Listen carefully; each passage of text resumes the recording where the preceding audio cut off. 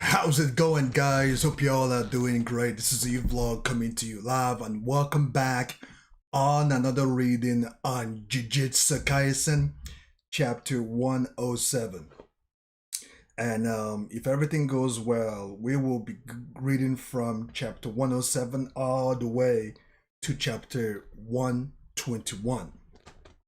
So without further ado, guys, Let's get it on.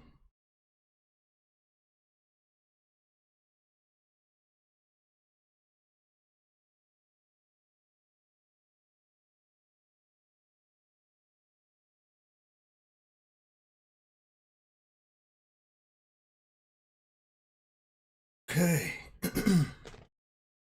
And thanks to each and every one of you for joining this live stream. Thank you guys so much for coming in.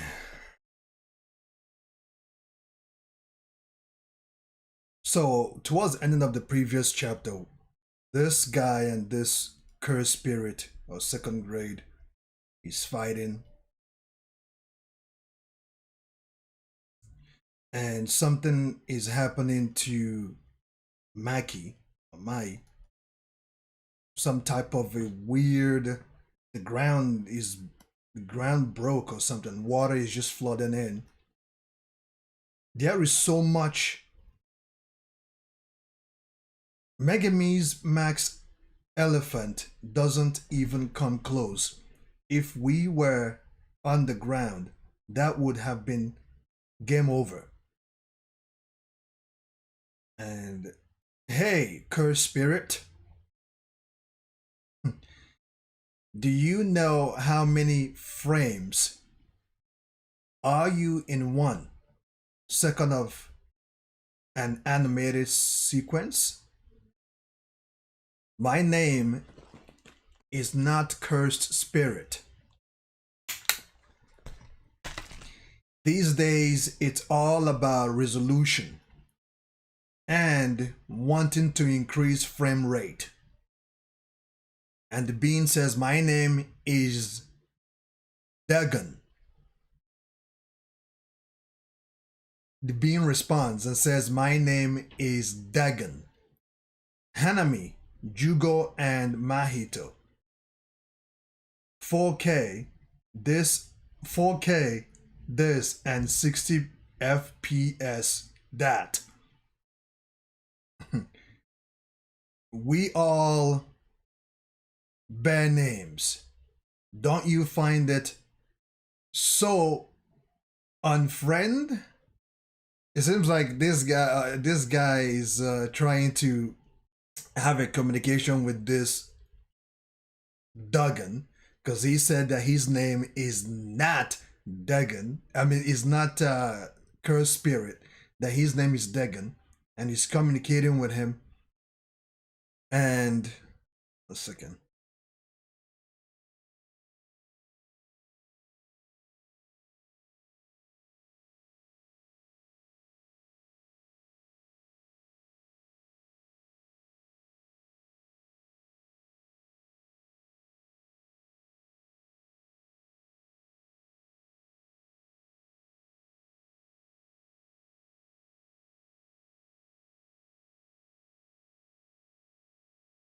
Now, guys, let me go back a little. Let me go back to 106. Because I have quickly forgotten this guy's name.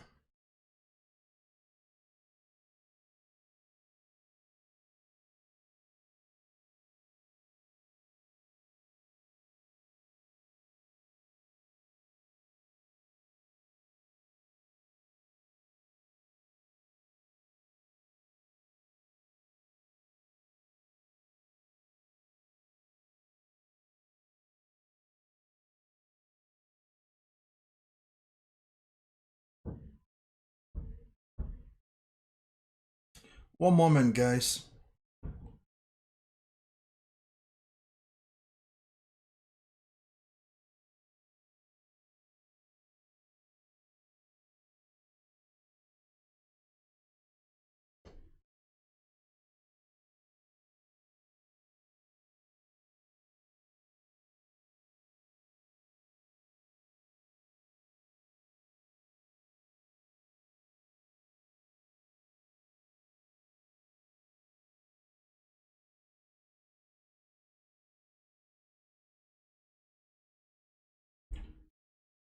Nefo, no, na Obito Zenin.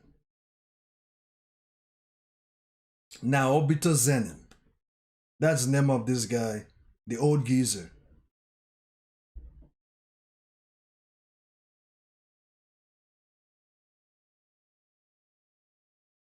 So this guy, this old geezer, is actually part of Zenin's family.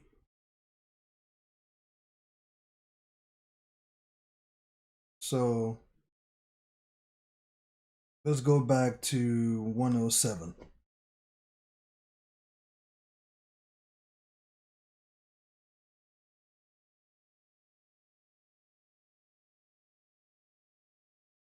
Okay, let's go back, and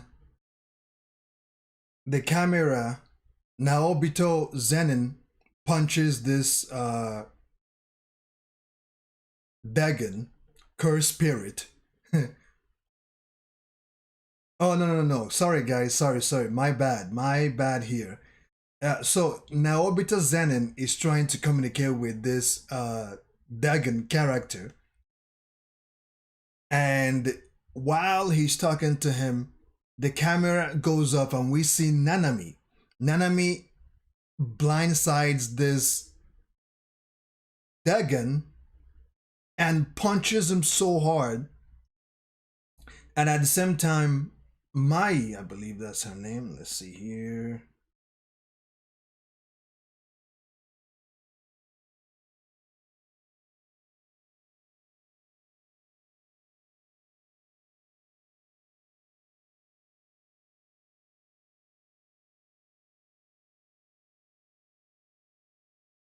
Just to make sure, guys, that I'm pronouncing the name of these characters properly.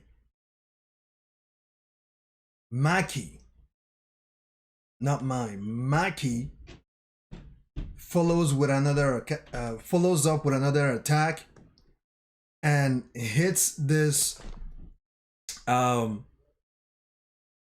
Dagon character. And at the same time, Maki follows up with a second attack and tries to hit this Dagon character, and Dagon blocks it with his right hand, and then Naobito follows with the third attack and hits this being right on his side rib.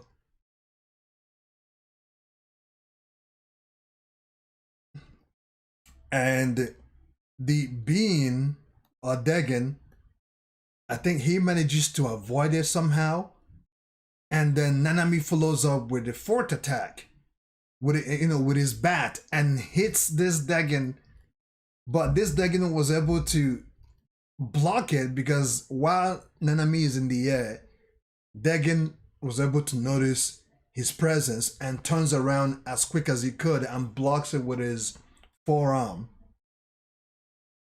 And Nanami is not happy about that. Nanami follows up with another attack, tries to get this Dagon. And for some weird reason, oh my goodness, guys. For some weird reason, it seems like Nanami attack did work this time, because this being, Dagon, is now, it seems like something wrapped around him to subdue him. No damage, or rather, it feels like it has boneless HP. Even to grade 1 sorcerers aren't enough to exercise you, huh? So Neabito says that even 2 grade 1 sorcerers aren't enough to take you out. What a turbulent time we live in. And Maggie says, damn it. If the geezer hadn't used his cursed technique just now, I would have been killed. How humiliating. And Nabito attacks this being against Sack. A shield of water, huh? Can you pull off multiple strong attacks simultaneously? You have massive amounts of cursed energy, and I bet you still have other cursed techniques up your sleeve. Then what then what to do? Easy. Before you can use your techniques,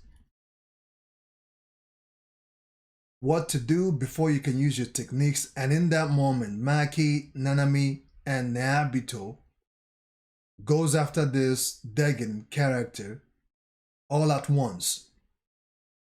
And we see multiple hand coming at this Degen, and this Degen says impossible. And he's making a hand sign. It seems like it's water. He uses his water to, explodes his water or whatever he did in front of Nanami, Maki, and Naabito. Seems like he's trying to run away, but he's not running away. He uses it to evade their punches and their attacks and goes up in the air. And while he's in the air, oh, that's right, you can levitate. Naabito says, oh, that's right, so you can levitate, and follows him in the air. Well, I would try to flee up high too. And he goes after Degen with a swing left kick. And he hits him, and Degen falls hard on the ground. I can't use my techniques. So Degen says that he cannot use his technique because these guys are pressuring him like with a lot of kicks and a lot of punches. They are literally pressuring him at this point. And second.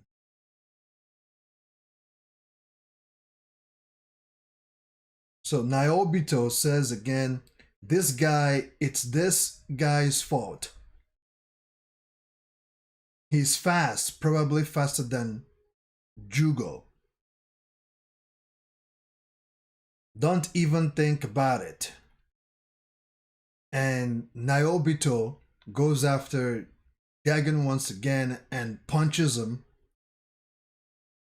And this time, Degen is laying flat on the floor.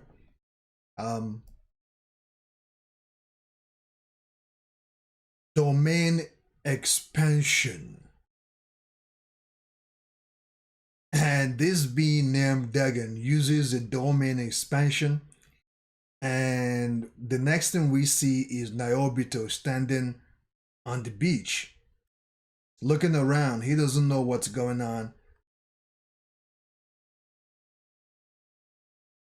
And that brings us to the end of chapter 107. Let's go over to chapter 108.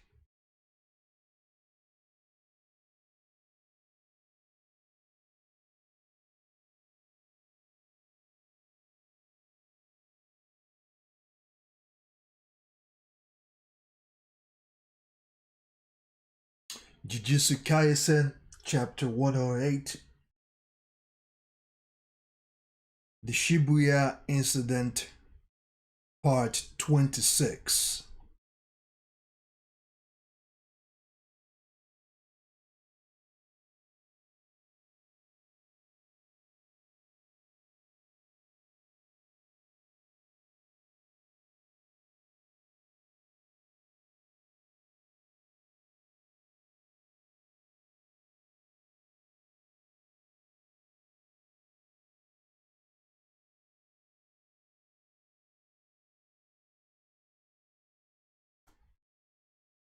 Domain expansion. Harrison of the captivating Sakanda. Okay. And the dialogue goes to Maki and Nanami. They are shocked, like what the hell just happened? And based on what Degen just did, Maki gets some type of a blast beside her side ribs, and Nanami is attacked around his upper left shoulder. And all of them finds himself in this domain expansion, because I actually thought that it's just only Naobito that finds himself on the beach, but at the same time that domain expansion dragged both Naobito, Maki, and Nanami all in one point, all on the beach. And then we get this scene where this piranha looking fish, because you guys know piranhas, they are very, very vicious carnivorous fish.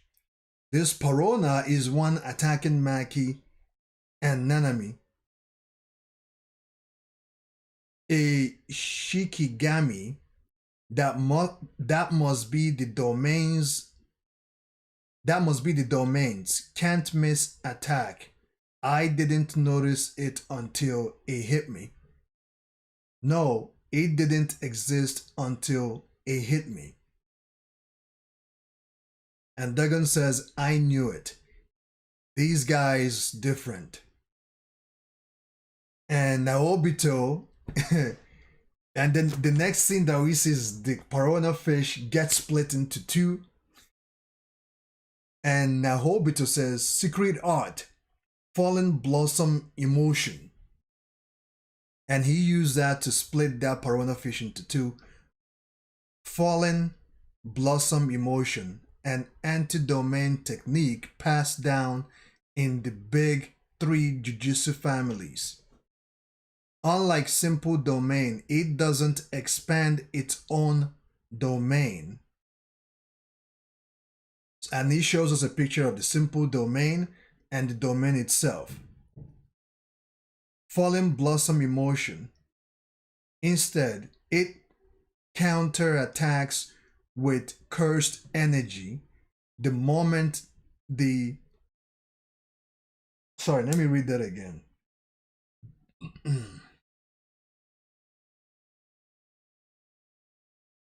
An anti-domain technique passed down in the big three jujutsu families. Unlike simple domain, it doesn't expand its own domain.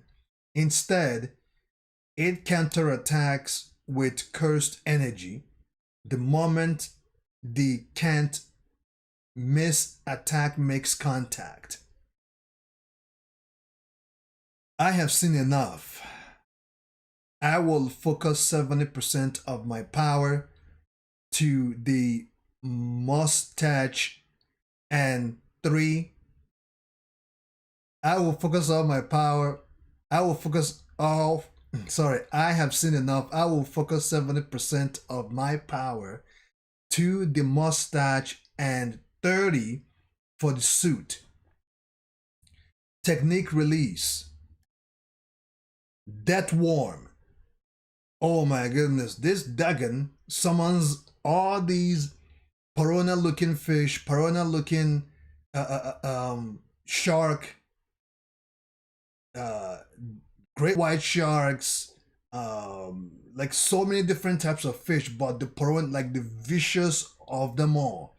He summons all these creatures. Maki, the Shikigami, won't come straight at us. They will just instantly eat us alive.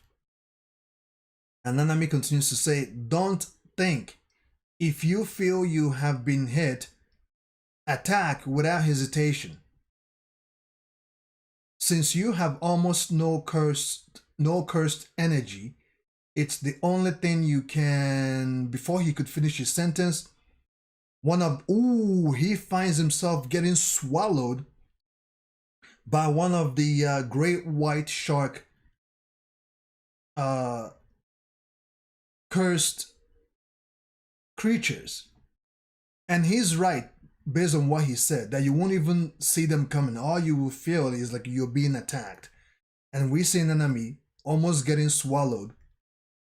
And the other fish, the piranha fish and the other creature fish, attacks them all at the same time. And they're biting on his body at this point. And Maki screams his name, Nanami! And Naobito is watching this and he's on guard and he says, "This ain't good. The force of the Shikigami isn't slowing down at all. Could it be the technique connected to this domain is?" And before he could finish his sentence, he sees a hand. He gets punched in his forehead, and Dagon clubbed him so good, he took him off his feet, sends him flying. And while on the air, Naobito says the Shimigami were blocking my view. The sea is the source of constant life. And Naobito finds himself getting he's about to be eaten by all these creature sea fish. He's being attacked at this point, and Dagon says Death Worm is an endless stream of Shikigami. And at the same time, Maki is about to be eaten alive as well by these creature fish. They're all in a weird situation right now, in a terrible situation. You are the weakest here. So Dagon looks at Maki and says that you are the weakest one here. And he goes after Maki and hits her with a right swing kick. But Maki is able to dodge it with her staff or the axe that she's holding. But the kick is too powerful. It sends Maki flying.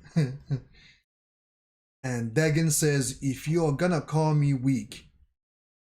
Oh, Maki comes back right away, walking right straight to Dagon and says, "If you are gonna call me weak, you would better kill me in one hit, you damn octopus." Okay? "Then I shall grant you the same fate as the other two." Damn it, I knew I should have met up with Magami first. No, I should have just taken it out without waiting for permission. You will be shred to pieces. Domain expansion. Dagon hits that domain expansion one more time, and this time Chimera Shadow Garden. And Maki is on guard, waiting to see what's gonna happen next. And the next thing we see, like bunch of bunch of weird aura is now surging around Maki.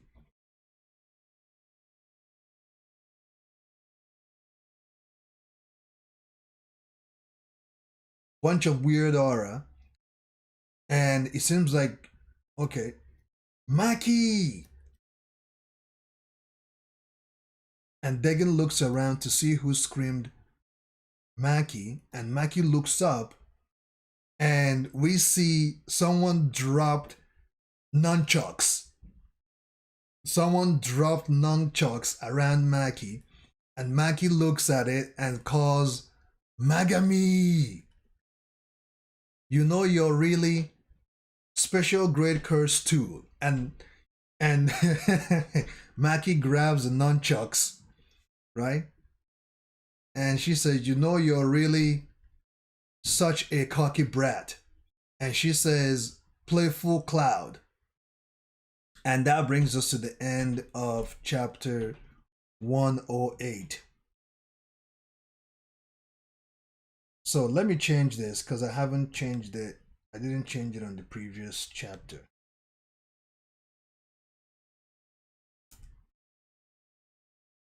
So now we're going to chapter 109.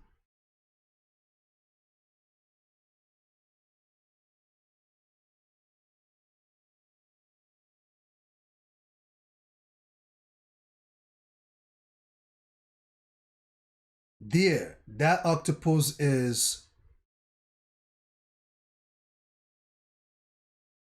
Jujutsu Kaisen, Chapter 109, the Shibuya Incident, Part 27.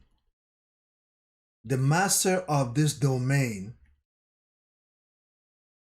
voluntarily entering the domain. How foolish.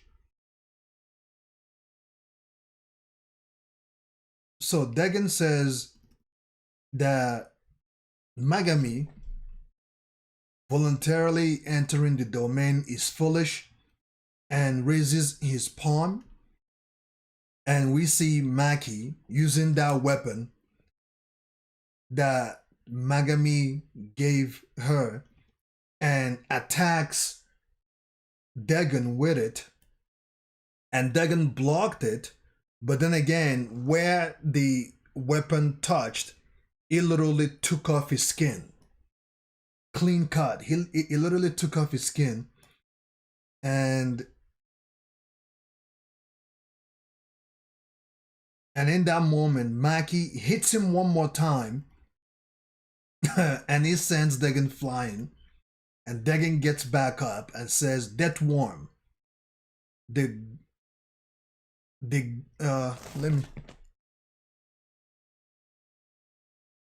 Death worm, the guaranteed hit. For this domain is gone. For this domain is gone, and Megami, Fushiguro Megami, is doing something now, doing his hocus pocus, and Degen says that boy has expanded his own domain. Right now, it's as if he and I are locked in a domain tug of war. To restore my domain's guaranteed, my domain's guaranteed hit, I have to crush his domain. So everything Degen is trying to do, Megami is on the side, negating it. And he says, it's time for me to crush this boy because his domain is negating my domain. And he says, easy. He sends his creature inside the water. And they are now coming after Megami because now I see that Megami is literally standing on top of the water, doing his own hocus pocus. And Degen is on the land and sends his creature after Fushiguro Megami. And Megami uses his own domain expansion and creates 3 frogs. He's able to create 3 frogs. But before those creatures can get to him, thanks to Nanami, Nanami comes and uses that weapon that we've seen him use in the anime and smashes one of the creatures and destroys or splits it into 2. And Fushiguro says, Nanami. And Nanami responds, what about the other 2? Ino had to withdraw and Itadori is on his way. I will protect you. Please focus on your domain. So Nanami says he's going to protect Fushiguro, that he should focus on his domain. And Degen sees this and said he would stood Death Worm for about a minute. And while his focus is on Nanami and Fushiguro at this point, Naobito blindsides him and hits him, or he comes at him from the side, throws his fist, and Degen dodges it, the mustache too, and before you know it, Maki comes from the right side and about to swing her weapon. But it seems like Degen is just too skilled at this point. He knows how these sorcerers attack. He summons his creatures and his creatures attacks or pushes Naobito and Maki backwards. He pushes them away with his domain expansion.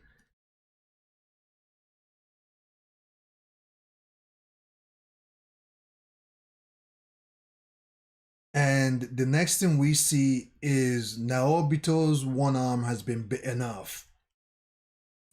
His one arm has been bitten off, but before the creature could finish him, he used the other left arm and literally destroys this creature.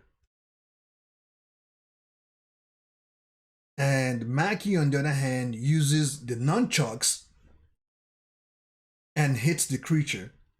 And Naobito says, all that for one arm, even though it was 71 years old. It's still gonna cost you. And the next thing is Dagon sends another creature out of the water, and this time this creature is heading to Nanami, and Nanami uses that weapon that we've seen in the anime and hits the creature. And Fushiguro says, no, he hits the creature with it. And Nanami says, if things continues like this, we might be able to win. That if this continues, Fushiguro's at his limit.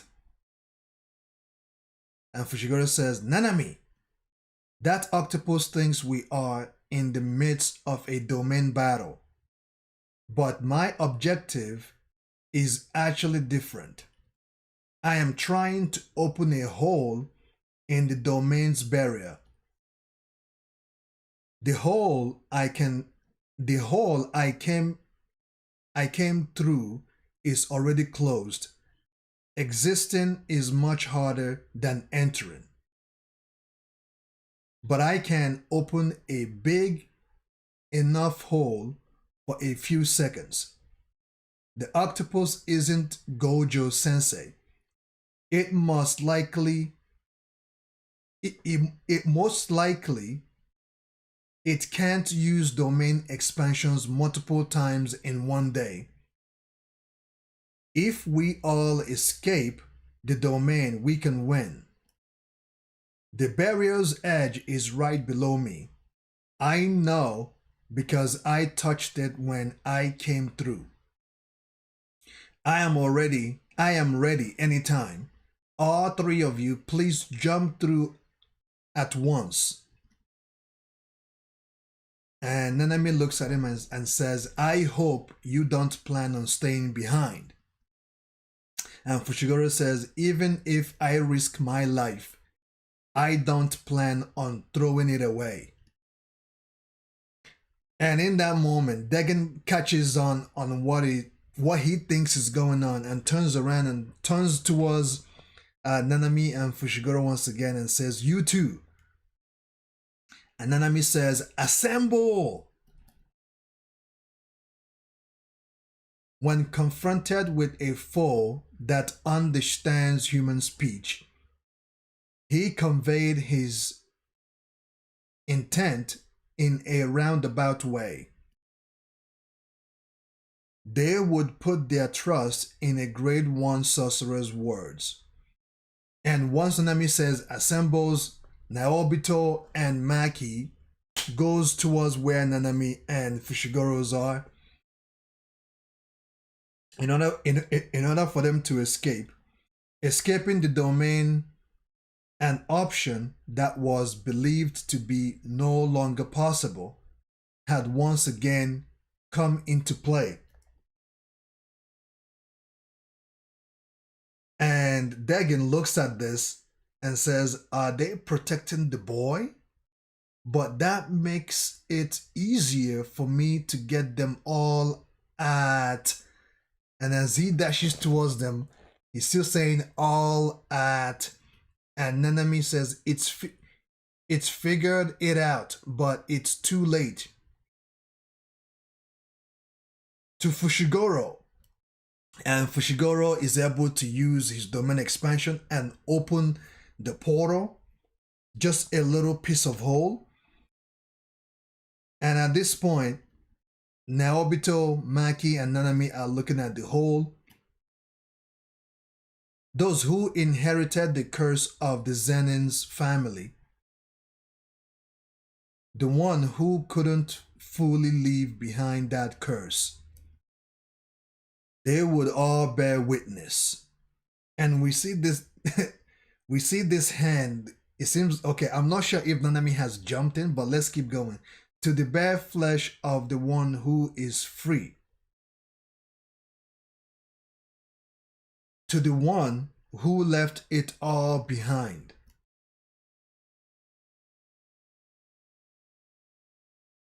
And his overwhelming intensity. And that brings us to the end of chapter 109.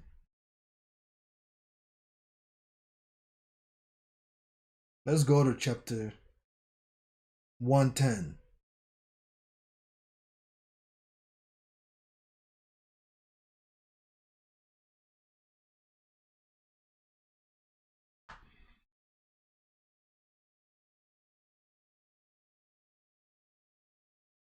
Jujutsu Kaisen chapter 110, the Shibuya incident part 28.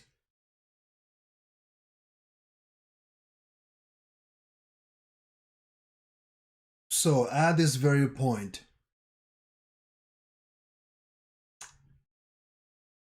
Fushiguro is holding the hole, and the next thing we see is, and he says, "Who is this?" He's looking at someone, and instead of them going inside the hole, someone comes out of the. What the hell is going on?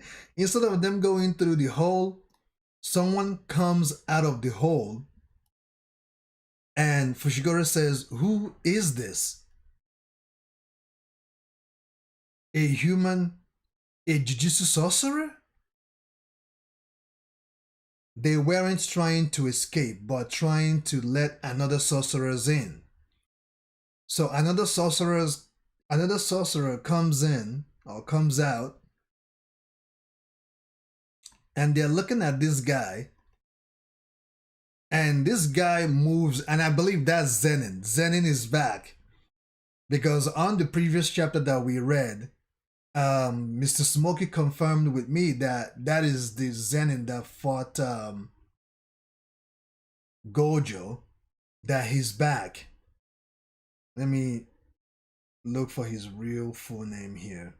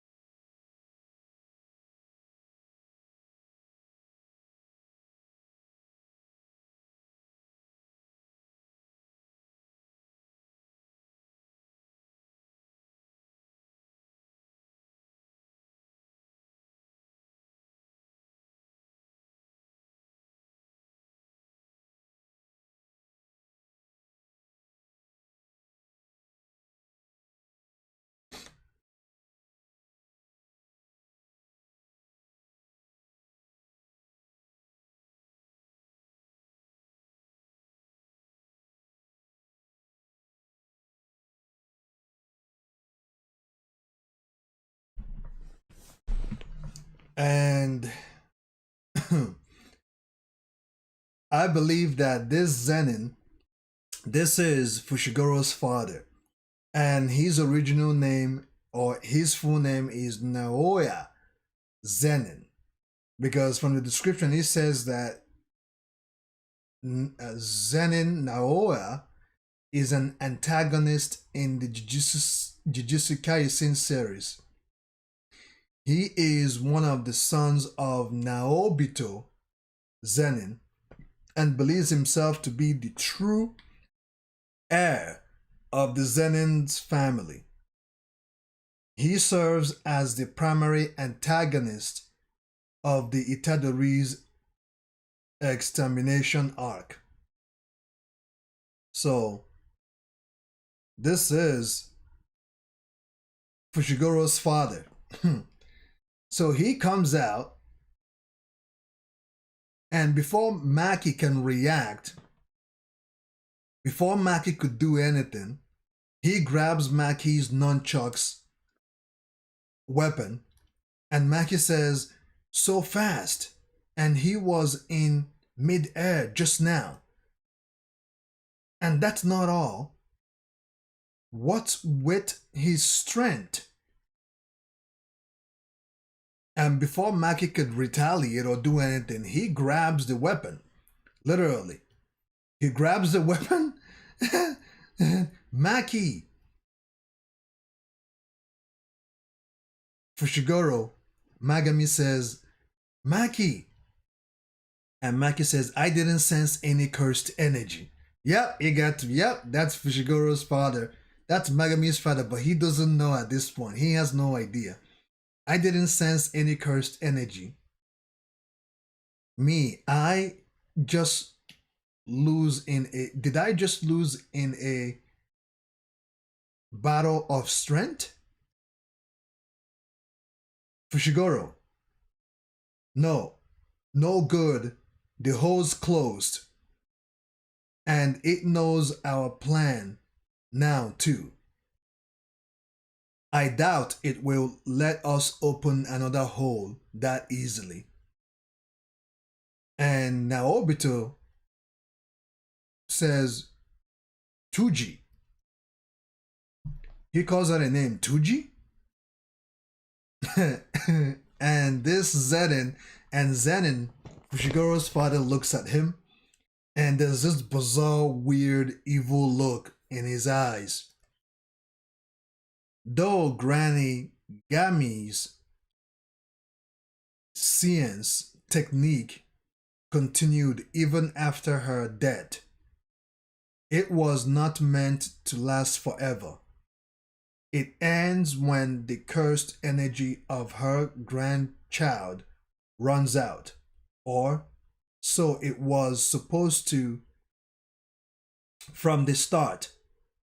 Her grandchild's soul did not possess cursed energy. Additionally, Choji Zenin's physical body that overrode it. Let me read that again. Though Granny Gamin's science technique continued even after her death, it was not meant to last forever. It ends when the cursed energy of her grandchild runs out. Or so it was supposed to. From the start, her grandchild's soul did not possess cursed energy. Additionally, Toji Zenin's physical body that overrode it does that consume cursed energy. Therefore, the marker by which the cursed technique signals its end never existed. Now that is deep, man. That is some deep stuff right there. Multiple irregular circumstances allowed the cursed technique to run rampant. Toji Zenins would now fight instinctually until the vessel breaks. He had come, a puppet of carnage.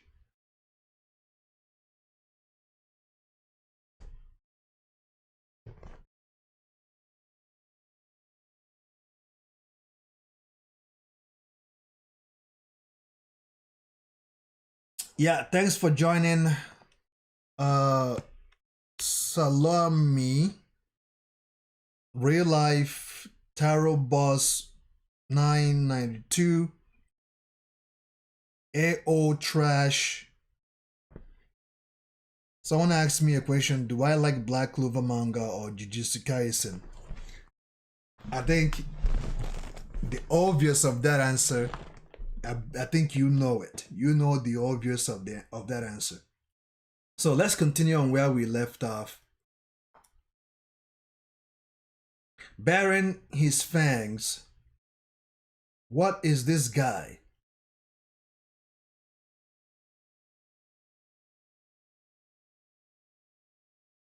Baring his fangs towards the strongest around.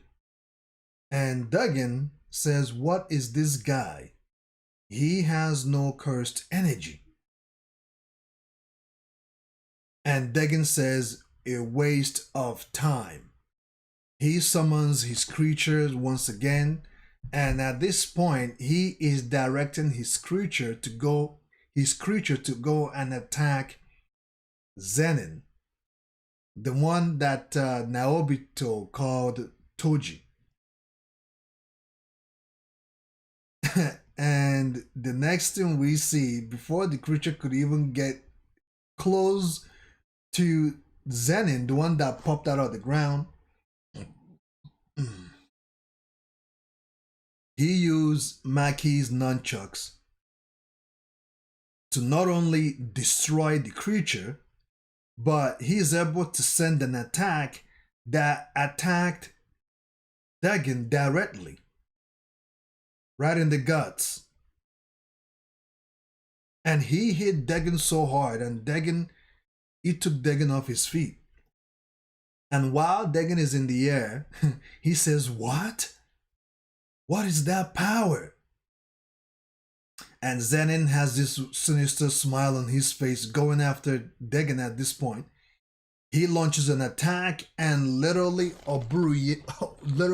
obliterates the creatures that are coming after him, that Duggan sends after him. He's running on water like it's normal.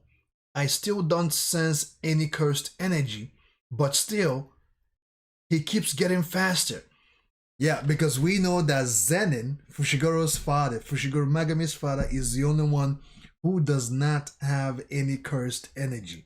Because he knows how to manipulate his body so that, even though he used cursed creature or cursed spirit when he fought Gojo, but he did explain why, he can be able to use it without the sorcerers able to detect him. So Duggan sends another creature of his. This time it's something that looks like a centipede and something that looks like a cockroach centipede. It's just weird creatures. And Zenin looks back and sees these creatures coming. He uses that weapon. These are the hardest and most powerful Shikigami yet. And we see Zenin with a smile on his face uses that nunchucks and takes out these powerful Shikigami that Duggan summons and still goes after. He is so fast. The way he's moving, Duggan cannot comprehend how is he doing what he's doing and running underwater like it's nothing. Playful Cloud is the only special grade cursed tool not imbued with a cursed technique. Pure and solid power. For this reason, its strength depends on the wielder's strength.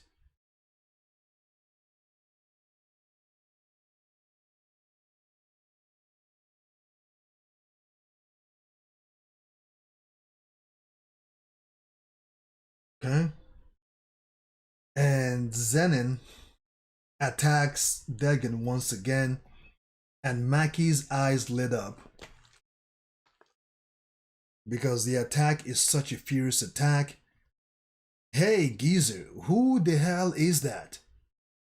And Naobito says, a ghost. Fushiguro, are you good for a little longer? So Nanami, the dialogue goes off them and goes to Nanami and Fushiguro, and Nanami asks Magami Fushiguro, "Are you good for a little longer?" And he responds, "Yes. My apologies. We are going to have a bet on him. We're going to have a bet on him." So when Zenin attacked Degen, he attacked him and he hit him so hard. And I believe that he took out Degen for good. Because we didn't really see what happened to Degen's body, right? But it seems like his attack obliterated him. And now Zenin turns his attention on the four Jujutsu Kaisen's sorcerers school academy. And Maki says, "What the? He's robbing, he's robbing Playful Cloud together." So at this point, Zenin is using that nunchuck, swinging it so fast that it is generating, like you can see the air floating around those nunchucks. You know what I mean? And Maki says, "What the?" Magami says he's rubbing Playful Cloud together. Nanami says taking its shape and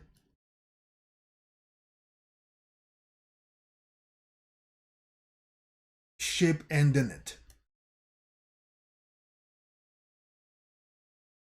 And Dagon comes out again. At this time, his body he's been badly hurt at this point, and he says, "Am I about to lose?" And Dagon turns his attention back at no, Zenin turns his attention towards Zenin again, and am I about to lose? And to a human without cursed energy? No, I can feel the boy's domain getting weaker. He looks over to where Magami is. As long as I can regain my domain's guaranteed hit, I can kill them all. I have to buy time. So he jumps up in the air and he says, "Oh, that's right. You can levitate." He goes up again, and the old geezer Naobito goes after him in the air, and he says, "Do I need to repeat myself?" Because he did it before, right? And Naobito followed him up in the air because Naobito can levitate too, and he heard him when he did that the first, and he does it the second time, and Naobito meets him in the air once again, and we see nunchucks swinging, coming at him, and it's Zenin, and Zenin Naobito goes behind them and attacks him or kicks him, and now he's coming right down, right? He's coming right down, and Zenin sees him coming down towards him, and he follows, jumps in the air, and attacks Degen, but this time he used the edge of that nunchucks and hit hit Degen so hard that he literally stabbed him and stabbed through his head. And that brings us to the end of chapter 111. Chapter 110. Let's go to chapter 111.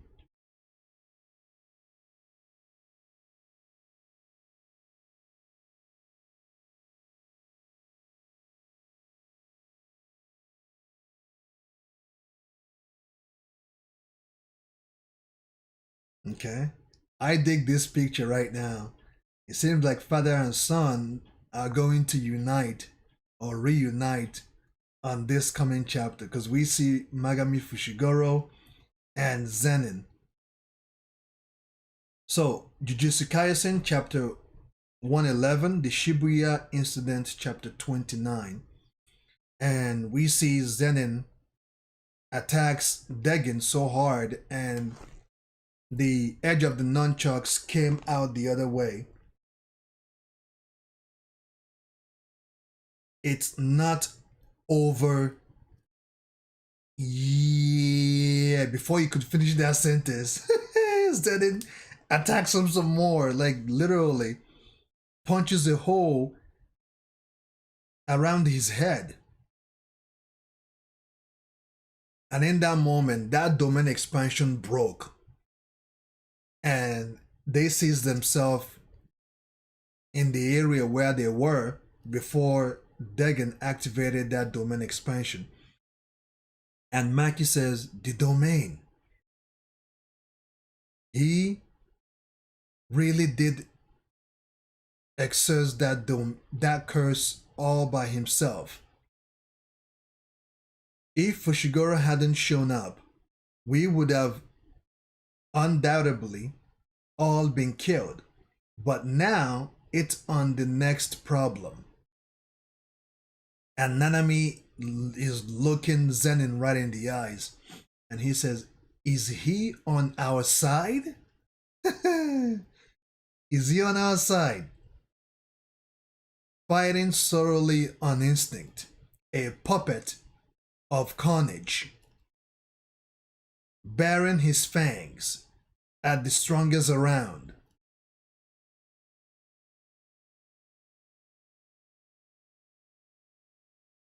And the next thing we see is a glass shattering. Huh? And Zenin grabs his son, Megami Fushiguro, and throws him off the area where they are. And Fushiguro says, he brought me out here before I knew what happened. That was ridiculously fast. Maybe even faster than that time. Well, that time he fought Sekino. Yeah, I remembered that. Who the hell is this guy? Okay. Alright. Who the hell is this guy? Megami. Degen, be gone. Okay. Name of this guy. Volcano Head comes out. Maki says, Megami, and Volcano Head comes out and says, Degen, be gone.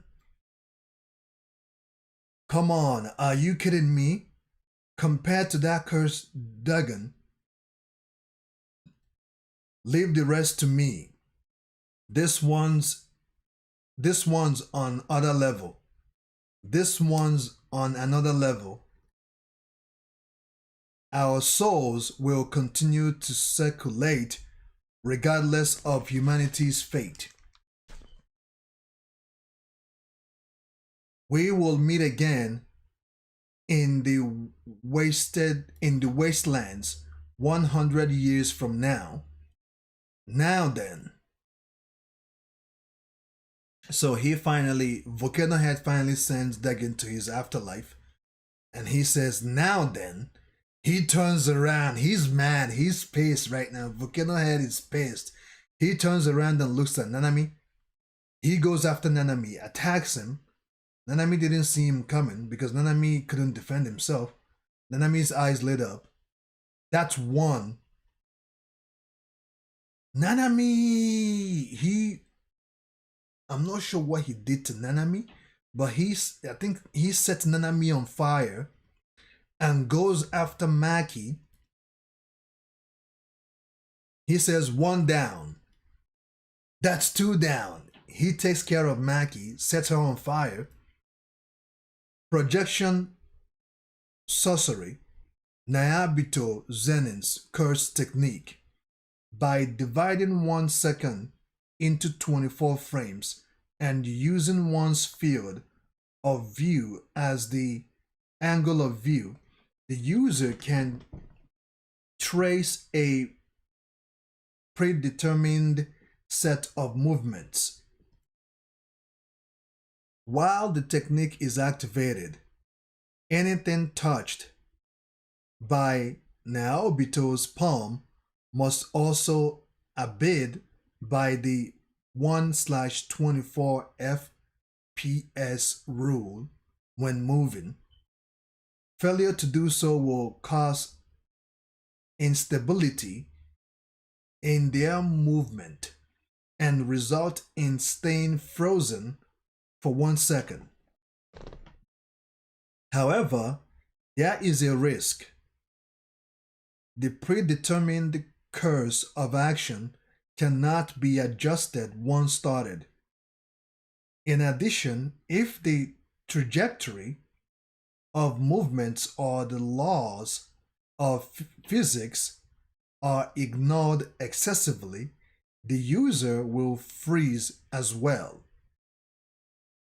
With this natural born sense of strategic movement and time, Naobito became known as the fastest Jujutsu sorceress excluding Satoru Gojo. However, that was when he still had his right arm. That was when he had his right arm, but he no longer has his right arm. Bloop. And the volcano head sets Naobito on fire. And he says that's 3 down. So when Naobito had his 2 arms, he is the fastest. Except Satoru Gojo, he is the second or probably the first fastest based on their explanation. But because he no longer has his right arm, Volcano Head sets him on fire. And I know I call him Volcano Head simply because it's easier to say, but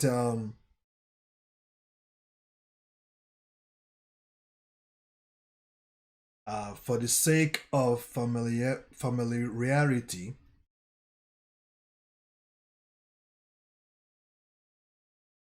his name is Jugo. Okay? His name is Jugo. And in that moment, once he set Naobito on fire, in that very moment, Sekuno emerges from Itadori. In that moment, Sekuno emerges from Itadori. And Jugo looks and sees Sekuno coming towards him, and his eyes lights up. Sekuno, no, it's a finger. A finger was released somewhere in Shinjuku. And we see a finger. Let's hurry, Nanako. Okay, now we see what happened. The finger might attract cursed spirits. I know. Please come out. So, after Itadori's battle with Chuso, he blacked out. He was unconscious. And Nanako shoves Sekuno's finger inside Itadori's body or inside his mouth. He shoves it inside his mouth. Master Sekuno. And Jugo is surprised at this point.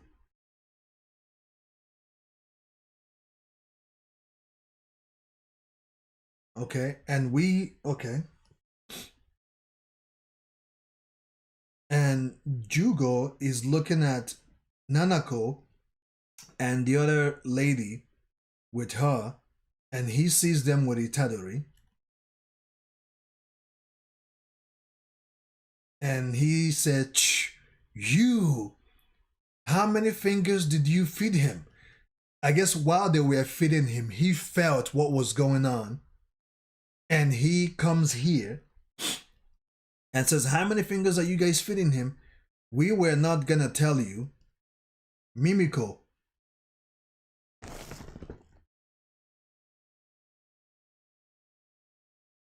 Mimiko, fine, then die. And Nanako and Mimiko comes together, and Nanako, let me make sure I'm saying this name right, man. There's so many names here, so many characters. So Nanako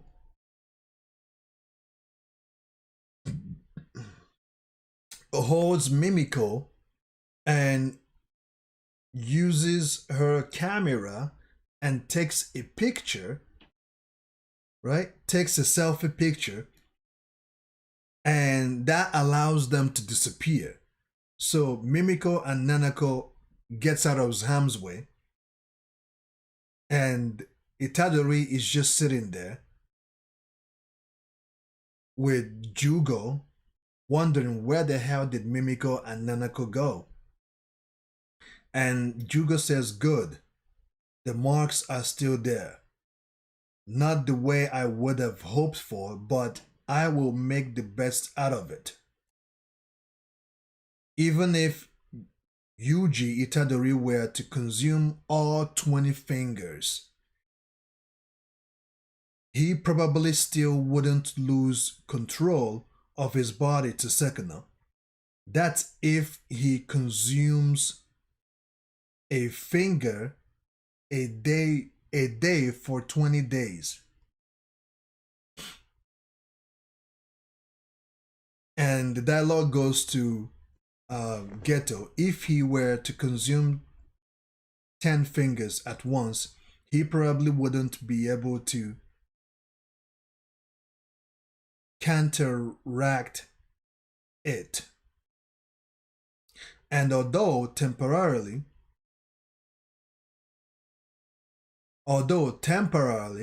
he would lose control of his body to Sekino. And Jugo remembers the conversation he had with Geto before they split in teams. And the next thing we see is he says, time to wake up.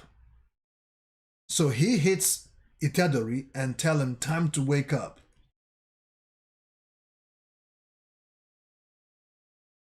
And we see a bunch of fingers, like about 15 fingers. And he says, Sekino? And that brings us to the end of chapter 111. Now chapter 112.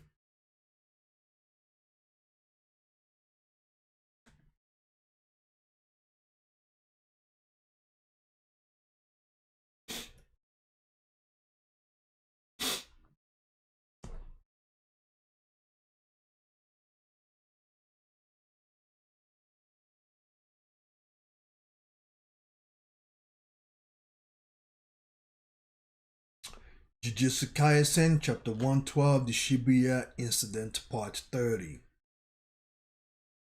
So Jugo is shoving more Sekino's fingers inside Itadori. That's all 10, which means Itadori's consumed 15 fingers for so far. And something catches his attention, and he notices that Nanako and Mimiko appeared not too far away from him. And he sees them, and Jugo says, so you are alive. Probably due to the one of their techniques, but they look scared.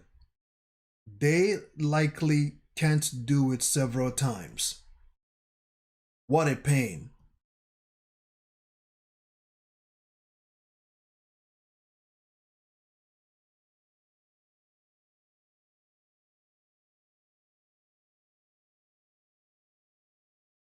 Whoa! And the next thing we see is Jugo's left hand has been cut off, and his eyes lit up. Mimiko and Nanako's eyes lit up. You have 1 second. Move. Whoo!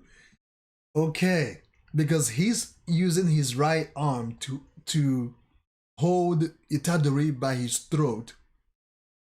Use the left arm to shove all those fingers, and Mimiko and Nanako appeared not too far from him, and as he's talking to them and analyzing their technique, the next thing he sees is his left hand has been cut off, and its Sekuno emerges out of Itadori, and he says, "You have 1 second. Move."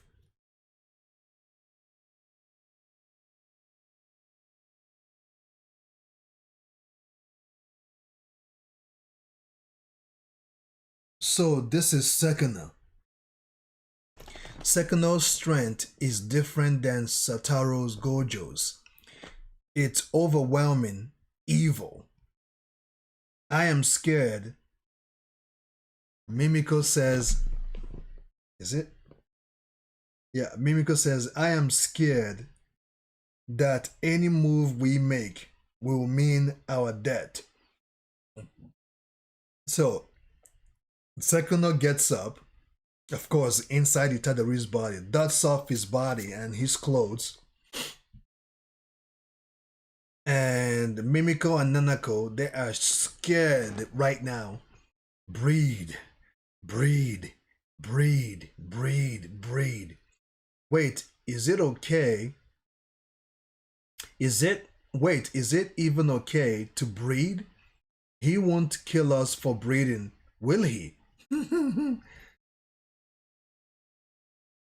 Holding your head a little high, don't you think?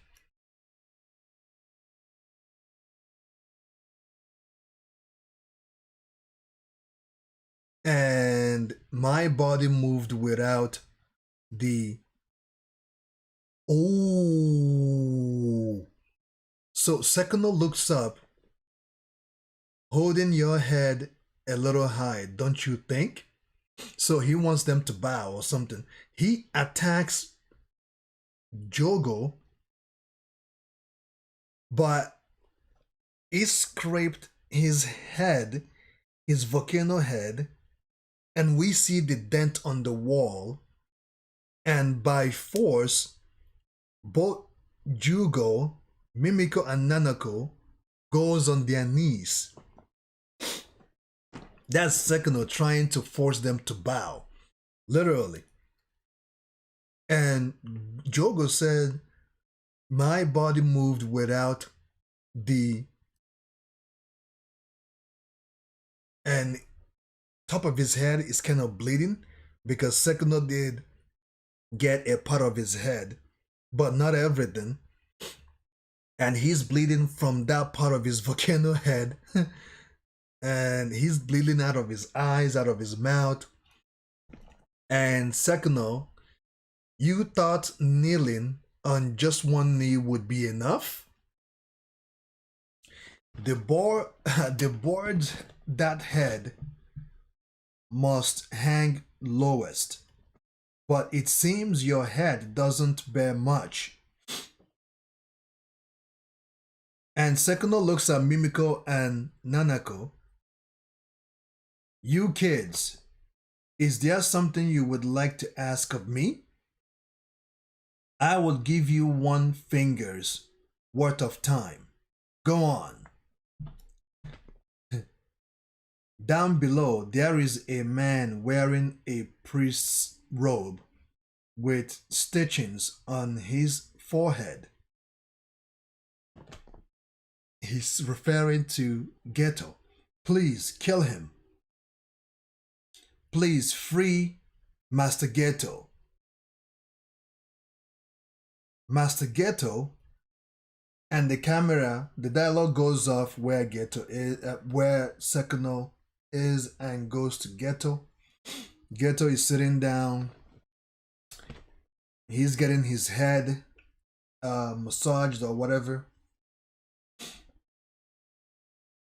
Who is Satoru Gojo anyway? One of his subordinates, one of Geto's subordinates says, who is Satoru Gojo anyway? He's super strong, right? Hmm. He was my best friend, but he fought, and it's been like this forever since. It's he fought.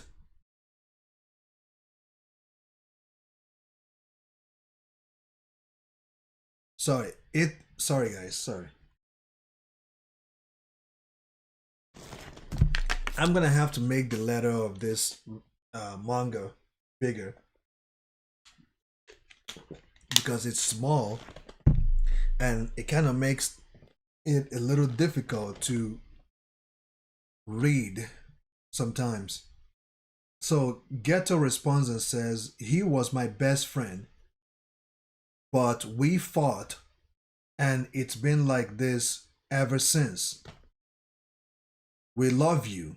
We love you. We love you. Satoru Gojo, we will never forgive you for killing Master Geto. But we were okay with letting things be. Satoru Gojo is Master Geto's one and only best friend after all. But you are not him. Go to hell. We know where there is another finger. We will make you regret what you did. If you kill them, we will tell you where it is. So, please, raise your heads. And Mimiko and Nanako stands up, and the next thing we see, Mimiko's head gets taken out of her body, like literally obliterated her head. And Nanako says, "What? You thought you could order me around just for a finger or two?" And Nanako screams, "Mimiko! Mimiko! I am not pleased." Sekuna! Die! And Nanako tries to use her camera, her phone once again, to take a selfie, probably to attack Sekuna, and her head got cut into two. Oh my goodness. Oh my goodness, yo. Whoo! Oh my goodness. That's brutal. That is brutal. And Sekino grabs the phone. The phone. No, it's probably the camera. Most likely something to do with manipulating the photographed subject. How boring. You're next, cursed spirit. And Sekino looks over where Jugo is. And Sekino asked Jugo, "What do you need?" And Jugo says, "Nothing." And Sekino says, "What?" "Our objective is to fully revive you. Right now, Itadori is helpless to counter, but this is only temporarily.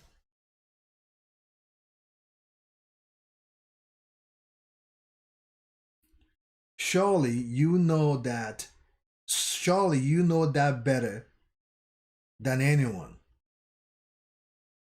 Even if Sekino's reverse curse technique can heal others, Mahito's ideal transfiguration technique isn't something that can be fixed. It's not that Sekino didn't make a binding vow then. He couldn't make a binding vow with Yuji Itadori before he takes control again. A binding vow that will let you take over his body permanently. Shibuya is crawling with Itadori's friends. Use them as leverage. Not necessary. I have my own plans. Keen, but you cursed spirits sure are desperate too. As a token of my appreciation for the fingers, if you can land even one hit, oh, if you can land even one hit on me, I will do as you cursed spirits ask for now. As for my first order of business, how about I kill every human in Shibuya? All about one, that is. It's a deal. So at this point, Jugo is trying to negotiate with Sekino.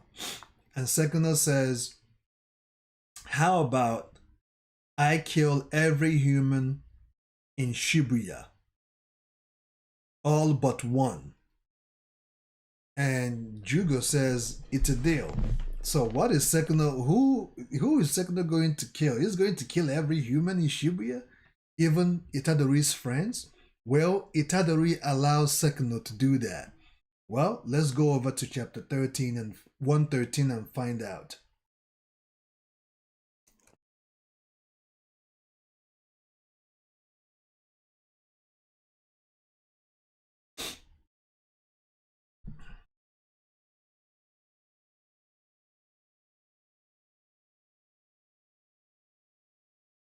So the dialogue goes over to where Magami Fushiguro is fighting or about to fight his father.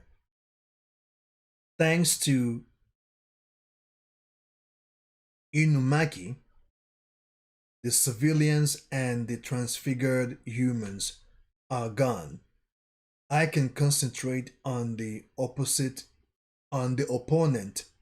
in front of me. Try and visualize winning against this guy.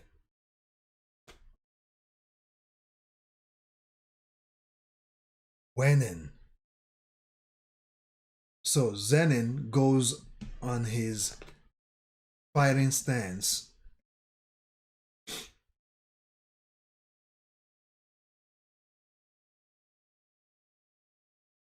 Rabbit escape.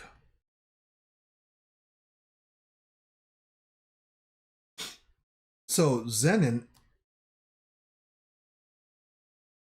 attacks Fushiguro by chipping off the edge of the nunchuck's wood. And Fushiguro sees it coming and says, rabbit escape. And all those rabbit that he normally summons, he uses it. That presence I just felt was Sekino. What the hell is going on in Shibuya?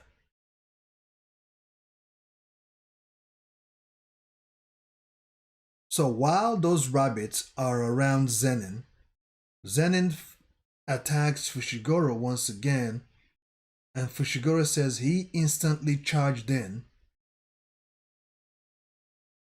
Right? He attacks Fushiguro, and Fushiguro manages to evade it and dodges it. And at this point, I believe Fushiguro is trying to escape to get to Itadori because he can sense Sekino's power pressure. I don't have enough cursed energy left for domain expansion, and it wouldn't be strong enough to trap him anyway. I am not out of options like escape rabbit that would distract him. The longer this drags out, the worse it will get. Gotta end this quickly. My sole advantage principle, we got some cursed corpses here too. I will be fine on my own. Not a chance. If the enemy finds out about this place, they will come straight to kill you. Shoko, you are overreacting. Overreacting? Using reserve cursed technique to heal others? That's something not even Satoru can do. Ino and Ichiji could have died if you weren't here. That's thanks to your quirk. That's thanks to your quick thinking principle. It would have been too late if I came after Nanami called. It was also smart to free up Nanami. Having him stay on the phone, having him stay on phone duty would have been a waste. I thought I thought you quit smoking. I am just feeling nostalgic about my student days. And the dialogue goes back to Fushiguro Magami fighting Zenin. And as he tries to escape, Zenin is literally right behind him. Zenin is not allowing him chance to escape. And he uses his nunchucks and Fushiguro dodges it. My sole advantage is that Eri is here in Shibuya. The monster took out a special grade cursed spirit. My Shikigami are no match for him, and I have to save my Shikigami for more upcoming fights. My risks, any risks I take have to come at the expense of my own body. I need to limit my injuries to something Eri can handle so I can get back to battle right away. I have narrowed down his options. His speed rivals Sekuno's but without using cursed energy. He's like Maki but fully realized. Just seeing him is near impossible. I have to predict and time his movements. If I mess if I mess up the if I mess up time, if I mess up the timing, I am dead. If I mess up the timing, I am, before you could finish that word dead, Zenin is right on him. Is closing in on him to kill him. And Zenin, ooh, Fushiguro dodged it but not fully because Zenin was able to make contact with the edge of that nunchucks but around his side ribs. And Fushiguro says, got him. I have diverted his attack. Out safe, shadow.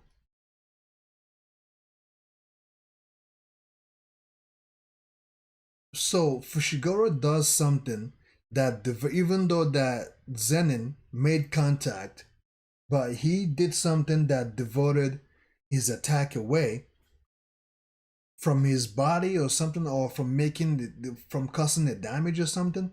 So at this point, he uses his left hand to hold Zenin's left arm, and he tries to stab Zenin, and Zenin disappears. And Megami says, "Damn it. How the hell did you dodge that? Now what? Am I gonna have to do it?" So, about my kid, he's definitely got potential.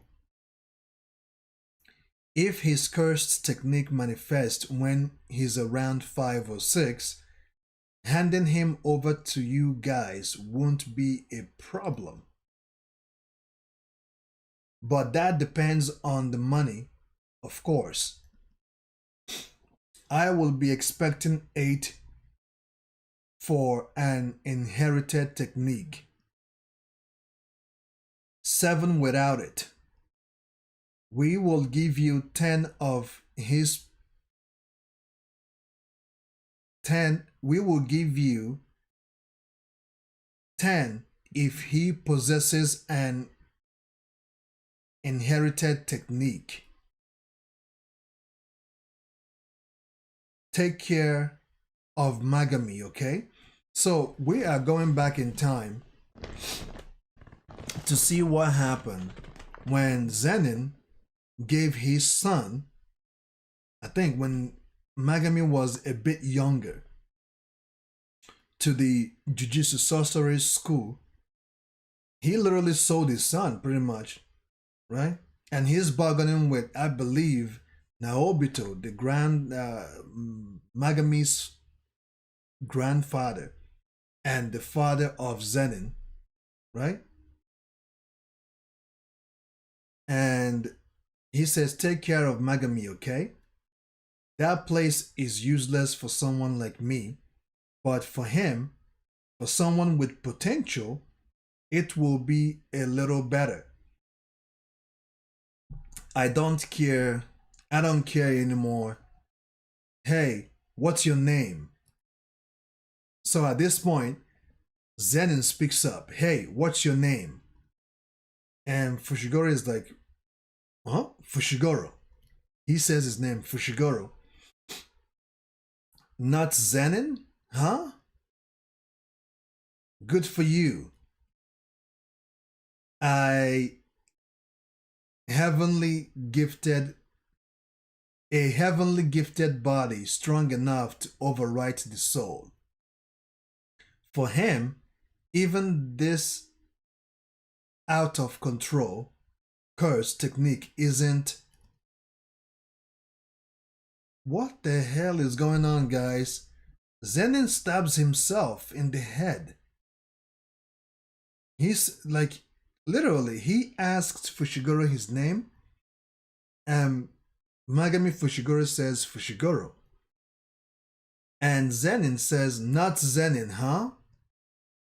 Because his son didn't take his last name, because Megami took the mother's name, the mother's last name, which is Fushiguro, right? But in a normal circumstances, it should be Megami Zenin and not Megami Fushiguro, right? So after he said, "Not Zenin, huh? Good for you," and he stabs himself in the head, like Zenin stabs himself in the head, and we see a heavenly gifted body strong enough to overwrite the soul.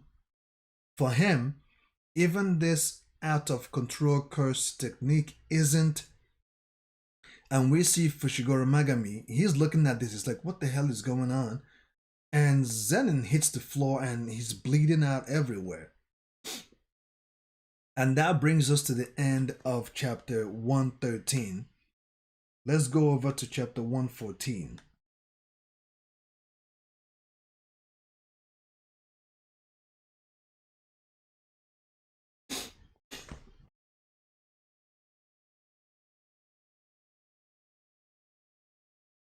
His face changed. And in that moment, when Fushiguro Megami got to the body, the face reverted to the original owner of the body, right?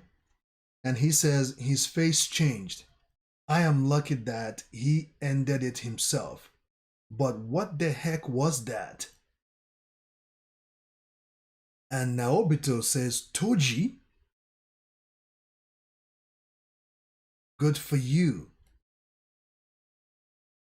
And Fushiguro gets up and walks off. So he is a little bit hurt because of that stab, right? Don't think about it now. Gotta get to Eri first. No, I should make sure Maki and the others are okay. And as he's saying that, he gets attacked once again. He turns around to see who did it. There we go. This is what I am talking about. And this punk ass. Oh, what's his name? One second, guys. Let me get his name.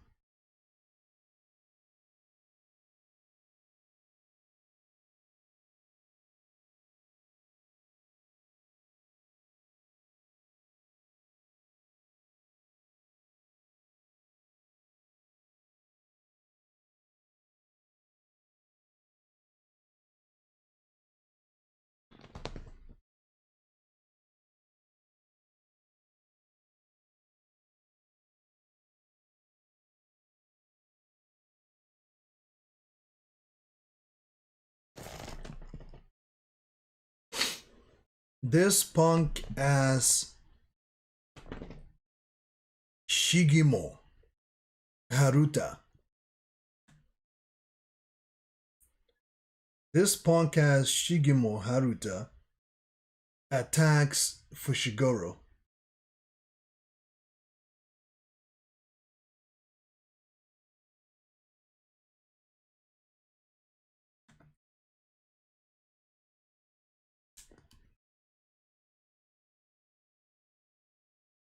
Kusabe, haven't we checked enough of these buildings? They are still in this curtain, but thanks to Togi, the civilians are somewhere safe. Let's find Satoru already. Where the heck is Fokatushin line B5F anyway? Togi confirmed Gojo's ceiling. Togi confirmed Gojo's ceiling too, so we better hurry. Gojo's? Not the only person. Who matters?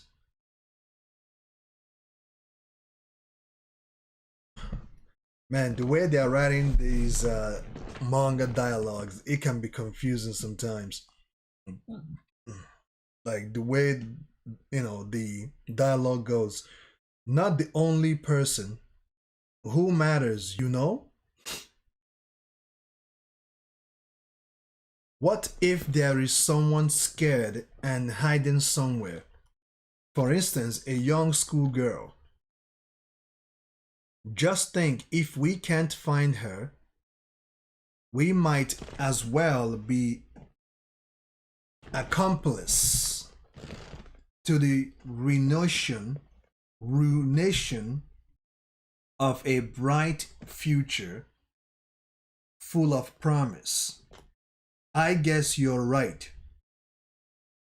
If you get it, then get back to searching. No stone left unturned, you idiot. This is bad.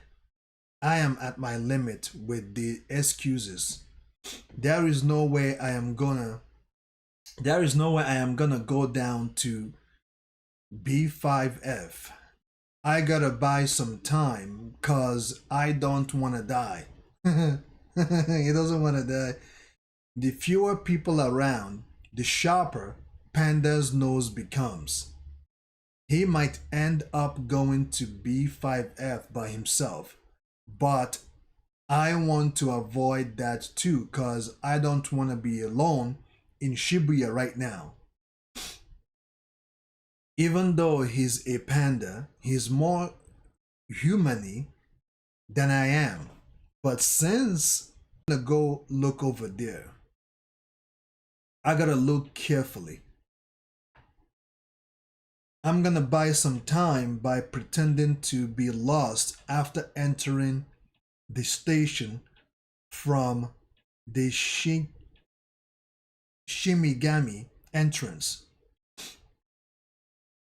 After all, this is the group that sealed Gojo, and what the hell's up with the huge cursed energy appearing and disappearing?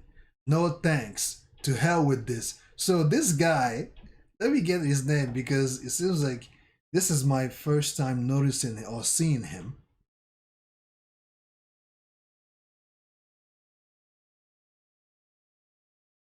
Let me see, what's his name?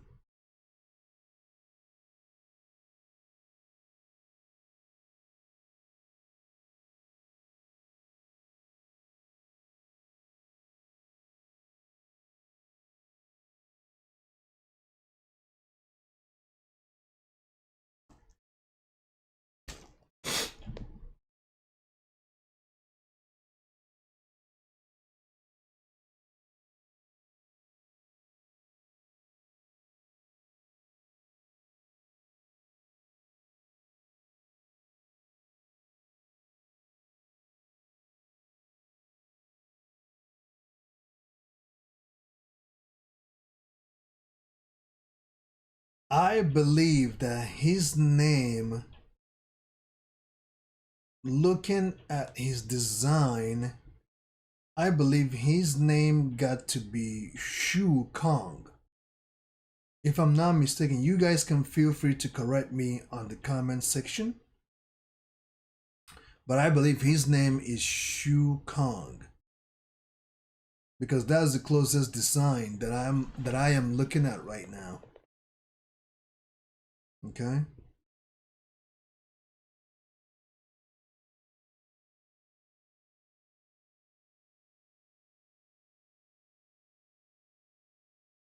That is the closest design that I'm looking at. Shu Kong is probably his name. So let's continue. Excuse me.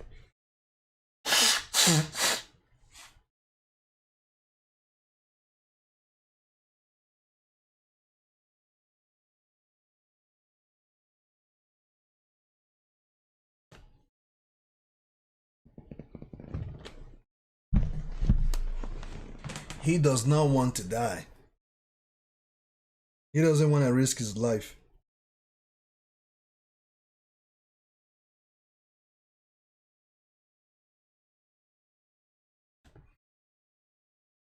You are Jujutsu High sorcerers, right? So they look up and they see these two characters up above. And they look up. Just give up. I don't want to kill a sorceress. So they run into these two. And I believe I have seen this guy with band-aid over his face. His name is Toshisha Nigi. And the lady close to him, Manami Suda.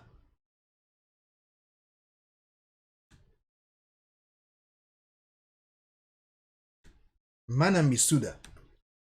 But their name have not been mentioned. I don't think so. But I believe they got to belong with Ghetto and his Parsis. But let's keep going. Just give up. I don't want to kill a sorcerer.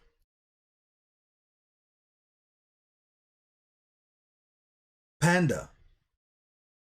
There are three behind us, probably more hidden. Probably more hiding, sorry. There are three behind us, probably more hiding. I don't want to be killed either, but I really can't say sure. Please tell us your story and take as much time as you want. We have inherited Master Geto's will. Since you are from Jujutsu High, I imagine I don't need to say more.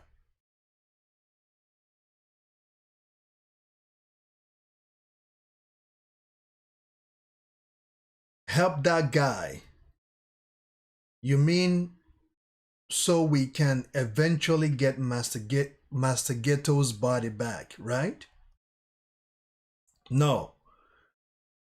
We know either the imposter's objective nor their identity. If Satoru Gojo is incapable,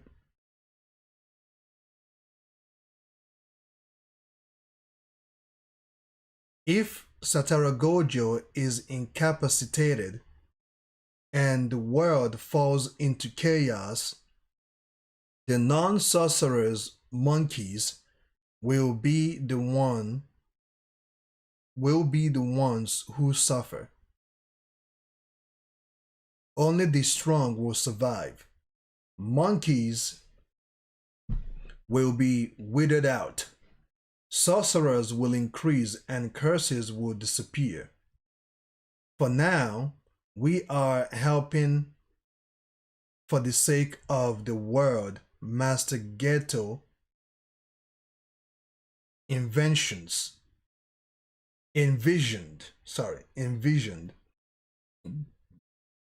His body is no concern of ours. That's what it means to inherit his will. Stop your babbling already. Like hell, we are gonna let our loved one's body be used like a zombie. Master Geto's story has come to an end. I am not gonna let his legacy be tainted. Act like an adult. Nanako. Adult or child. What the hell does that matter?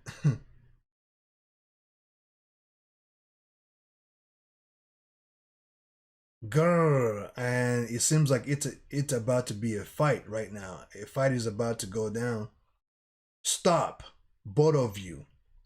So this guy interrupts them, and his name is Larry.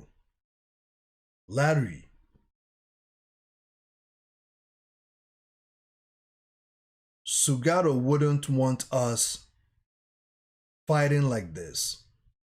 Either of you are wrong. We will go our separate ways and do what we want. What about you, Laryu? See, his name has been mentioned, Laryu. I want to go with either of you. Same as Miguel, I just wanted to help Shugaru become king. But never forget, we are family. The day will come when we break bread again. So, do you surrender? I don't like indecisive men. Damn, is the story finished already? I guess I don't count since I am a panda. But, to be honest, a group led by sorcerers of this level. This is too good. Gonna take my time here and avoid any fights with special grade curses. So this guy whips out his sword, new shadow style. Evening moon sword drawing. Okay, I think I know who he is now, his name. It got to be Asuya Kasube. Atsuya Kasakabe. Kasakabe.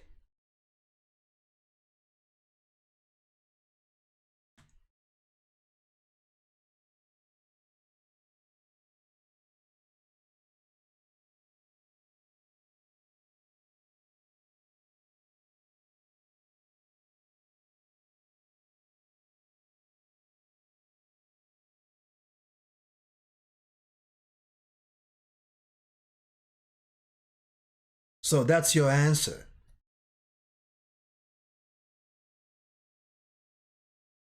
And this guy with band-aid on his head, Negi, feels a pressure coming from the other building.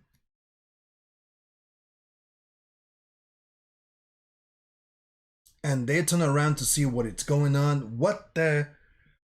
And there is an explosion, and it is none other than Sekuna and Gujo or Jugo. Sekuna punches Jugo so hard that he beat him out of the building. This is so bizarre, man. This is so bizarre. I thought that they were making a deal and Jugo is trying to save his behind so that Sekuna does not kill him. I thought that's what is going on. That Sekuna was agreeing to his plead, but it turns out that I think Jugo must have said something that pissed Sekuna off for Sekuna to attack him. And Sekuna says, "Is that all you got, cursed spirit?"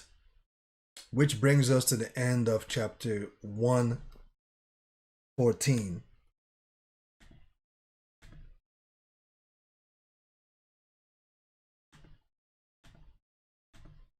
Chapter 115.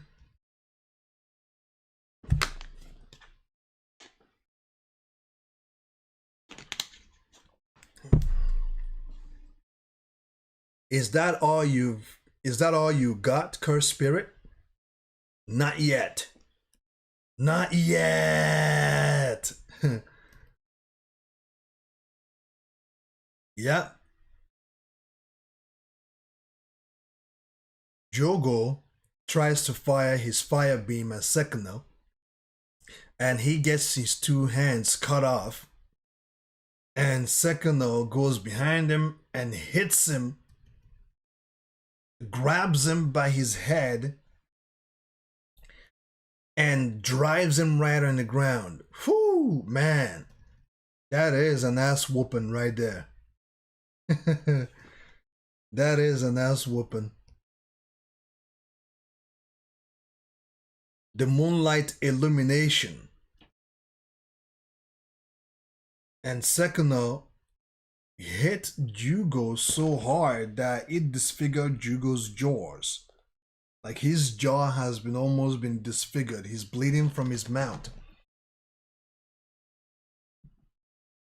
The moonlight illumination makes it easier to see how pathetic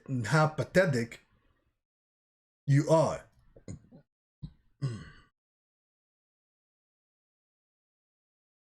How strong am I in terms of Sekuno's fingers? Being generous, I would say about 8 or 9. I knew it, but I didn't think the difference would be this great. And Sekuno goes after Jugo and grabs his shirt or something, his clothes, and he says, "Come on, you can still do it. I will keep you company until I get bored." Damn, he hits Jugo once again. And Jugo manages to get a separation, between him and Sekino, and he says maximum meteor.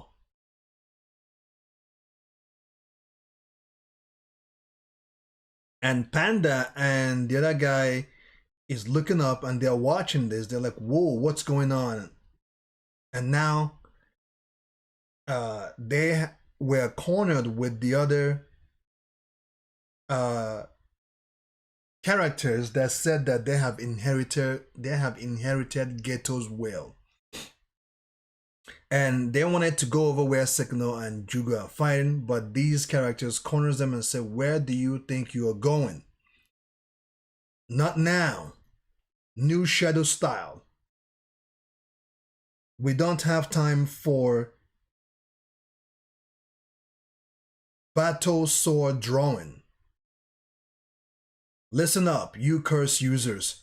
I don't know what the hell happened, but those two fighting there are special grade. Think of them as elephants tap dancing on ants. To be clear, we are the ants. Hurry up and run. Ooh, before you could finish that, Sekino goes behind them and says, I won't allow that. Oh, damn. Damn, and all of them, their eyes has lit up. Panda, Negi, Suda, and Kasakabe. Their eyes lit up because Sekino is now in front of them. To all humans in the vicinity, until I say otherwise, you are forbidden from moving. If you break this rule, I will kill you. Sekino orders them to stay where they are, and they should not take any further steps. And Panda says, Itadori? Hold on. Not yet. Not yet. Now. A huge weird explosion or something weird is happening. And Volcano Head, Jogo, he says even Sekino must have suffered some damage from that. So they get hit with this huge attack by Volcano Head Jugo, and he says even Sekino must have suffered some damage from that if it hit. And while he's all happy that Sekino must have gotten hurt, Sekino comes behind him, holding his jaws, looking at him. Why don't you use your domain? He asks Jugo, why don't you use your domain? I know I would lose in a battle of domains, Gujo responds. I know I will lose in a battle of domains. Is that because that's what happened with Satoru Gojo? KKKKK. Spoken like a true loser. But since things are getting interesting, how about I fight using your specialty? And Sekino says, open. Those are flames. Whoo! Sekino is now using Jugo's ability because he told him, how, since you don't want to use domain, because Jugo knows that he will lose in a domain fight, Sekino says, okay, I will even the battleground right now by using your own ability to fight you, just to be fair. Sekino creates flames. Oh, that's right. I thought I would know about this, but I suppose a cursed spirit wouldn't. Isn't Sekino's curse technique slicing and slashing everything? Don't worry, I won't cheat by revealing my cursed technique. Get ready. Let's have a firepower battle. And at this point, Jugo has been able to regenerate his two arms, and he gears himself to battle Sekino, firepower to firepower, which brings us to the end of chapter 116. 115. Let's go over to chapter 116.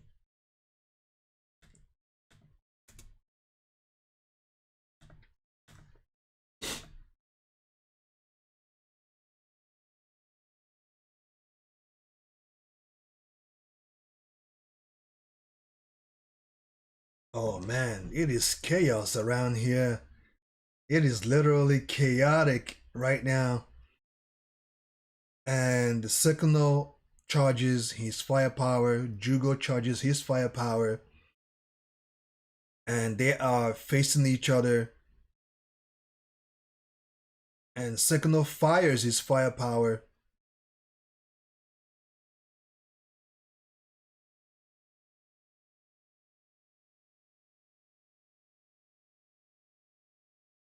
And before Jugo could fire his, no. Sekino gets ready to fire his firepower, and Jugo readies himself. And the next thing that shows up is Hanami. Hanami shows up. Sorry, Hanami. Dagon Mahito is still alive. That is something humans fear and detest. However, humans linger beyond it as well. That is a mirror for humans. Mahito is that mirror. Mahito will continue to grow stronger. That's why you propered him. You propered him up as the leader.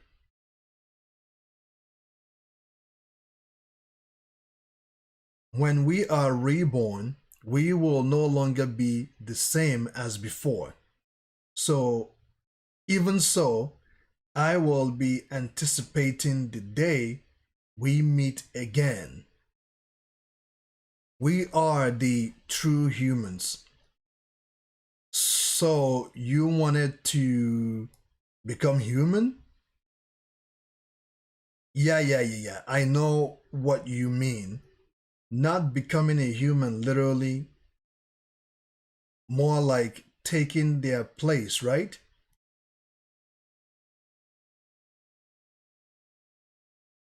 That said, it makes it all the more foolish.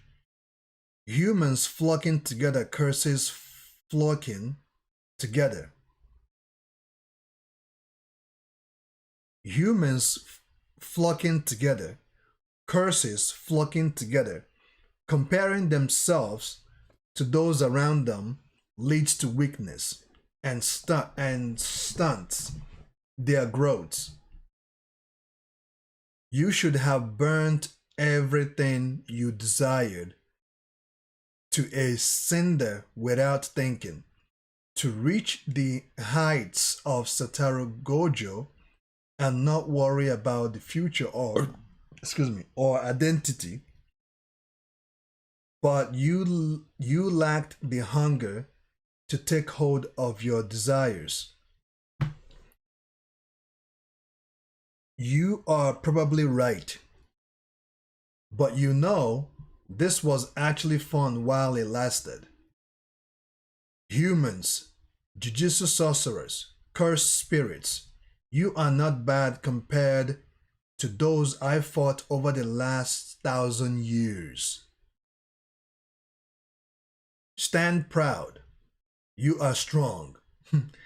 This is Sekino giving advice to Jugo, telling him to stand proud and you're strong. And Jugo says, "What is this?" "Don't ask me." Oh, and Sekino sets Jugo on fire. I don't know what that is either.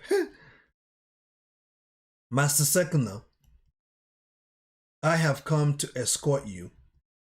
So this lady, this new character, her name is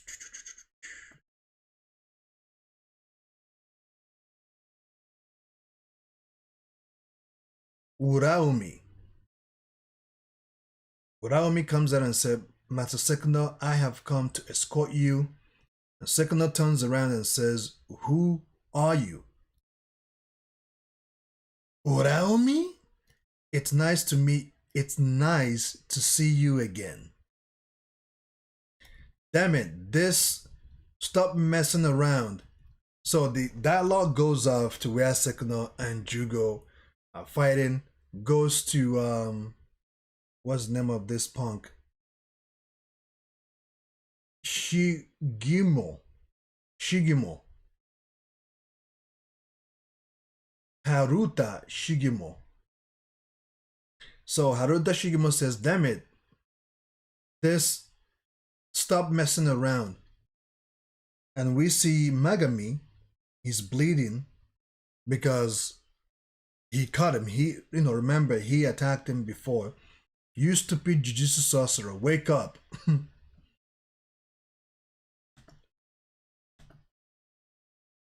Chapter 117.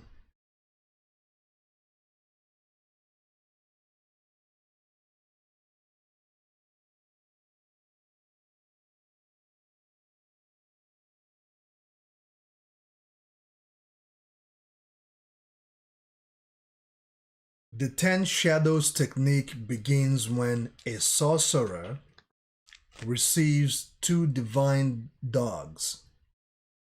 In order to use other Shikigami, the sorcerers and divine dogs must work together to exercise them. Then the sorcerer gains more Shikigami, which they can utilize to exercise and amass up to 10 Shikigami. Are you finished yet? That girl from before was pretty strong too, and all of you are still so young. Even though he's on his last legs, he isn't giving me an opening to get close. But with all that bleeding, I probably won't even need to. See? Yes. The thing is you can exercise a Shimigami with multiple people, but doing so nullifies the technique's effect after the exorcism is done. For the sorcerers, it's a pointless exorcism, but even a pointless exorcism has its use.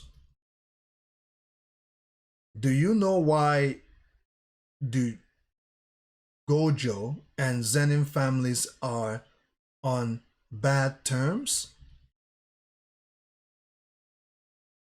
Were they always on bad terms? The worst. I think it was during the Edo period, or maybe Kichio. I forget, but the heads of their respective households killed each other in a fight before the aristocracy. Back then, who were the heads? So this is when we go back to the past when Satoru Gojo is having a conversation with Megami, telling him about the reason why Zenin's family and Gojo family are always at war with each other.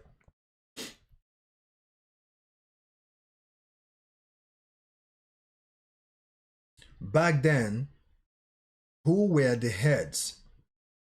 A limitless cursed technique used with the six eyes, like me, for the Gojo family, and a 10 shadow technique user like Magami for the Zenin's family. You get what I'm trying to say, right? That doesn't mean I can become stronger than you. I bet the head of the household used it this way too. And this is Magami thinking back at on what Gojo told him. And this podcast is clapping. Uh, Haruta is clapping. Blah blah blah blah blah. You done?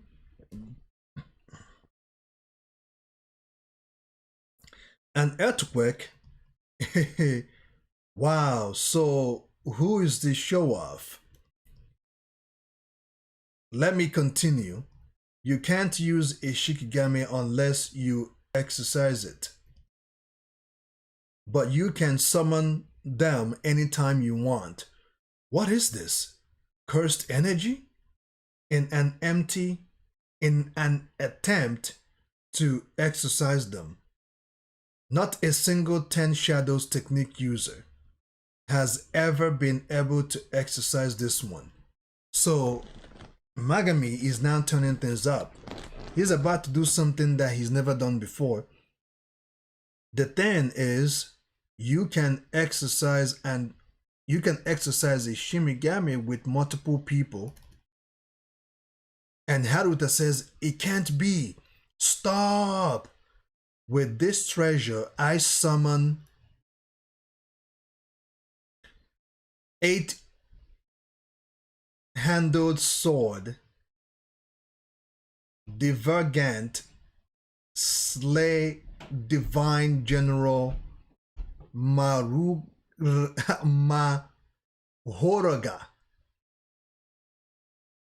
Magami uses this technique and summons this 8-handled sword, divergent, slay divine general Mahoraga.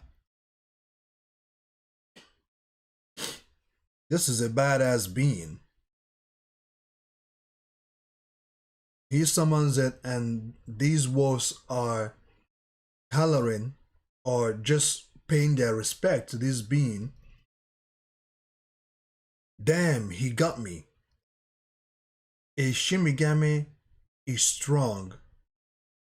It can't be controlled. He started an exorcism ritual and forced me to take part. Now I have to fight together with that sorcerer. I have to fight with that sorcerer to defeat this monster. But that kid, probably, I will see you later. Itadori, sorry. Hey, you piece of crap. I will be the first to pass on good luck.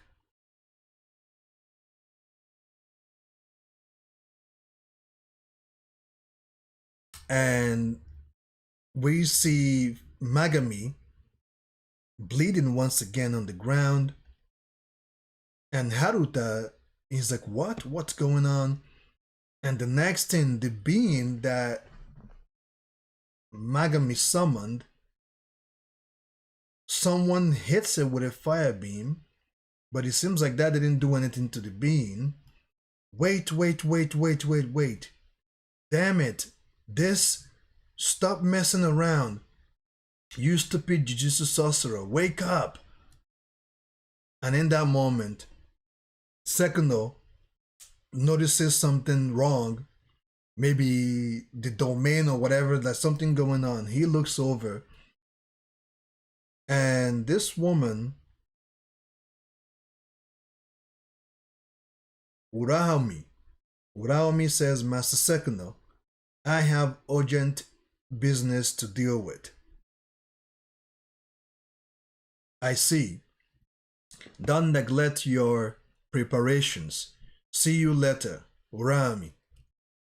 It won't be much longer until I'm completely free.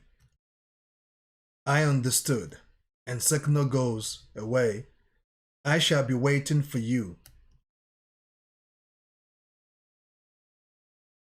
And this being Magami summoned is fighting Urata or Haruta.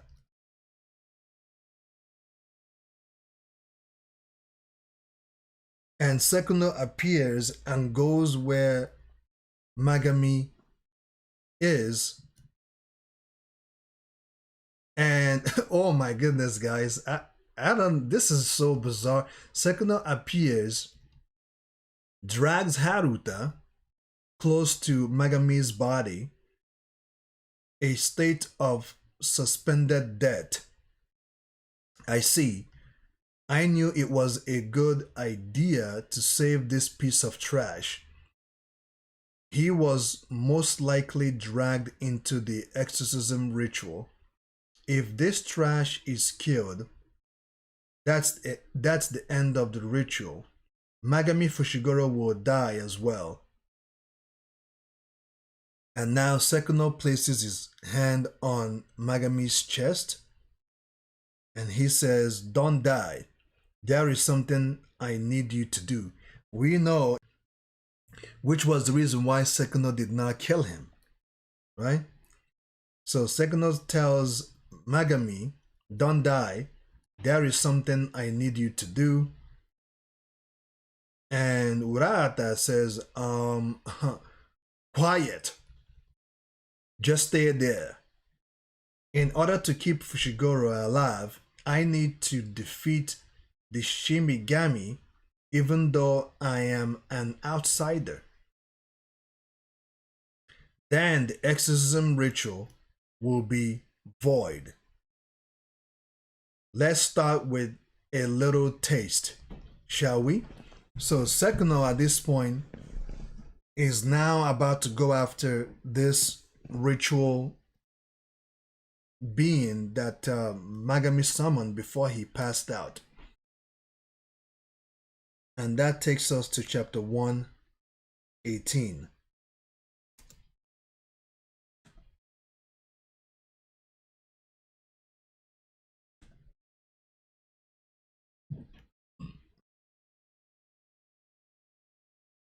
Sekuno goes after the being. The being attacks Sekuno, and Sekuno dodges it with his arm.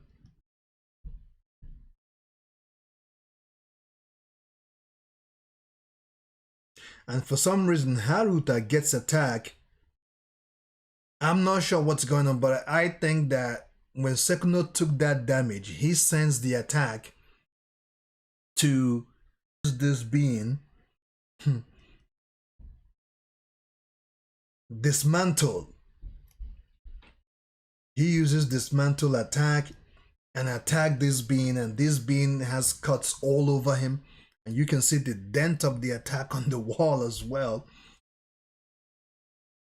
And that's a specialized blade for cursed spirits, the sword of extermination. It's enveloped in positive energy, similar to reserve cursed energy. If I was a cursed spirit, I would be a goner.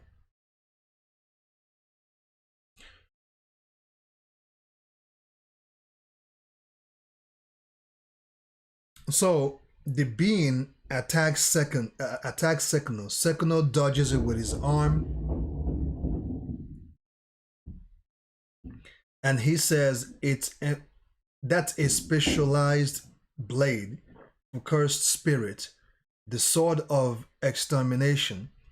It enveloped in positive energy, similar to reverse cursed energy. If I was a cursed spirit, I would be a goner. And Sekino stands in front of this being and he continues to say, its wounds are healed. It did something. What's next?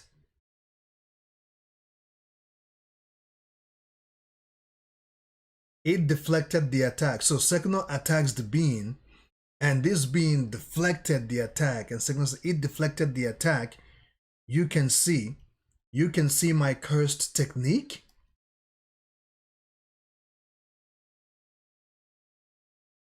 And while Sekino is saying that this being can see his cursed technique, this being attacks Sekino once again, and Sekino dodges it with his arm.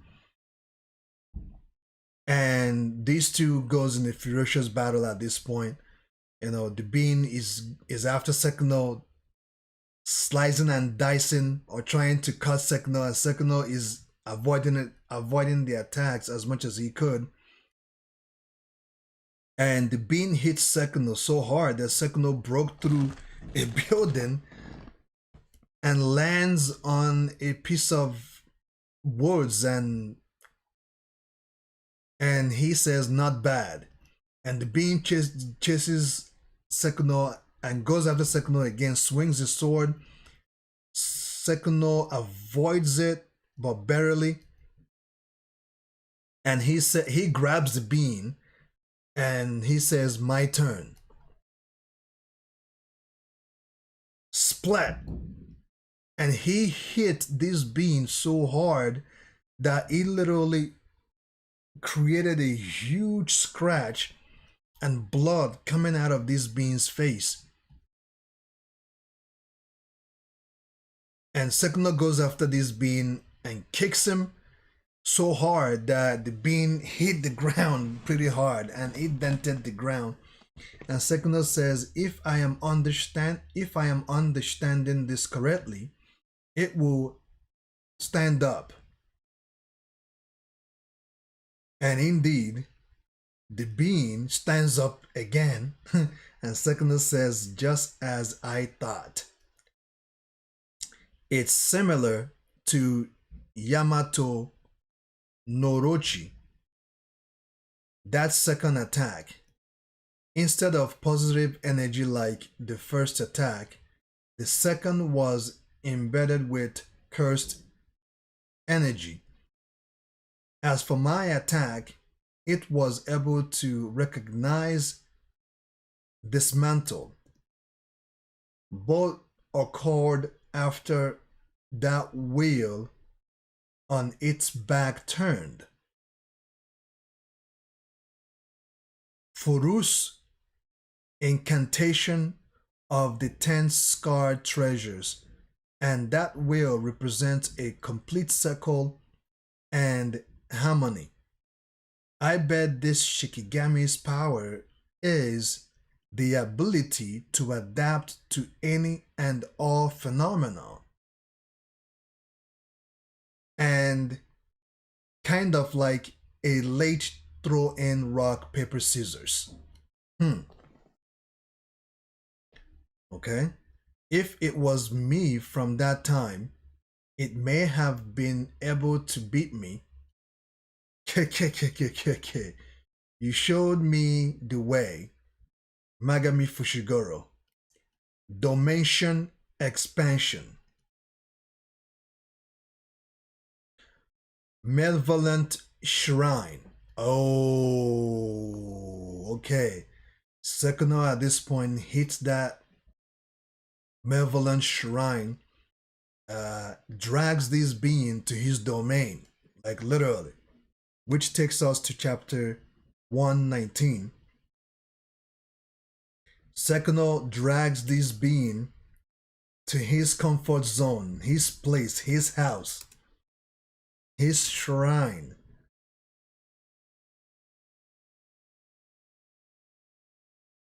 Sekino has two types of slashing attacks. The default slash, dismantle, and the other, cleave, which can be adjusted depending on the target's toughness and cursed energy level to cut them down in one fell swoop. Malevolent Shrine differs from other types of domain expansion in that it doesn't create a separate space using a barrier. And indeed, the ability to realize one's innate domain without using a barrier is akin to an artist painting a masterpiece not on a canvas but on air, a truly divine technique. Furthermore, by allowing an escape route, a binding vow is formed, which vastly increases the guaranteed hits effective area with a maximum radius of nearly 200 meters. Taking Megami Fushiguro into account, and we see where Sekuno is, and we see where Fushiguro is, Sekuno narrowed the effect's range to a 140 meters radius above the surface.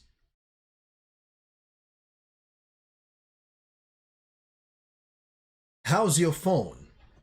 Still no reception? Me either.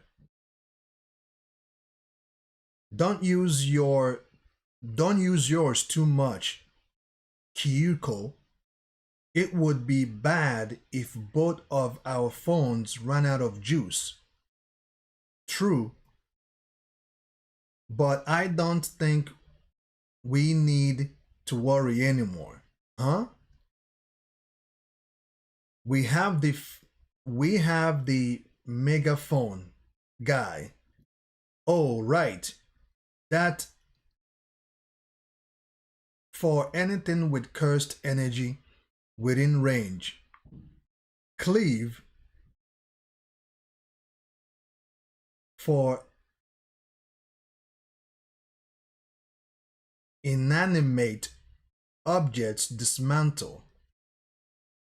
Until Malevolent Shrine is gone, it will relentlessly attack all targets within its guaranteed hits effect range. So at this point, Sekuno did this technique, and this technique is attacking everything within its range, including the creature that Megami summoned before he passed out. Countless of attack, like this being is getting attacked.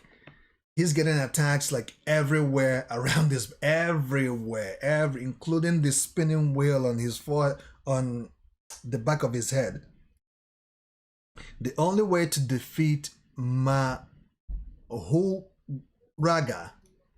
is to slaughter it with a new attack before it can adapt. Cleave fists. The criteria, however, if it hasn't adapted dismantle, but to slashing attacks in general, then this being is still not, I mean, this being got a good amount of attack, right? But this being is not down for the count yet. The whale at the back of his head is gone, right? But still, he's still moving.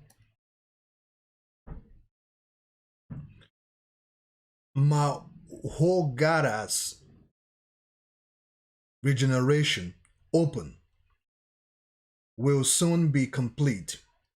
So Sekuno is doing something and he's saying what he's doing.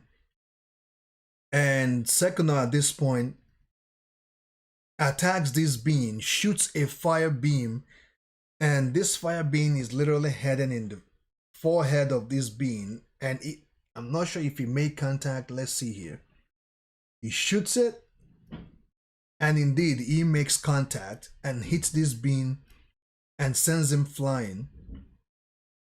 And Haruta, his eyes lit up. He is shocked on what is going on. And the funny thing is that the attack that Sekuno did not get to him.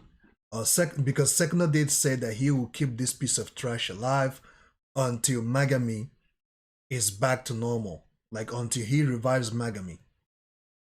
So Sekuno is now holding this being's will, the will that used to be at the back of his head or on top of his head. He's holding it at this point, and he threw it on the ground. What are you looking at? Sekuno dashes towards Haruta, and he says, "What are you looking at? Be gone." And we see Haruta's face. Haruta is shivering at this point, and he starts running. I will be on my way. I am out of here. So Sekuno tells him, "Be gone," and he says, "I will be on my way. I'ma get out of here." Curse user Haruta Shigomo's curse technique. I survived again. My luck never runs out. Store's miracle. Little everyday miracles are erased from Shigomo's memories and stored. Hey, all the same numbers. For example, 444.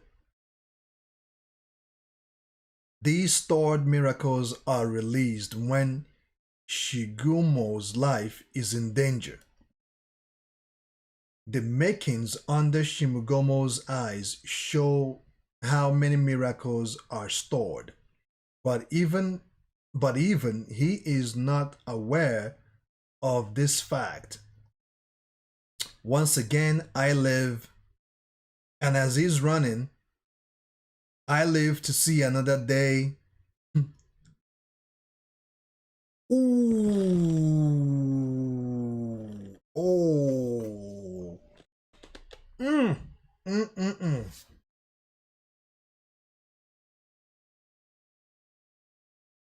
As he is running, Sekuno splits him into two. He says, huh? Has luck? Sorry, huh? His luck had run out in this fight against Kento Nanami.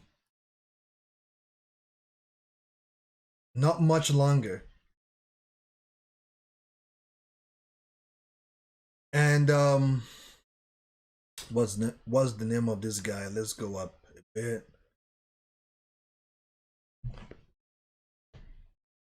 Yega Masomichi Yega,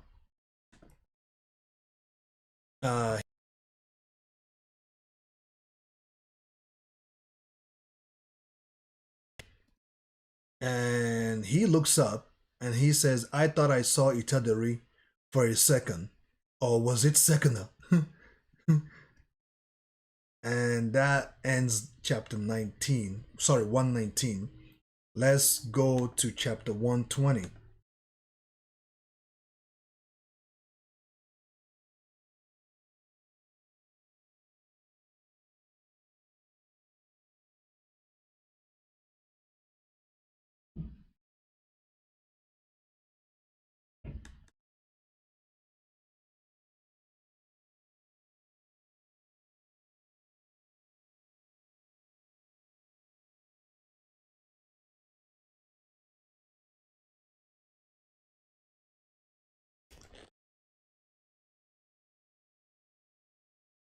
Okay, guys, we're back. I'm not sure if you guys heard. I'm not sure if you guys heard me towards the end of chapter 119. We are now on chapter 120, but to go back to chapter 119, Sekuno was able to create this marvelous shrine, and he was able to use that technique, and he also created Maho Mahoraga's regeneration to defeat the being that Magami released before he passed out.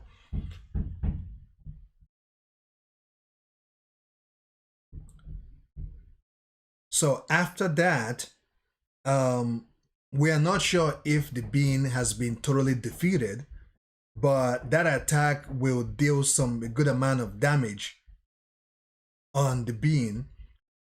So after the being is taken down, Sekuno tells Haruta to get out of here. And Haruta says, "Oh yes, my luck. I'm gonna get out of here." And while he's running, Sekuno splits him into two. Sekuno kills Haruta right on the spot before he could get away. Like, it is so brutal. Like, he splits him into two, like literally from his head down to his legs. Cuts him into two. His luck had run out in this fight against Kento Nanami. Not much longer. And this master, Masamichi, arrives on the battlefield and sees Fushiguro, and he calls out his name, Fushiguro. And Masamichi says, "I thought I saw Itadori for a second. Or was it Sekuna?" And that ends chapter 119. So let's go to chapter 120.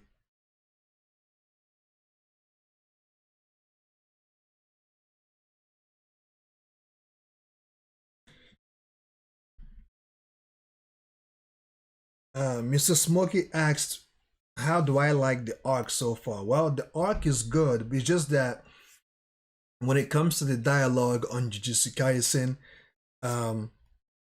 sometimes the way they are written, sometimes you can miss, or you can be confused on what is going on and the way the dialogues is positioned and the way they are written. Let's say if they are at the end of a sentence and they wrote regenerate, right? They will write dash, and the sentence or the writing will continue at the bottom. So if you're reading the sentence, when you get to that point, reje or rega, it will force you to stop for a bit and go to below the sentence to continue reading it. It's good for them to just spell out the whole sentence or the whole word all at like in one spot, instead of putting a dash and then continuing it below, or continuing the sentence below. I'm not sure if you guys understand what I'm trying to say, but so we are now on chapter 120, and Sekuno say, "Hey brat, take a good look."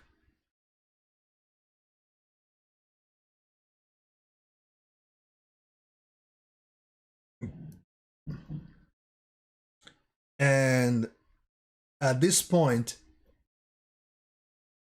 Sekuno says, "Hey brat, take a good look," and Sekuno vanishes, and Itadori regains the control of his body. Now Sekuno is gone. Itadori looks over and sees Haruta split into two, and his eyes lit up, and he can see all this chaos that Sekuno has caused, all this malice, and he looks over, and it seems like he can now, whatever Sekuno has done, he remembers all of them, because Sekuno took control of his body, and he sees all this vision of all the stuff Sekuno has caused, and Itadori fell on the ground and started coughing, and he spilled out like water or something.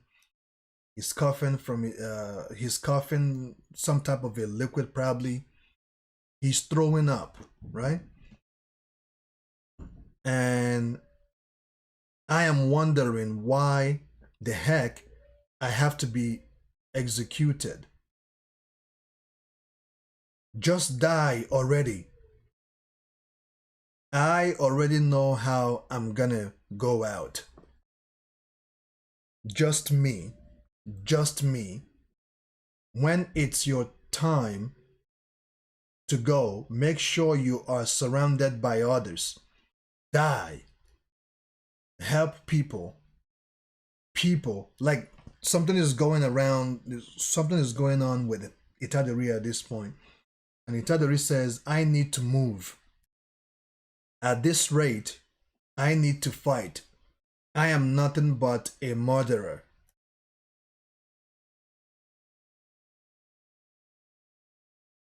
And he looks up and the camera goes to Nanami. Oh my goodness, Nanami is badly wounded. He is messed up. Nanami right now looks like Terminator, Arnold Schwarzenegger, when the side of his face is now, you could literally see his skeletal muscle tissues. Like half of his body is burnt up, and the other half, his right side, still remains human. He is badly injured at this point, and he's walking towards, and he's walking down the stairs, and we see Mahito stretching his legs or taking a selfie. Says Malaysia, Malaysia, yeah, Malaysia Kunatan would be nice. Build a house on a secluded beach. Finally get around to the countless books I have bought but never read. Go through them page by page, kinda like taking back the time I have lost.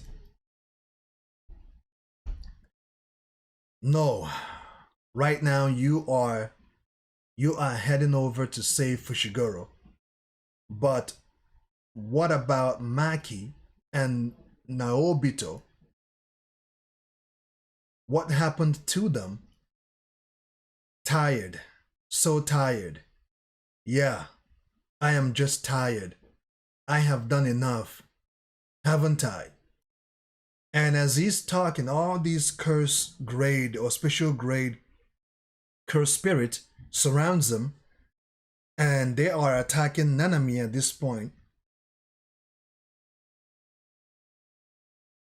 And Nanami goes berserk, and now Nanami is attacking back using that weapon that we've seen in the anime, slashing these curse spirit and takes them out.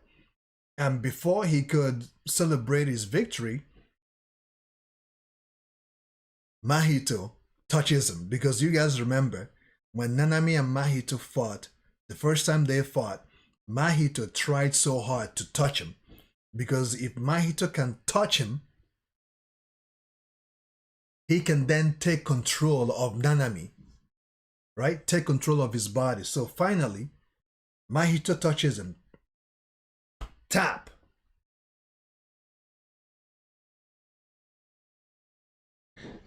I didn't know you were here. And Mahito said, yep, the whole time. Wanna chat? We can go way back after all.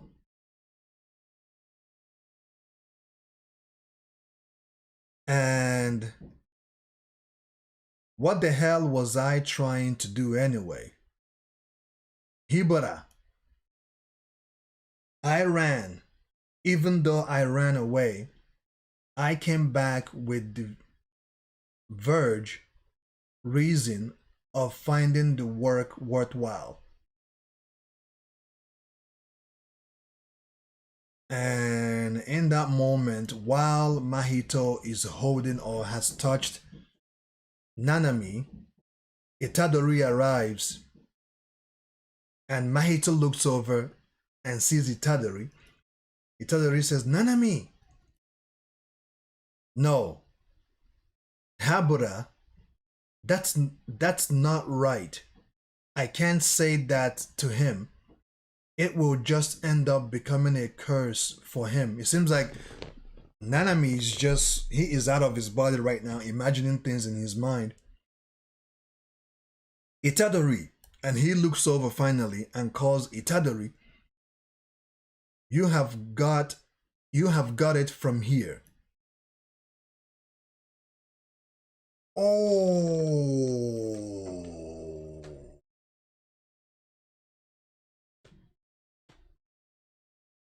Mahito obliterates Nanami's body.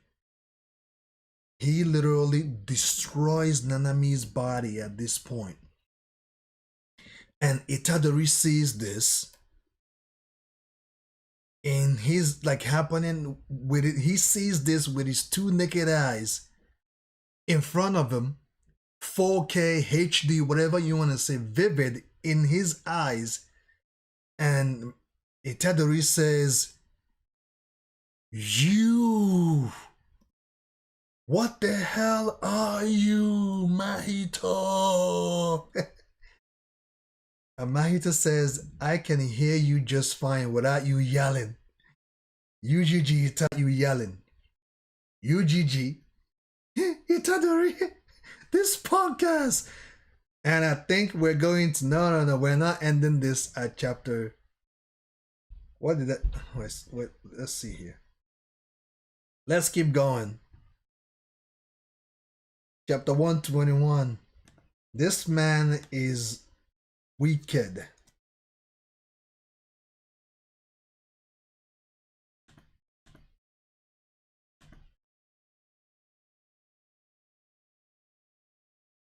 Chapter 121.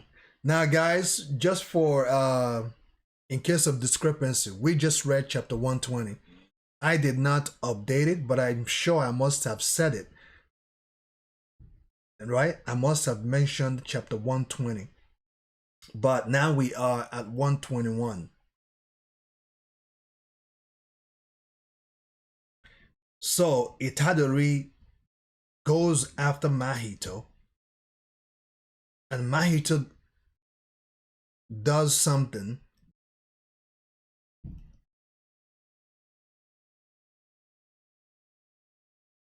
And he created some special cursed spirit. And this cursed spirit is about to attack Itadori, and Itadori dodges it, evades it, and still goes after Mahito.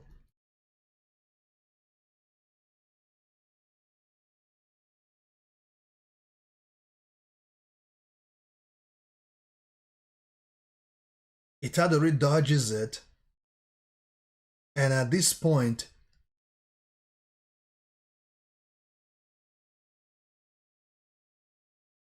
Mahito is doing some other hocus pocus, soul multiplicity. And this curse, he creates a special grade or special spirit, body repel, and this thing is about to swallow Itadori, and Itadori is holding its jaws with his two hands. Soul multiplicity, a technique that merges two or more souls. Body repel, soul multiplicity creates a reaction due to the rejection of fusion. By using this effect and increasing the soul's energy, the overwhelming output can be directed at an opponent. And we see Itadori, he is struggling to hold this thing so that it doesn't get swallowed, yo. And he looks over, and Mahito comes out of the mouth of the being that Itadori is trying to hold from crushing him into two. And Mahito says, boo. This man, and he hits Itadori so hard. He hit him in the face. He clubs Itadori so hard. that he took Itadori off his feet. But Itadori manages to hold himself together, and Mahito steps out of this creature's mouth. I, he says, had I put my back into it a little more, I could have split your skull. Had he put his back into it a little more, he could have split Itadori's skulls into two. And indeed, that attack did dent Itadori's face, and he did cut his face, and he's bleeding.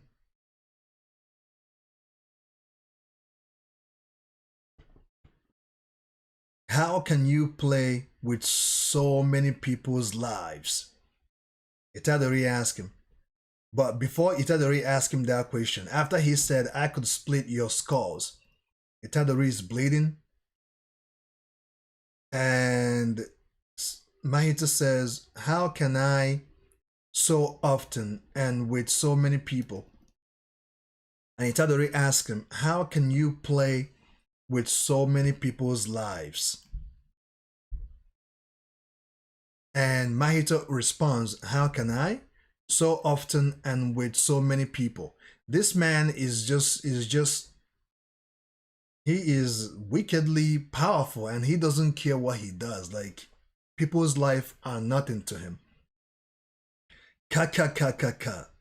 Would you prefer that I contemplate all the reasons for messing with their lives and look remorseful the next time I kill someone? So he replies, would you prefer that I contemplate all the reasons for messing with their lives and look remorseful the next time I kill someone? I will be sure to do that, okay? Here is a simple answer. Since you are such a simple guy, UGG Itadori.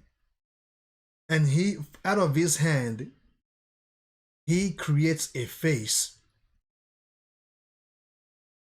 And he says, you are me. And he's doing this weird, bizarre act that he's doing. He shoves his hand through the head that he created out of his hand. And Itadori says, what the hell? Yes, no need to get so upset every time. 'Tis just a curse, sporting nonsense. But you know what? Until you accept that fact, there is no way you will ever beat me. You really don't stop talking. I will make sure those are your dying words. You have got it from here.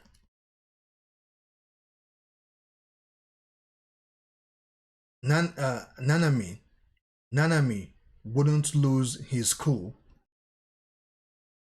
Prove to him that you are. I am a Jujutsu sorcerer. So Itadori was losing his cool, but he remembers Nanami, and he tries to, advise himself. What would Nanami do in this situation? Nanami would keep his cool, right? And Itadori is now he keeps his cool, and he's now ready to fight Mahito. And Mahito gears up, does this, and he's ready to fight as well. Ideal transfiguration doesn't work on Itadori. Increasing my size by manipulating my soul would just make me a bigger target. That might as well be suicide. I will stick with manipulating limbs, which shouldn't be a problem to lose just like a moment ago. I need to focus on concentrating my body's form to maintain toughness. So, to maintain toughness is what Itadori must be thinking. He's planning to predict my movements by reading the flow of cursed energy. I won't change my soul's shape. Maximize strength, maintain this form, and with a pure reinforced hit of cursed energy. So these two are now ready to go toe to toe, face to face. I will stab Itadori's heart. And the camera goes goes to both of them. And we see a hand coming. While Mahito's fist pierces through air, Itadori disappears from his sight.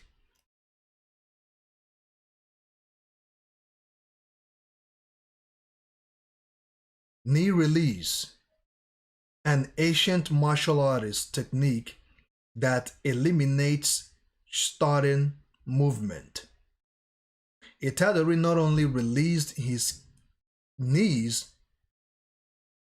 but his hips and shoulders too. Instead of falling down, this move guides him to Mahito's feet. Oh, okay, now you see what he's doing. From a lower position, he utilizes momentum to strike with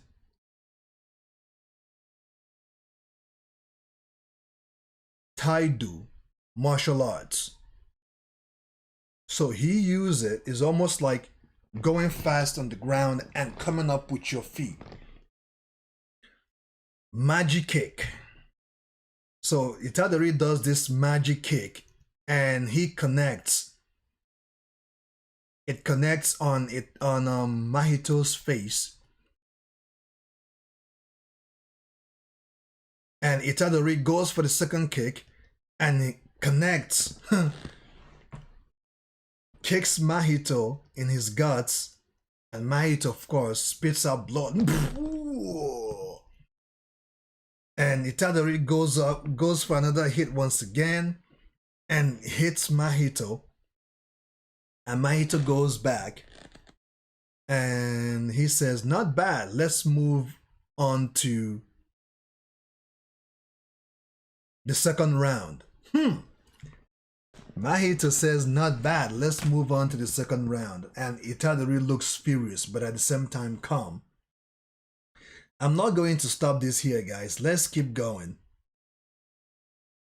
Let's keep going. Chapter 122.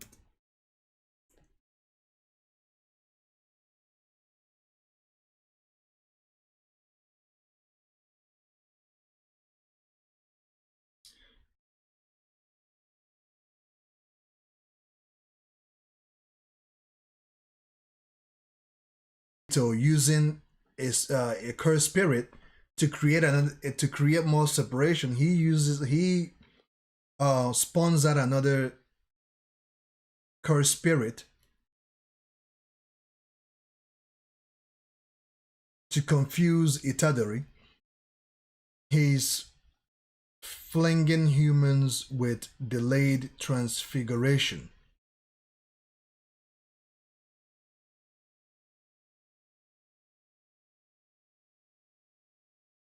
And thus far, Itadori is keeping up with everything that he's doing to confuse him. And Mahito says, crap. He's running. And he says, if I take a risk and mess up the timing, I could end up dead. I will stick to using transfigured humans for now. Oh, that was scary.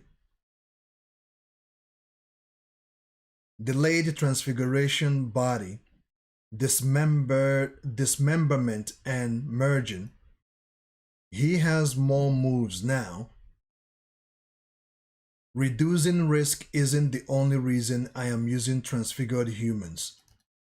So at this point, Mahito is using transfigured humans, excuse me, to catch Itadori off guard. And the two people that are watching this fight go down, they say, a student? Hey, get over here. It's dangerous over there with all those monsters. Where's Mahito?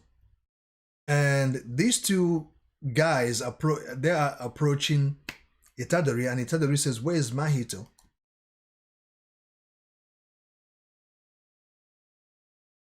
Upstairs? Sorry, but nowhere is safe in Shibuya. Try to continue somewhere, and Mahito pops out of one of the humans that approached Itadori. Like his face pops out of the human's mouth and clicks.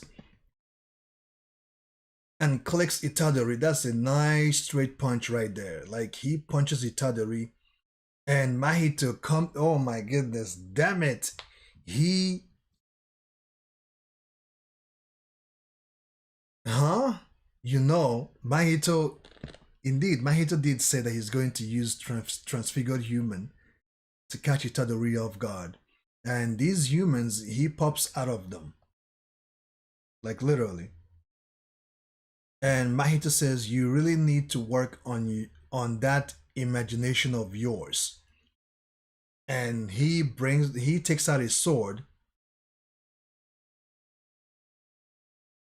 and Itadori says, stop it. Transfigured humans, are you stupid? You gotta stop me. Are you got to stop me. Are effective. Okay, let me read this correctly, because you see, sometimes the reading of Jujutsu Kaisen manga can be confusing sometimes. Transfigured humans are effective for breaking down Itadori's mental resolve. Plus, we are gonna add one more card to the hand. Dagon, go ahead and eat whatever's in the way.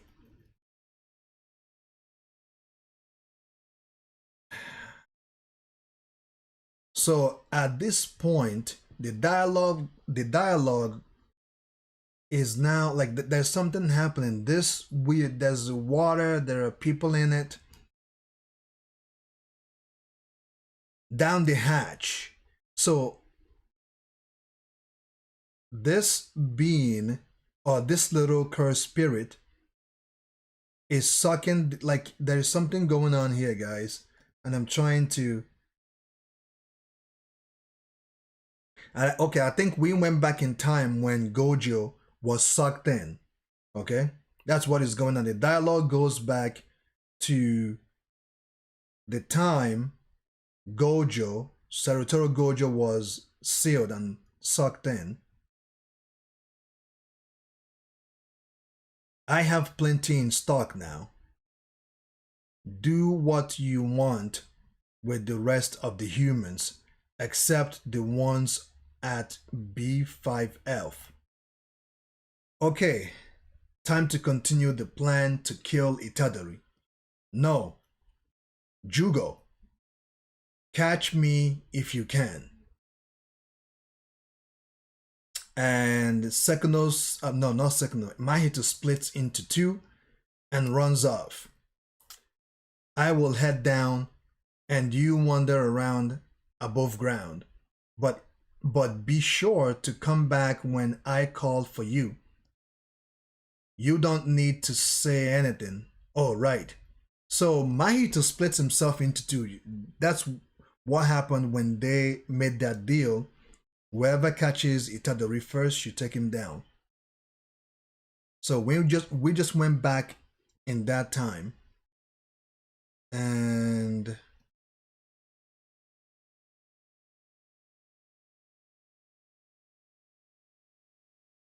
did you see that? Wasn't that crazy? I was just here. Patch face. It's you, right? The special grade curse spirit causing trouble for our class clown. Oh, shucks.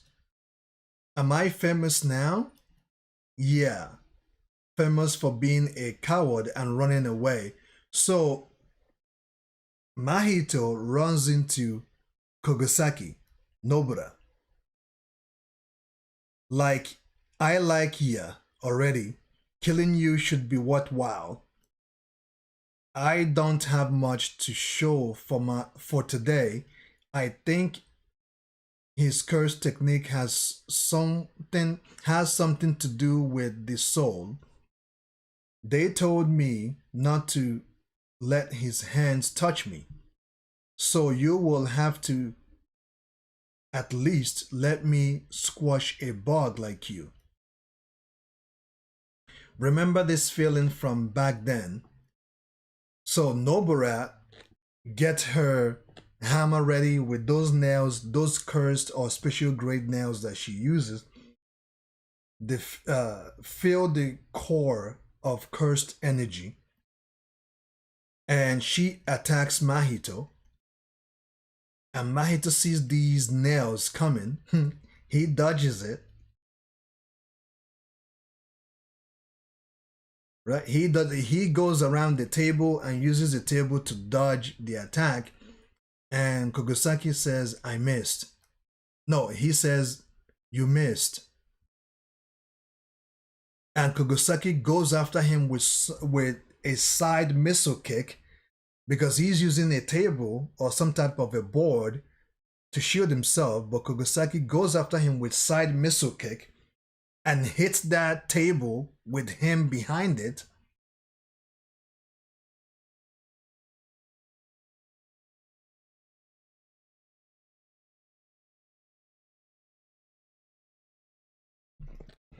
And Kogasaki also, okay, now I see what happened. Because Mahito used a board or a table to block those nails, Kogasaki comes in with a missile kick, a side missile kick, hitting the table and at the same time hitting those nails that Mahito used, that Mahito blocked, hitting them. And I believe that hit went through. And Kogasaki said, snap, hairpin. And indeed, those nails hit Mahito. And Mahito laughed, ha ha ha, not bad, but that won't work on me. Judging by the way she talks, I would say she's a friend of his. I will bring her dead body to Yuji Itadori and destroy his soul. That brings us to the end of chapter 122. Let's continue to chapter 123.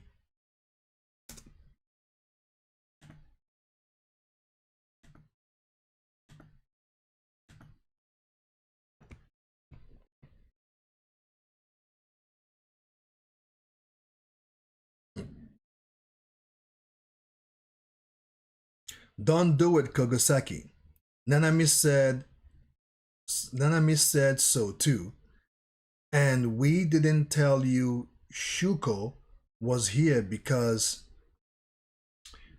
you didn't want me doing something reckless, right? The paramedic team was probably late for that reason too. So, even so, I can't just leave while they are still fighting. So, we go back in time and we see these humans being attacked. And okay, we are back in the regular time now. Right here, Mahito is fighting Itadori at this point.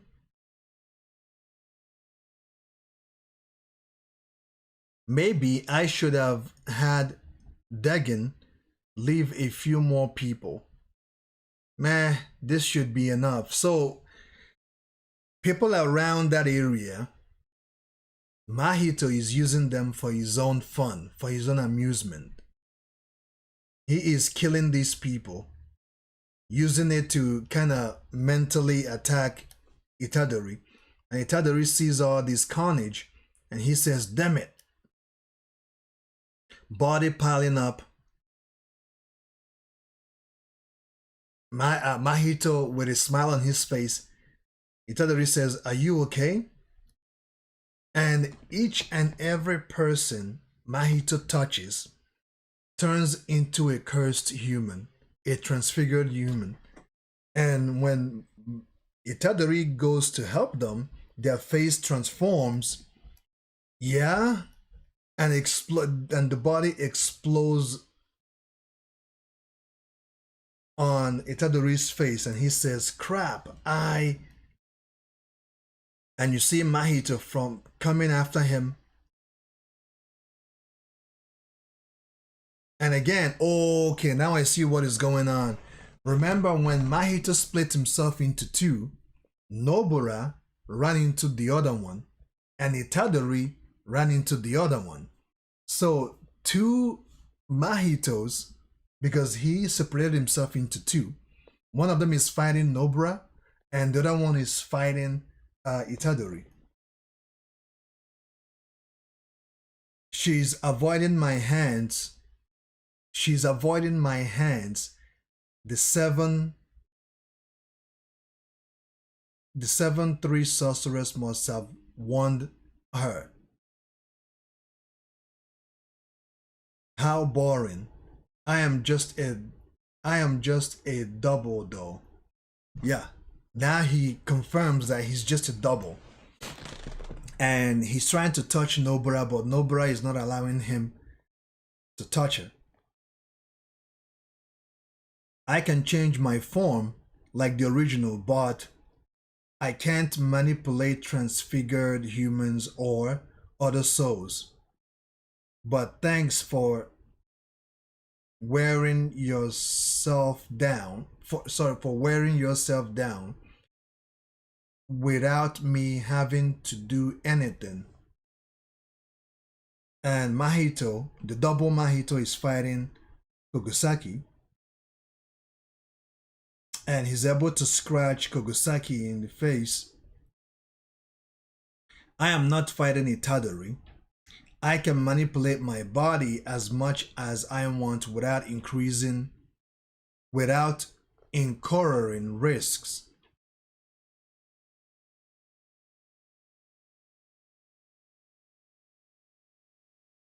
And he's running, and Kogosaki blocks him and attacks him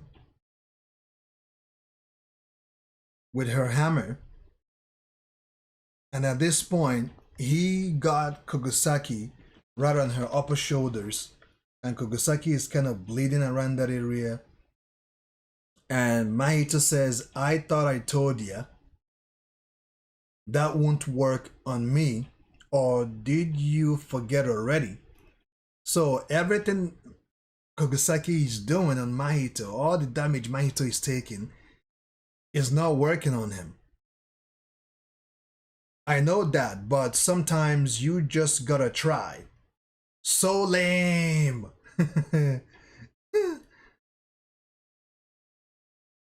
And Kogosaki jumps up there. Here you go. Kogosaki drops a nail, and actually she dropped a bunch of nails, and the nails drops on the ground. Hairpin. She jumps up. Mahito says, now she's coming down? What's her deal? Kogosaki says, here is some more for you. Hairpin. Oh, so those nails on the ground is now attacking Mahito and pins him against the wall.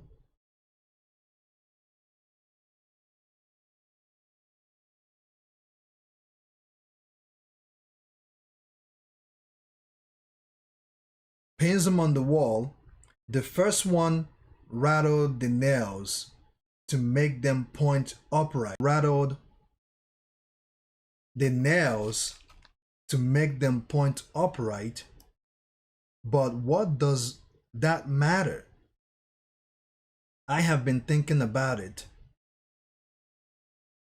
ever since I was told about your curse technique. I have thought this would be effective against you. Back then, she was bluffing to make it seem like she didn't have a plan. And Nobura manages to make contact. Those nails goes inside Mahito's forehead. And Nobura says, resonance. And the nail pierces inside Mahito's forehead.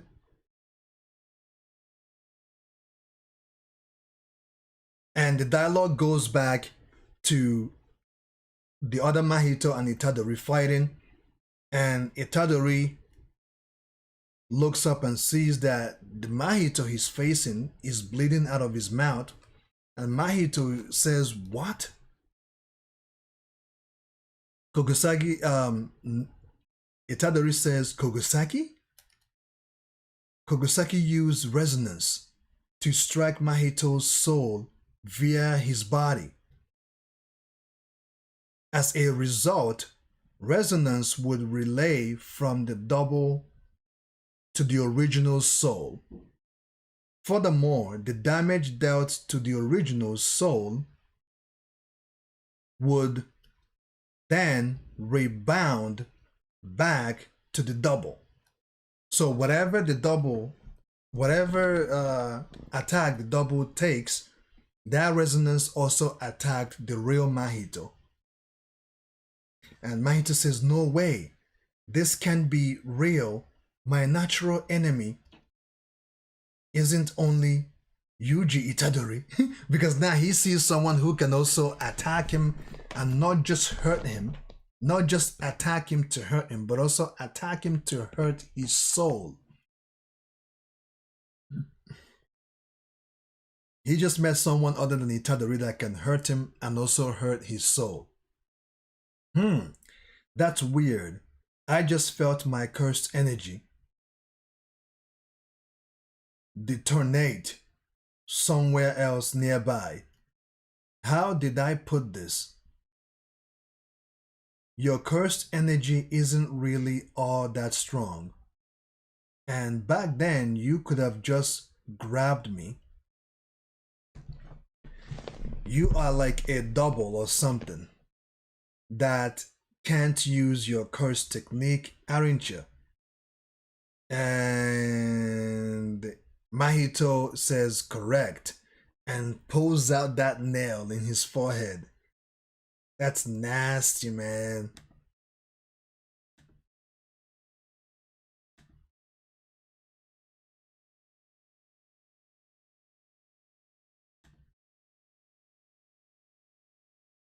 Chapter 124. Itadori says Kogoseki.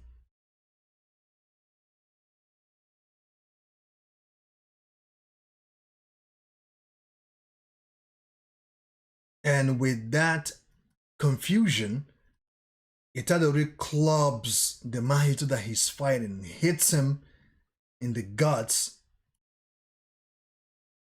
and the camera goes to the other Mahito. No, he hits him in the guts, and Mahito hit the wall, and the curse technique's effect is still lingering. I can't move so well. Kogoseki, thank you. And at that point, because Itadori has cornered this Mahito against the wall. He says, uh, Kogosaki, thank you. And he started dishing a lot. He started dishing some punishment on Mahito. He continues to punch him around. He continues to punch him in the guts severally, uncontrollably. And Mahito is in pain. Blood is just coming out of his mouth. And not Kogosaki, Itadori continues to. I couldn't save anyone. I wasted everyone's effort, but thank you for showing me that I am not alone. And Kogosaki closes his fist once again, and this point, this punch is coming with a lot of attitude. He closes his fist, he hits Mahito again, and this time Mahito felt it so much that the blood that came out of his mouth is bigger and thicker than the one he coughed up before. That's why, and Itadori didn't stop there. He continues to punch him now in the face. Oh my god, that's why I'm gonna kill you here and now. And on the other side, Mahito has pulled out the nail in his forehead. Correct. Now that resonance is working, the attacks should slow down a bit. This is where the battle really begins. Twitch, actually, I'm gonna run away.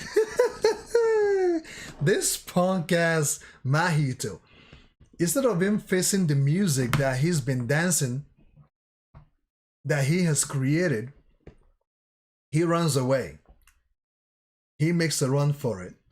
And Nobra says, "What? Get back here!" She goes after him. I could just ignore him and head straight to B5F, but I feel like letting him run loose will come back to bite us later. And she's chasing Mahito. And Mahito is running like his life depends on it. The subway, perfect. I will exercise him on my way to B5, B5F. And on the other side, Itadori continues to punch and whoop Mahito's ass. And we see a bunch of Mahito's cells continue to separate themselves. So Mahito is trying to get away from Itadori at this point.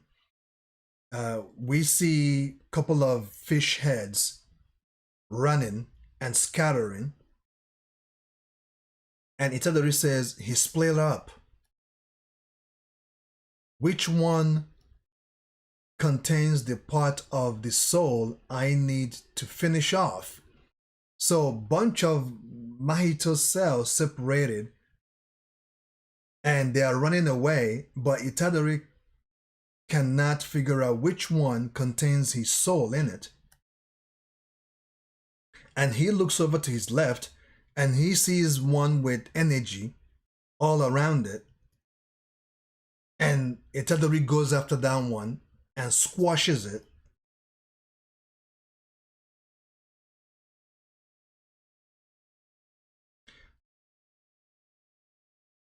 But it seems like that's not the correct one. And Mahito says, "Gotcha!" And he transforms into Mahito once again. And Itadori says, "Damn it, he tricked me with cursed energy." And as he's running, the two Mahitos are about to finally reunite. And Itadori sees it and says, "Two Mahitos? Was that double somewhere else before? Is he trying to fuse back together to heal?" But instead of them fusing back, they ran past each other. Instead of the two Mahito fusing together, they passed each other. The other one goes after Itadori, and the other one that is fighting Itadori is probably going to meet Nobara. And Itadori says, they went past each other. Why? Nobara says, Itadori, Kogosaki, run! Oh, don't tell me that he's gonna get Kogosaki. Come on, the real body acted as a blind spot so that Kogosaki would not notice the switch. Furthermore, due to her battle against the double, Mahito, so hard that it literally dislocated that Mahito's jaw. And Itadori says, "You are in my way."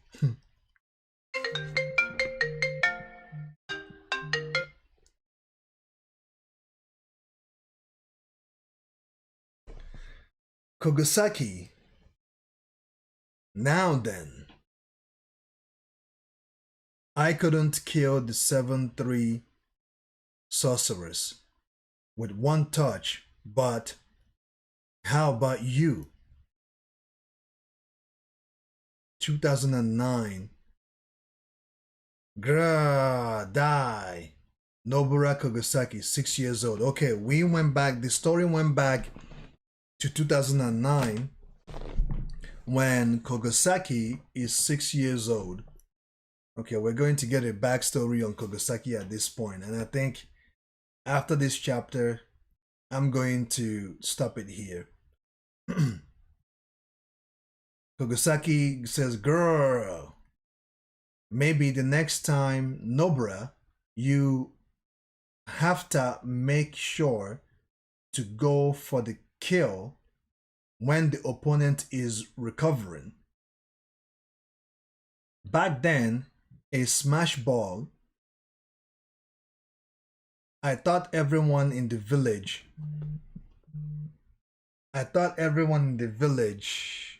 was weird, and that I was the only sane person there. Which brings us to chapter 124. But let's keep going, guys. Somehow I am compelled to keep going. Chapter 125.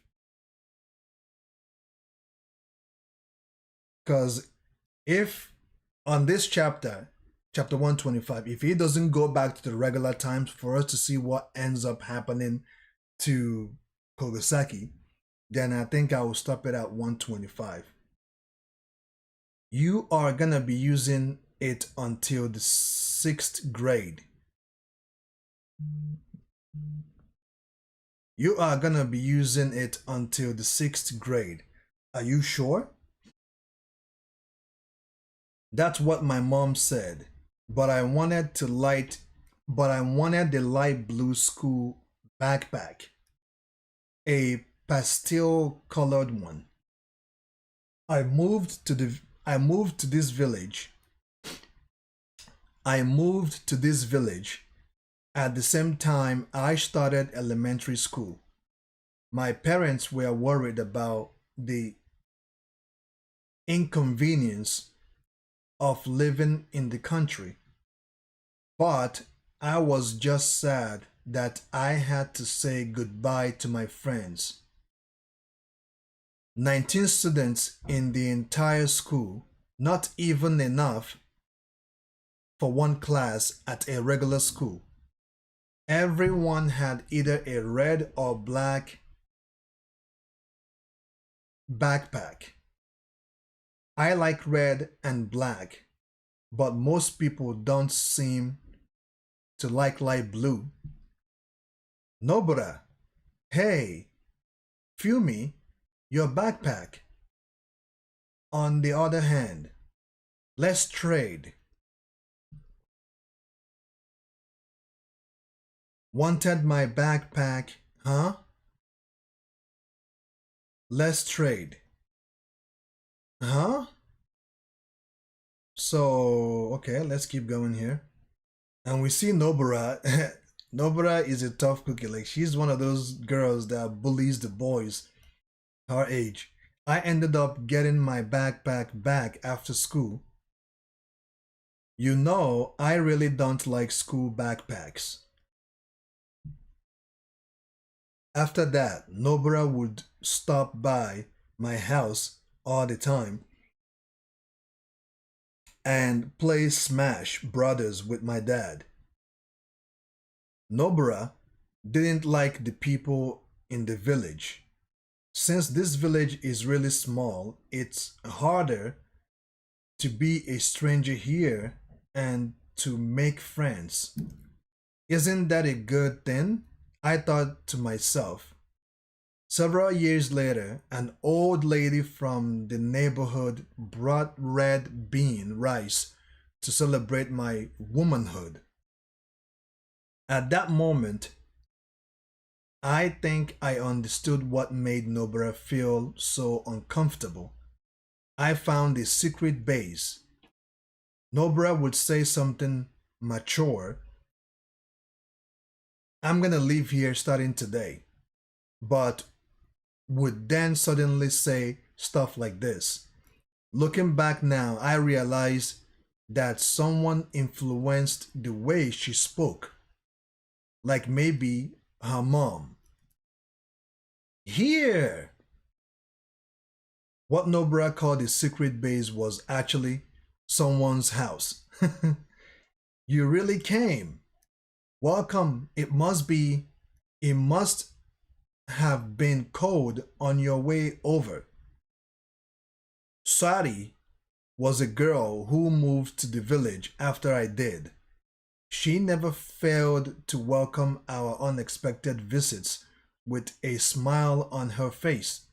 Now that I think about it, she was always at home. Nobra changed after meeting Sari. How true? Is that so? The way she spoke became softer. Fumi, can I practice braiding your hair again? And how do I put it again? She became more refined.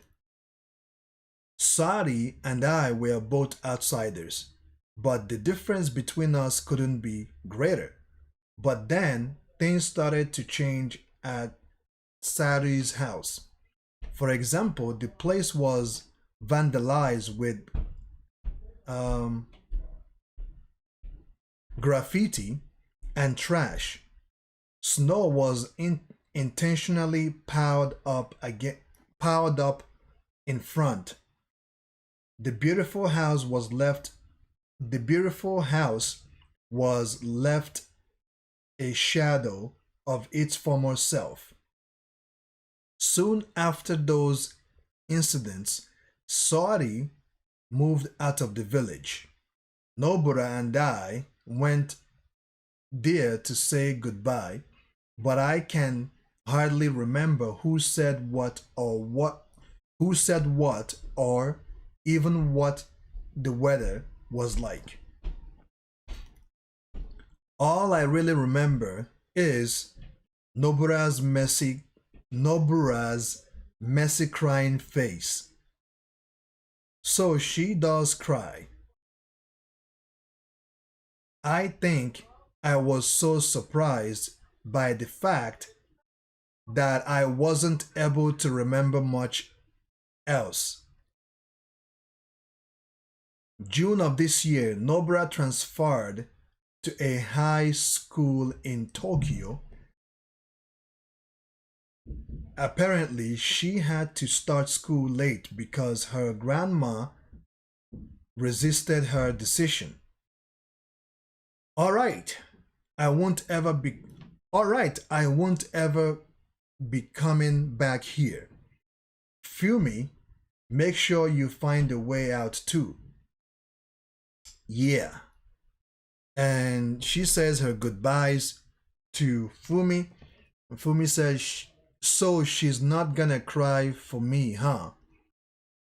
I could barely speak because of the guilt I felt for thinking something so selfish. After that day, we never spoke about Sari again. Fumi, next time we see each other, let's make sure all three of us are there. Yeah, yeah. Sari, how about taking a break? No can do. Proofs are due today. Well, I guess it's yesterday now. It's still today until morning. She's talking crazy now. Things sounds dangerous in Shibuya. Maybe it's a terrorist attack. Huh? A pimple? Senpai, do you want to get married? Why are you asking? It's just that I thought things would be different for me, you know? I moved to the boonies when I was a second year in junior high because of your family's work.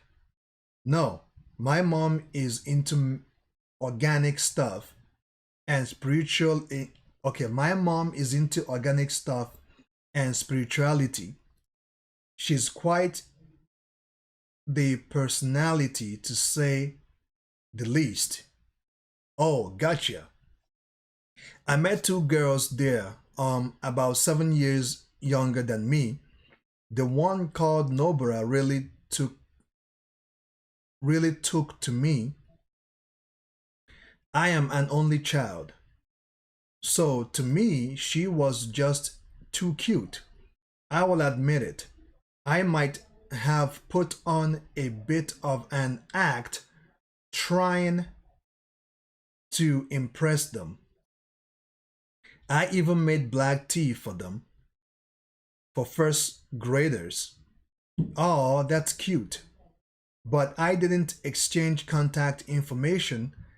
I guess I was afraid of slowly losing contact with them.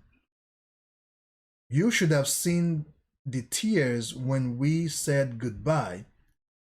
It's just, I bet they would be so disappointed seeing what a boring person I am now. I hope Nobara's doing well. I wonder what she's up to these days. Everyone in everyone in that village is crazy. Of course, that's not true, but crazy people tend to be loud. So it seems as if they are everywhere. They easily step on they easily step on other people's lives. Or so I thought. Sorry, Fumi. Looks like I can't keep our promise. Itadori, tell everyone it wasn't so bad. Oh, and in that moment, Kogosaki's face blew up in front of Itadori, and Itadori's eyes lit up. That brings us to the end of chapter 125. Let's go to chapter 126 because now we are back in the regular timeline. Before I was reading uh, Kogosaki's past and his friendship with Fumi. So, chapter 126, it seems like at this point, Itadori sees that explosion. He sees Kogosaki's head explode, and now in his head, he is memorizing all their fun times. Ah, oh man, you have done it now, Kogosaki. This is Gojo Sensei's, right? Who is really at fault here? You? Um, it could pass for a Marimiko. That's insulting. I bet it's cheap anyway. But you gotta look up how much this brand cost. Tax included or tax before? Fine, I will put in 90,000 yen. Morning, Ichiji should have left you guys with and they hid his shirt that Kogasaki ruined. What's up, Magami? Nothing. And we go back in the real time. We see Magami, Kogasaki's half of her face has been, it seems like an acid. Like half of her face has been shredded. Her eyes is gone. Her eyeballs are gone. Like half of her face has been brutally messed up. And Itadori sees this and he says,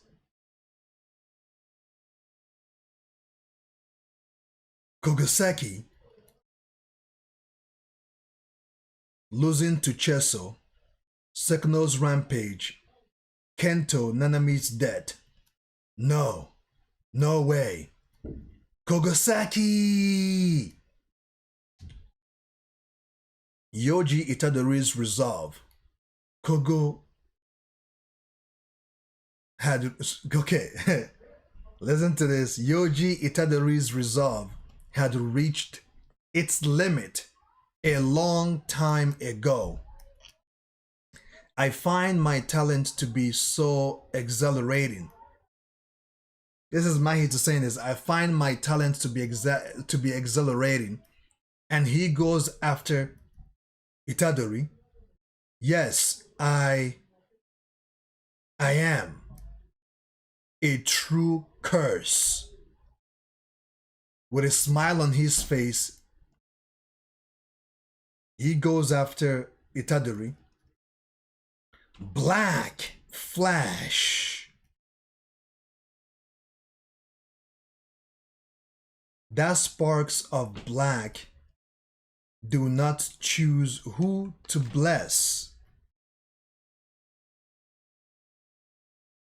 I bet you thought you were gonna do some pest control or ghost exterminations like in some make-believe story.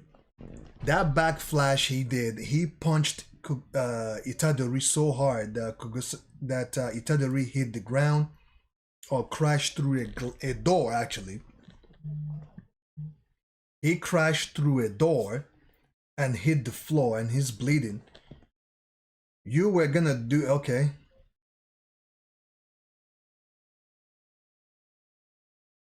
You came to Shibuya was half-assed determination, didn't you? How naive, you stupid brat. This is war.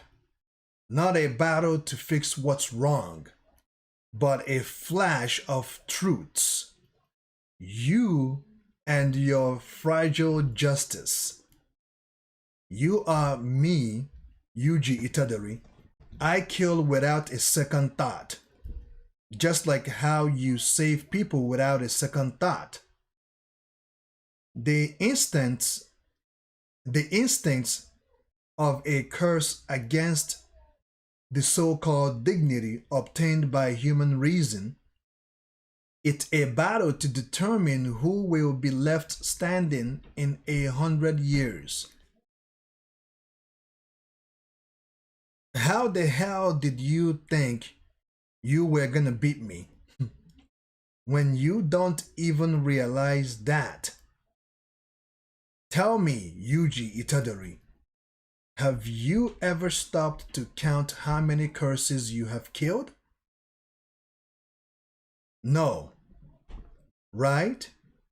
Me either. Me either. Like I care about how many people I have killed. I am sure I will eventually forget about you too. And he goes after Itadori he turns his hand into some type of probably a praying mantis razor hand. And he tries to cut Itadori's head off. He swings it, clap. Itadori vanishes. Oh, my brother. Itadori vanishes. The second of Geo Soja bells echoes the impermanence of all things. The color of the Sala flowers reveals the truth that the reveals the truth that the prosperous must decline.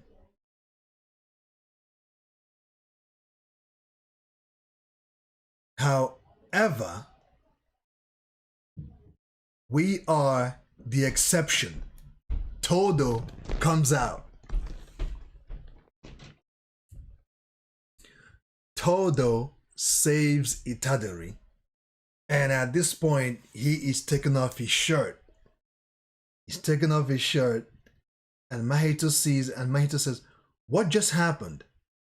That scar on his face, we just switched places.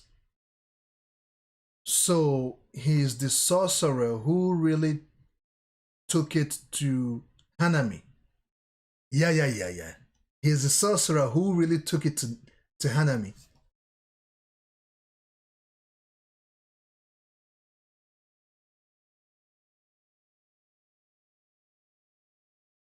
Todo. I have finished treating the girl. Kyoto High first year Arata Nita. But she's probably dead. Please don't make it sound like it was my fault later, okay? Wait. The girl that she says that she has finished treated, is that Kogosaki? Enough talk. Take care of my brother here too. Wake up, brother. Our battle has just begun. And you see Itadori is bleeding. He's been like, his morale has been diminished, you know? I'm getting a bad vibe, Todo. And that ends chapter 126. Chapter 127.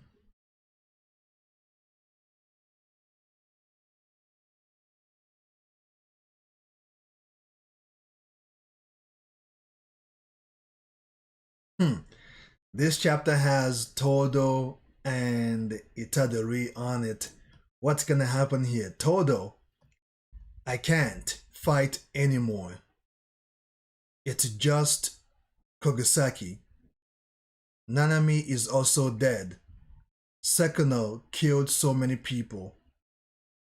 So I tried to help more people, but I couldn't do anything. I am nothing but a murderer. What I thought was my conviction was just an excuse. Because of you, people will die. I can't forgive myself. Speak up. I can't hear ya. This punk ass Mahito comes back to finish off Itadori while Todo is standing guarding Itadori. He comes and go. I believe he's trying to finish off Itadori.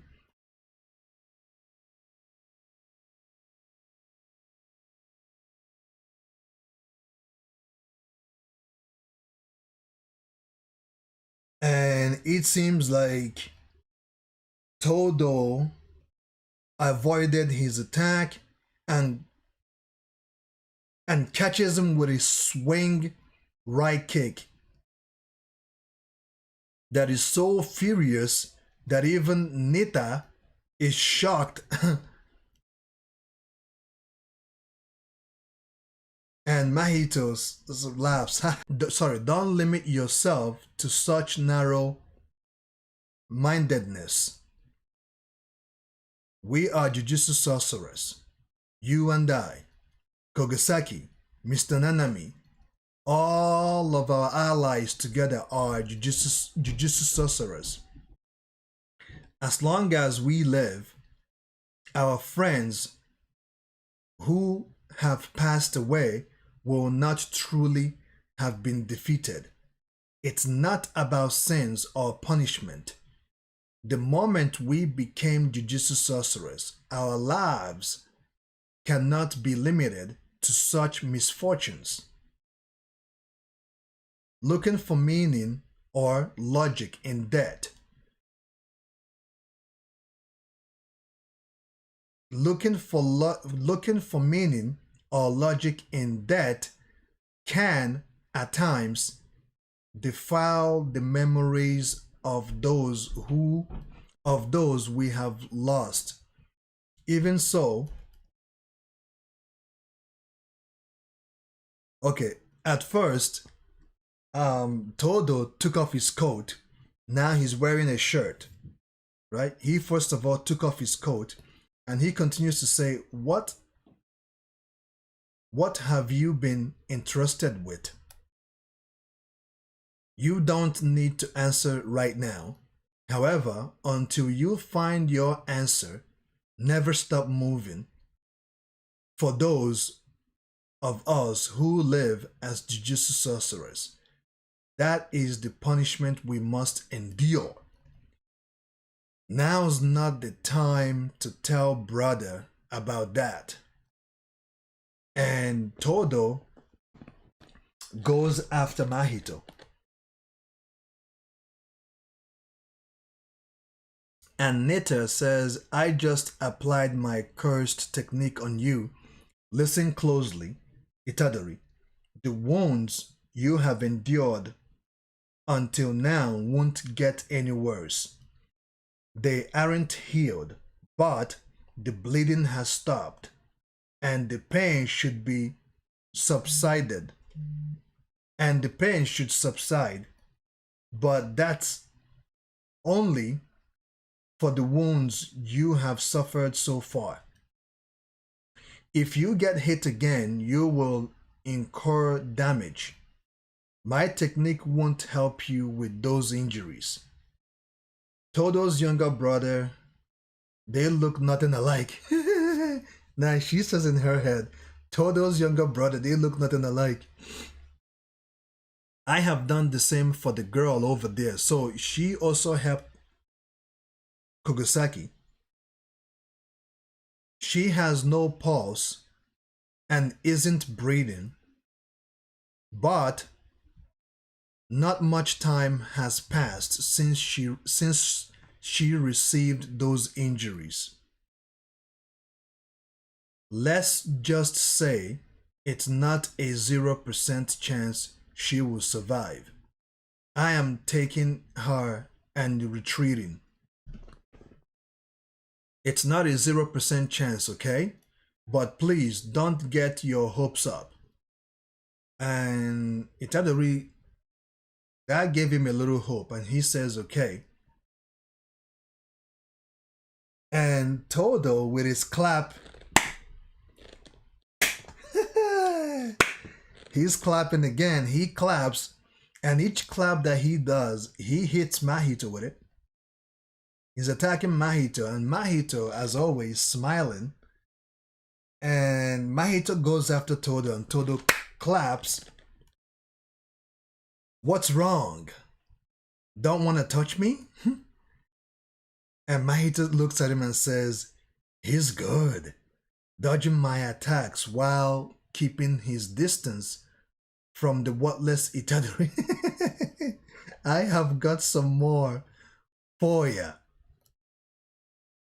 And Mahito is able to spawn another weird curse creature, and the creature creates a spike, and Todo dodged it, but barely dodge it because it scraped through his shirt, tearing his shirt. And with that confusion, Mahito goes after him. He still dodged it. Come on, and switch. I will figure it. I will figure it out. I will guess right. I want to do it again. I am so close. I can feel it. So he's doing all he can to touch Todo, the true essence of my soul. And Todo claps, and Itadori appears in front of Mahito. Oh man. And you guys remember when Itadori does that energy blue thing in his right arm? That's what he's doing right now. You have got it from here. I am sorry, Nanami. It was about to take. I am sorry, Nanami. I was about to take the easy way out. I was about to use my sins as an excuse to run away. He looks right to Mahito and he says, Black Flash.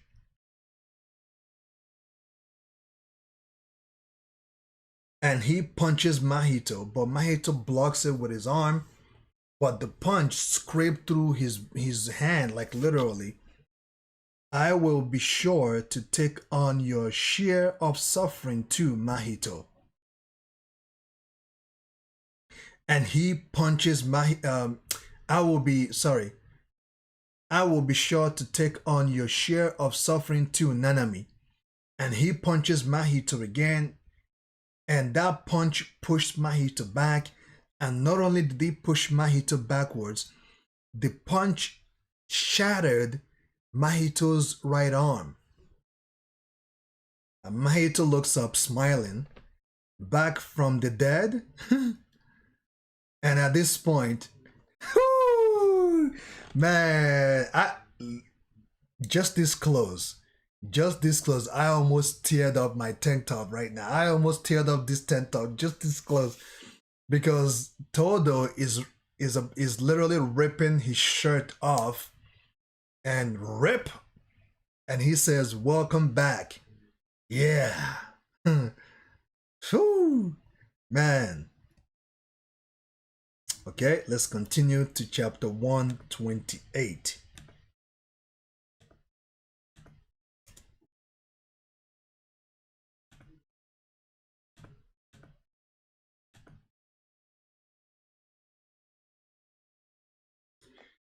The battle will be settled any minute now.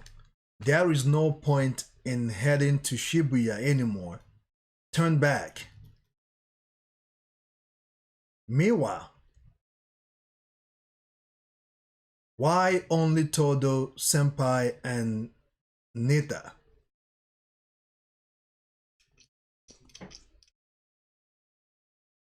So let me see if I... So that's Nita.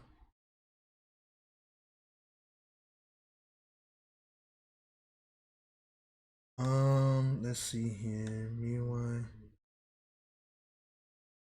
Okay, Miwa. So Machimaru tells Miwa to turn back. There is a 99% chance that Todo would survive in Shibuya. The same goes for Nita, who's accompanying Todo. His cursed technique will be useful too. Am I useless? The situation has gotten out of hand. It's not just you. Mai, Kamo, Nishiya, and even Uta Hime. I doctored the records to make sure everyone would be at a mission south of Kyoto on the 31st. Why didn't you say anything? Why didn't you trust and confer with us? Aren't we in this together?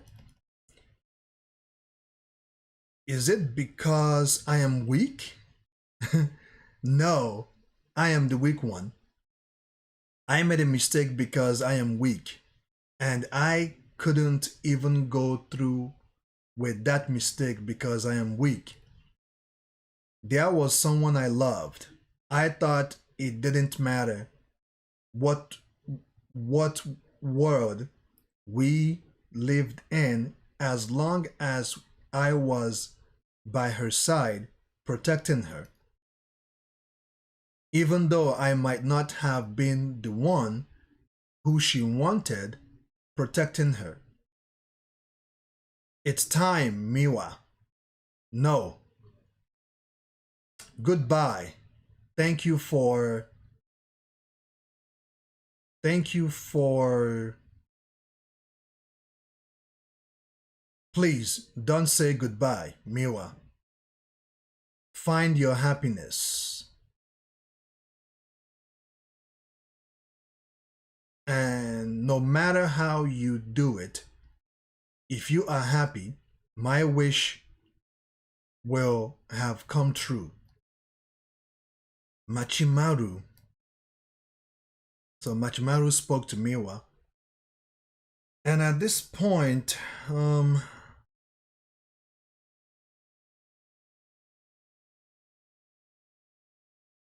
we see Geto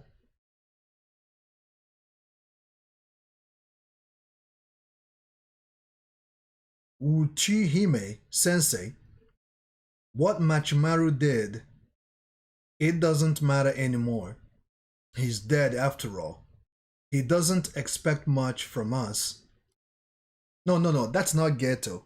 That what's his name? Uh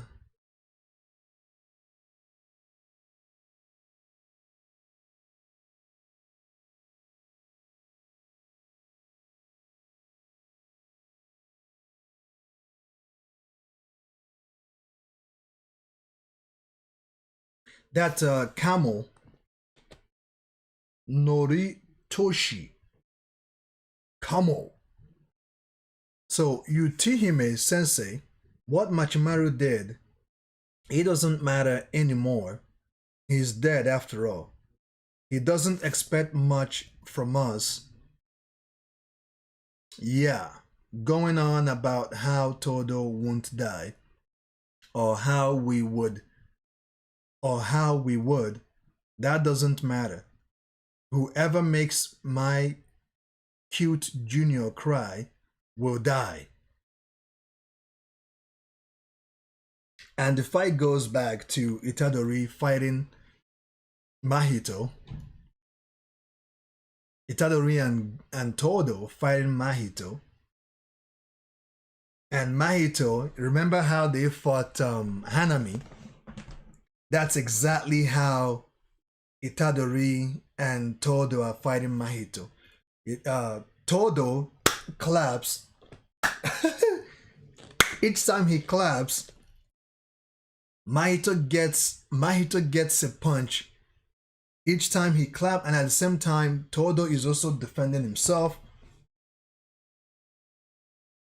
The top knocket Gorilla's soul is that full health. Can I kill him with one touch in the state I am in? It would say Itadori's soul is at about 10%.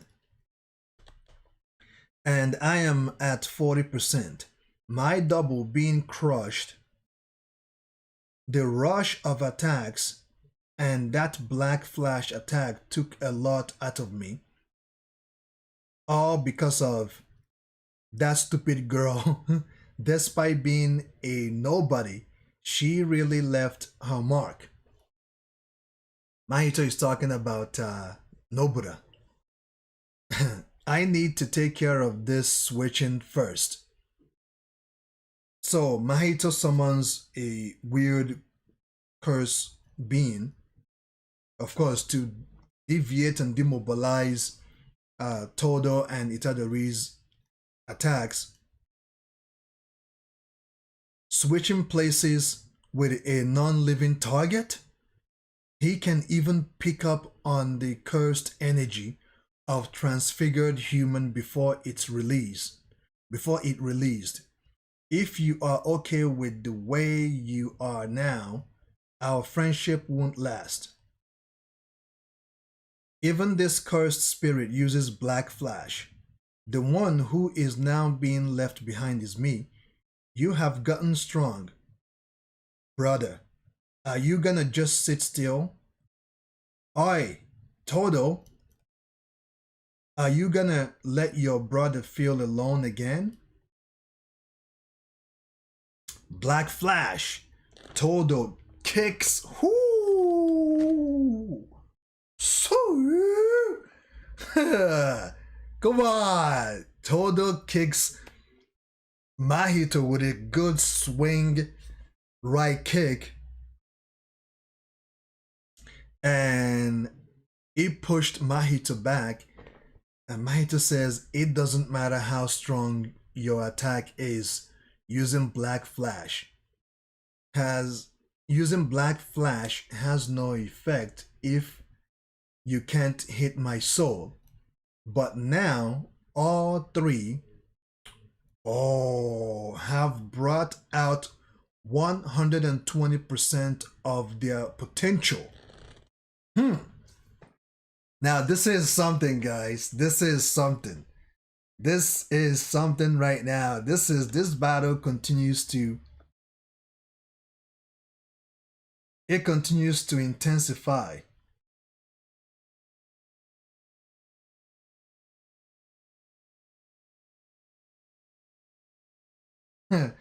This battle continues to intensify, yo.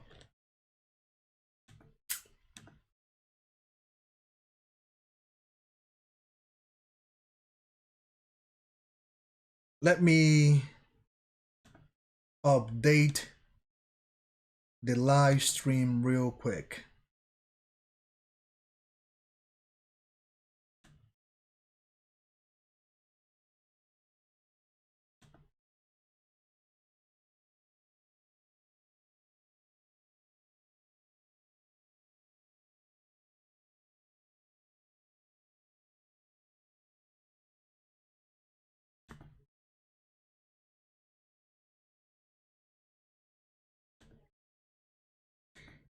So at this point, everyone is now at their 120% of their potential.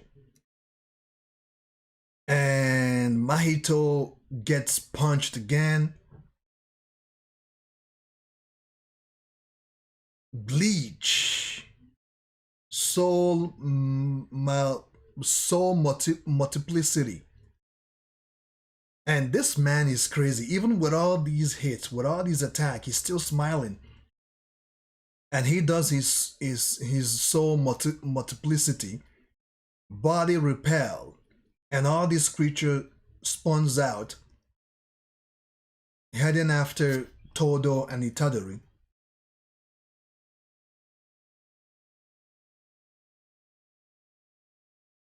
And those beings caused a huge amount of damage, but not on Todo or on Itadori though, but around the area.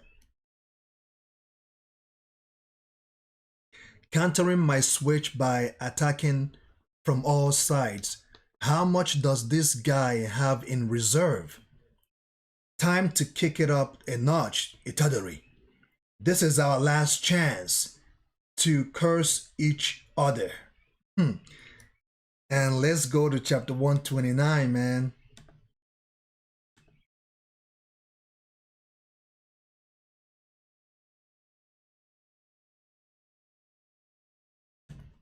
Chapter 129. Time to kick it up a notch, Itadori. This is our last chance to curse each other. Hey, come on. Now, did you? Forget about me. Oh, Todo does his black flash thing and closes in on Mahito, holds him, and Itadori comes in with some type of a missile kick and kicks Mahito's head. Whoo! Kicks Mahito's head off. But then again, as Mahito's head flies out of his body, he's smiling. They haven't hit his soul yet. Dismemberment. And a weird creature pops out of his head. Pops out of his body. And soul multiplicity. His head reattaches again with his body. The souls with weak rejection come together to form one body. So he summons this being. This being looks bad. This being looks like a badass. He summons this being, polymorphic soul in Soma, a transfigured human. There is no way it's a simple 50-50 split, considering he was able to keep brother and me at bay. It's most likely an 80-20% split of strength. So out of Mahito's body, this being is summoned, and the other head that flew out summons Mahito's body. Like, this man is just, the fact that he used his cursed technique despite keeping his distance must mean that the weakened 20 is the real body. I will leave that one for now. Brother, I will leave that one for brother to finish off. Now let me update this the stream real quick.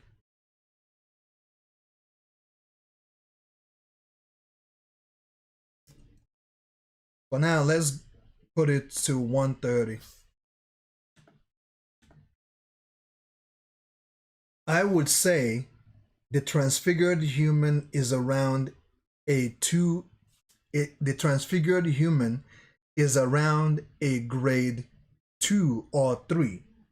Let's take care of it quickly. Oi, Todo. And Todo wanted to go after the other one. And this being that Mahito summoned punches Todo. Todo! Haha, you underestimated me. Mahito says, you underestimated me. And the being punched Todo, that Todo crashed through a wall and inside a building. Man, this is a furious battle, man. And the being goes after Todo once again. And Todo sees it coming.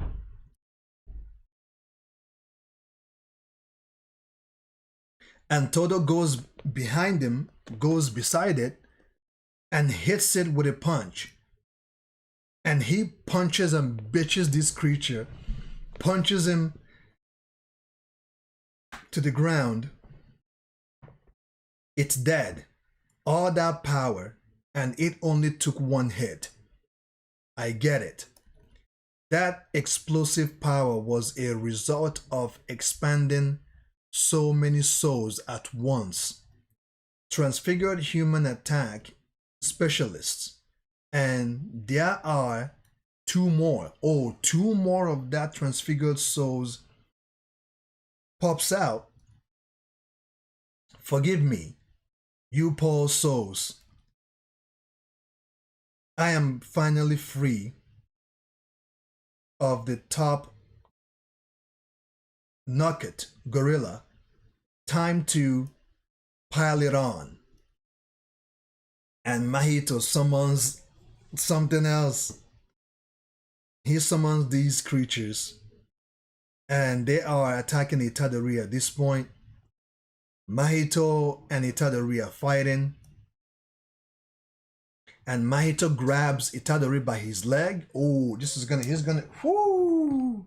He grabs him and whips him on the ground, and Itadori crashes through the ground.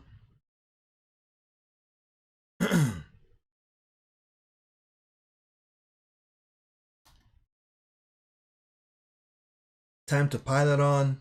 You really don't want me to join in on the fun, huh? Oh, okay.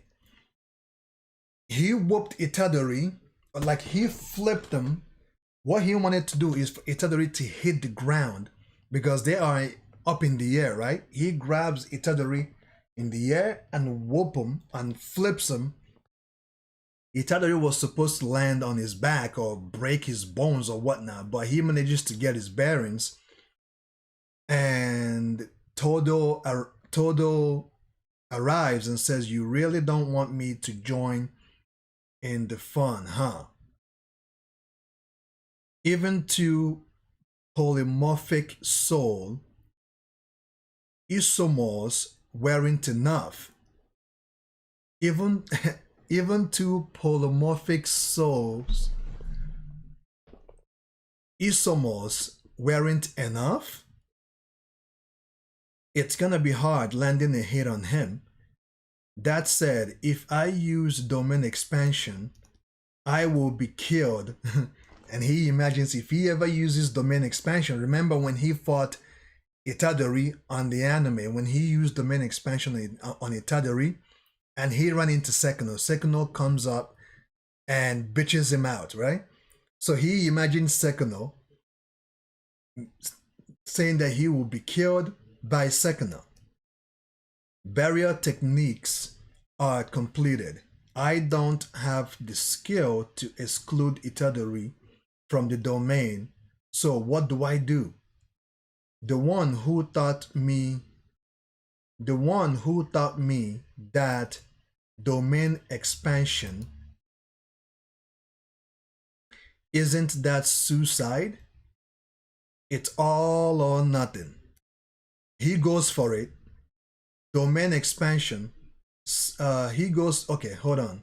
He goes for it. It's all for nothing. Self embodiment of perfection. A domain expansion of 0.2 seconds. That takes us to chapter 129.5.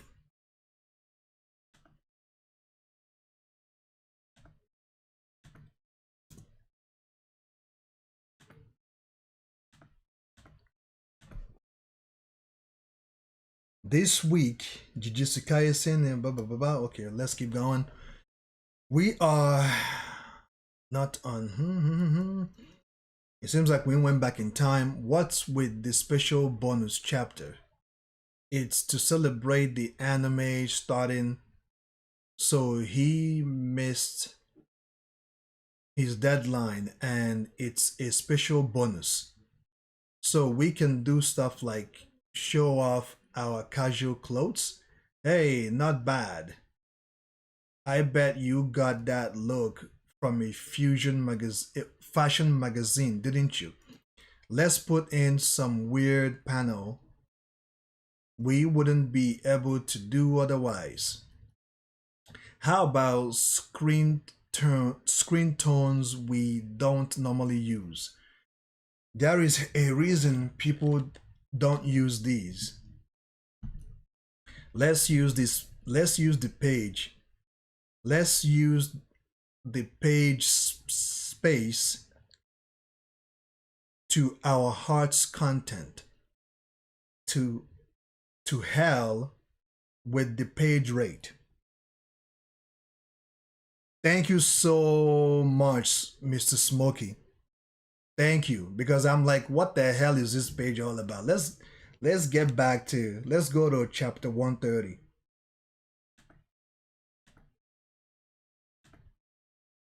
Because I was wondering what the hell.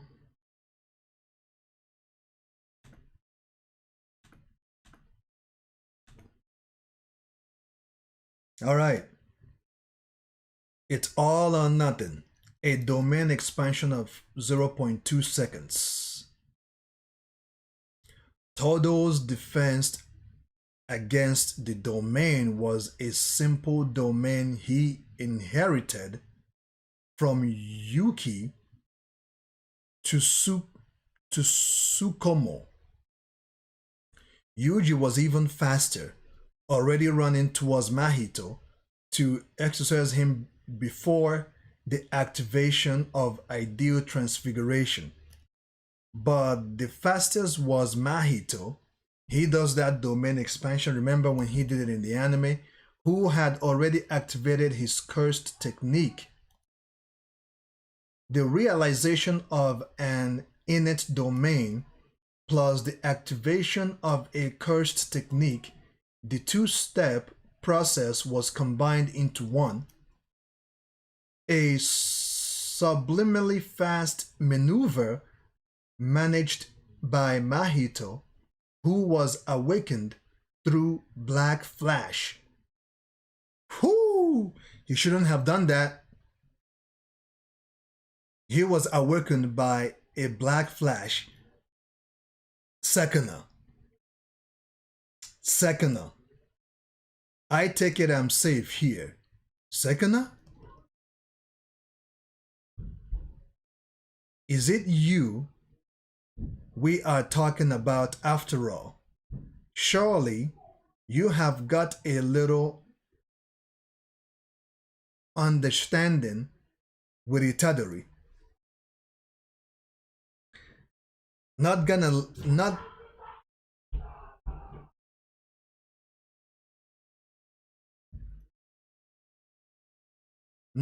let that happen. He will be dead before you can switch with him. So just shut up and watch.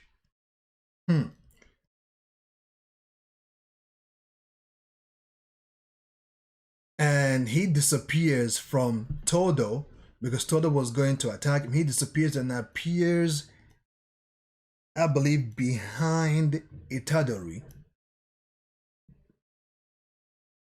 And Itadori screams, Todo! And oh my, what is going on? He's zigzagging. He takes Todo's hand off. He literally cuts Todo's hand off. Hey, I just improved that for you. After using domain expansion, the user's innate cursed technique is temporarily depleted and difficult to control. Mahito realized this back when he fled at Satozakura High, and he punches Todo in the guts. Black Flash.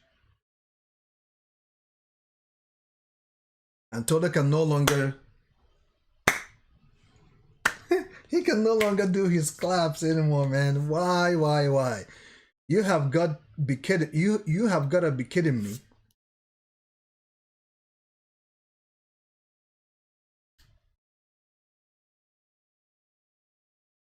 He instinctively concentrated all his cursed energy to his stomach to minimize the damage. Oh, okay. Lucky Todo, man.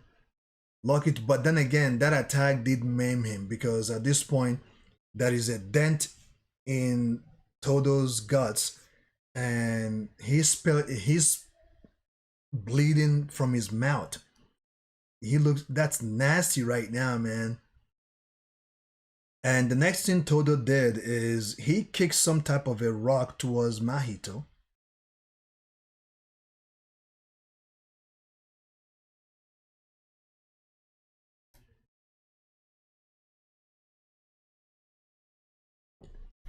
And my technique is back and he can't clap his hands. Time to end him with ideal transfiguration. And the necklace Todo is wearing is snapped and it hits the ground, and we see two pictures, Itadori and another girl. And Mahito sees it, and with that distraction, Todo closes in on him. Itadori, okay. Todo closes in on him and uses his body to do a clap, and Itadori pops up with a good straight punch. Whoo! It's kind of a side hook straight punch, but a side hook straight punch. Black flash, and he hits Mahito. And Todo is on the ground and he looks at his hand. I touched him for a moment. It's a miracle I got away with just this. Leave it to me, Todo. And thank you. Soul multiplicity. Now, Mahito is doing his own clap now. Molomorphic soul Isoma. He summons this thing again. And Itadori says, damn it. Come on, getting hit with a black flash now? That gorilla was a pain in the ass till the very end. But I finally found it. The true essence of my soul, the true form. Okay? Ideal transfiguration. Instant spirit body of distorted killing. How about wishing me a happy birthday, Itadori? What? Okay, 131.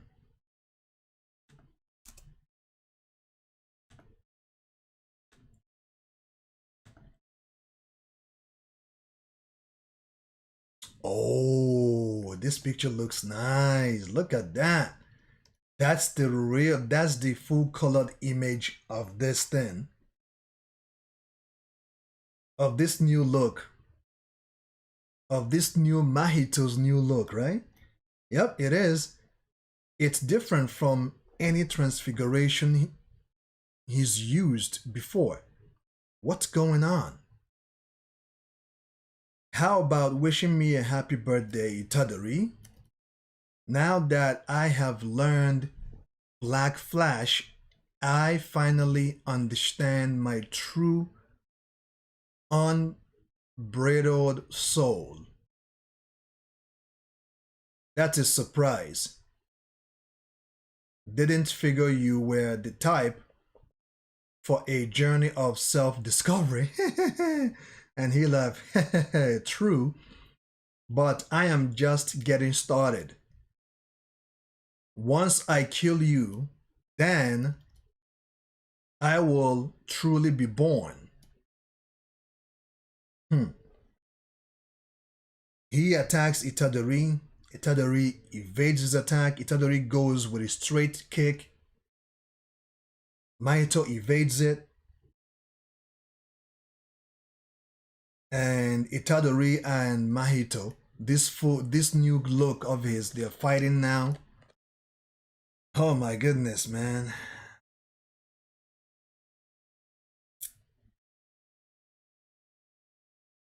So tough. His body's even harder than before.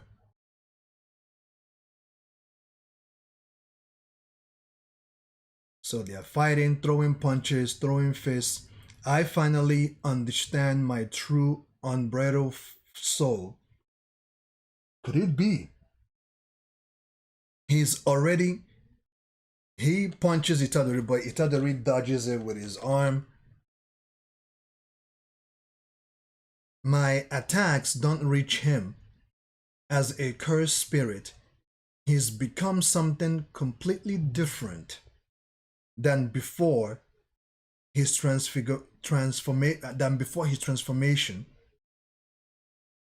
He dashes towards Itadori, grabs Itadori by his face, and pushes him in the ground, and that made a hole, a good enough hole to bury someone 6 feet. I think. I don't know. He pushes him in the ground, tosses him up, pushes him again. Whew. In order to defeat him, I need to hit him with Black Flash with my maximum cursed energy. There is not a single Jujutsu sorcerer who can use it at will.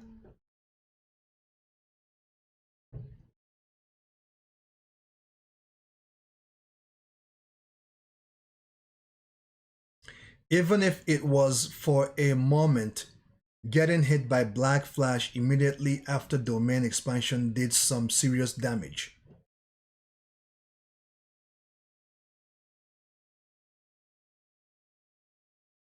Looks like you and I still got a lot left in the tank. So it's about to be another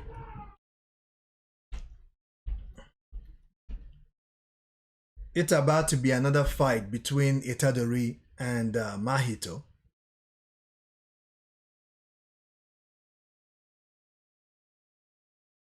Itadori goes for Itadori is going for an uppercut. Mahito is going for an uppercut, and that brings us to the end of chapter 131. Now let's go to chapter 132.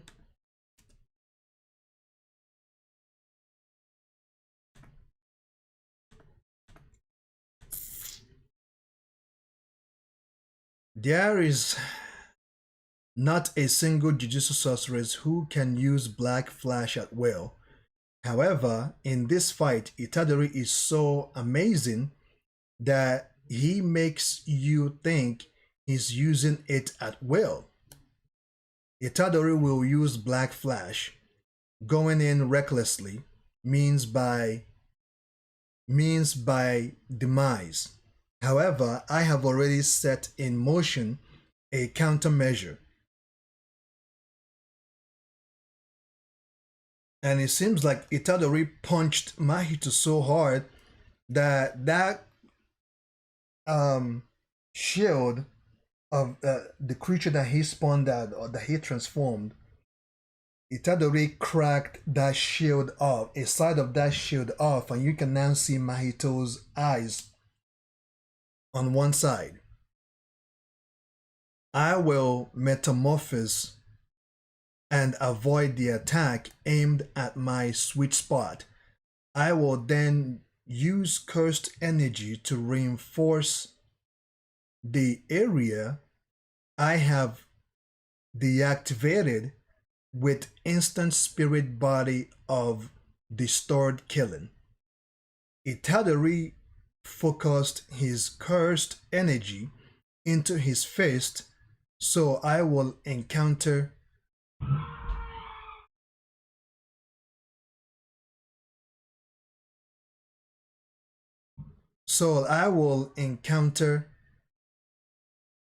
with a I will counter with a strike at his neck and end it.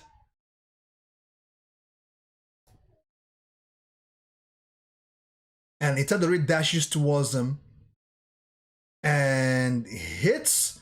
It seems like he made contact. He hit Mahito, and Mahito is now going to Itadori's neck, and he says, "I win?"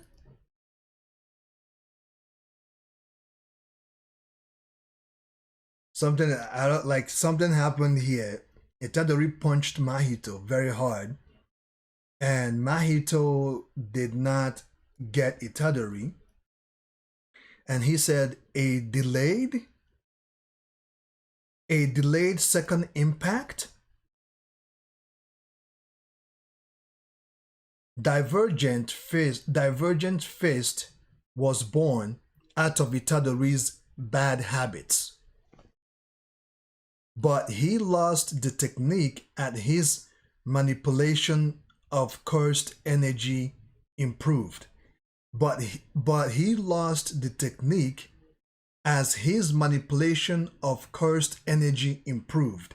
However, ever since he fight with Choso, ever since his fight with Choso, Itadori can control divergent fist, and we saw Choso use that efficiently to whoop Itadori very, very well.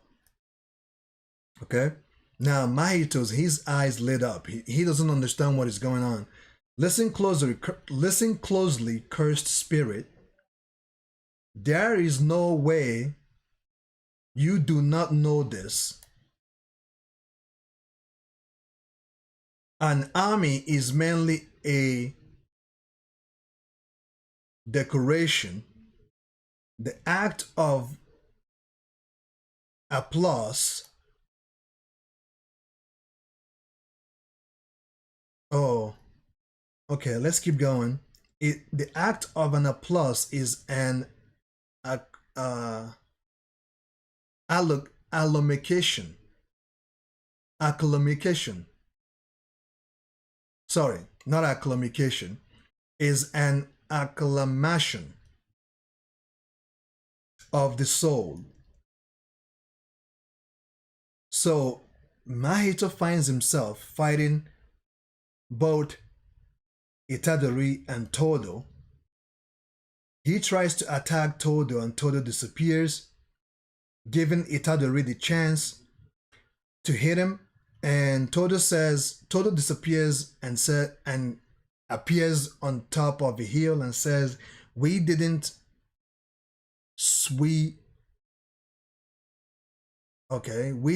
swear, or sweet, sorry, my boogie woogie cursed technique is already dead. Flash, and in that moment, Itadori manages to hit Mahito, flash back, and he hit Mahito so hard that Mahito it took him off his feet and he hit the ground, and Mahito gets up. Not yet.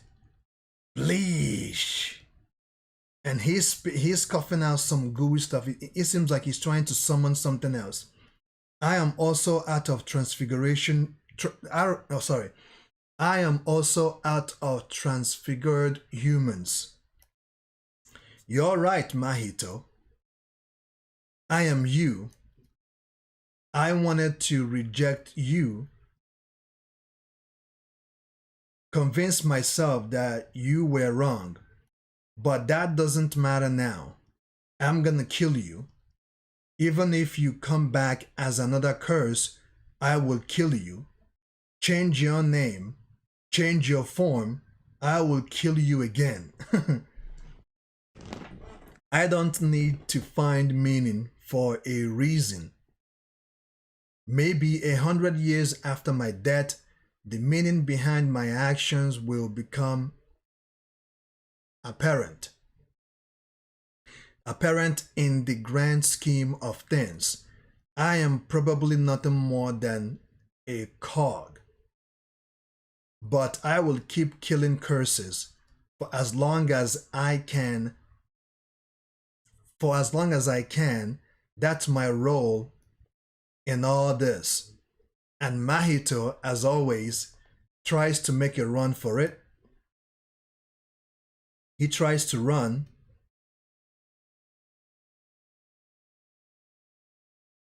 And we see Mahito's eyes lit up. He's looking at Itadori, and we see a rabbit eyes, something that looks like a wolf eyes,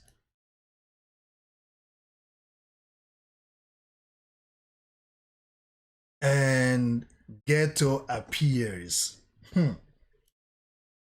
Geto appears, and Itadori looks surprised. Whoa. And Mahito is even surprised, and his eyes lit up. Geto? And Geto says, "Shall I save you, Mahito?" I think at this point, guys, I'm going to end it here. This is good enough. This is good enough. And this will make a good 4 hours and 52 minutes Jujutsu Kaisen reading. Okay, I'm going to stop it here. So feel free to let me know what you guys think on the comment box. And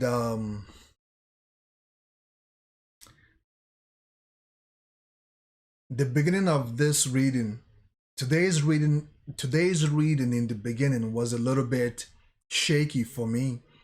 You know, it was a little shaky for me simply because I haven't read Jujutsu Kaisen in days, or maybe even in a week or so, because the last time I read Jujutsu Kaisen, I think it was last week, the beginning of last week, or the beginning of 2 weeks ago. I've forgotten the last time I read it. So each time I come back to read Jujutsu Kaisen, it's always shaky for me. But the good thing now is that we're almost caught up.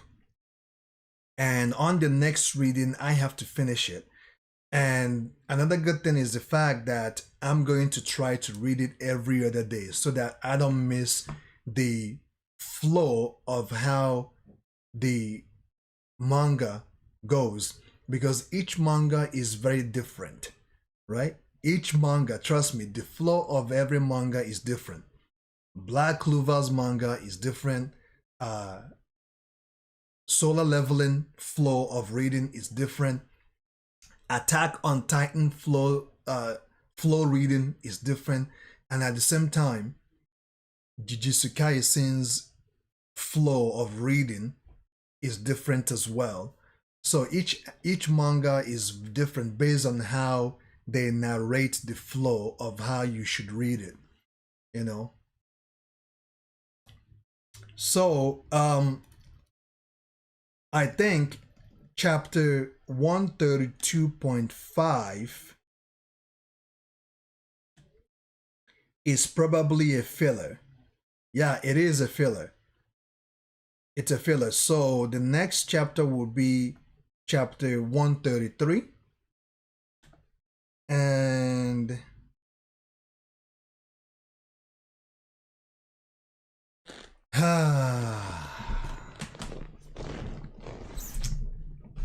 one, 2, 3, 4, 5, 6, 7, 8, 9, 11, 12, 13.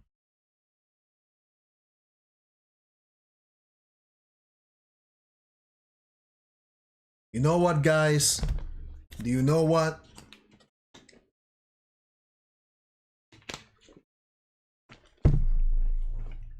Let's finish it.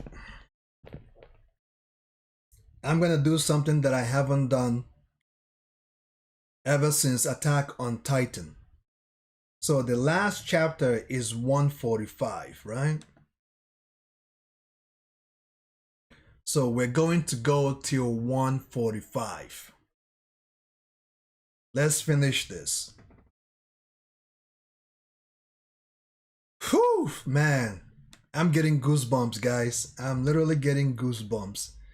So let's continue on chapter 133. This is insane, man. Let's just do this. These people. So the dialogue goes off and goes to Todo. These people, they are alive, right? It seems I think this is a flashback.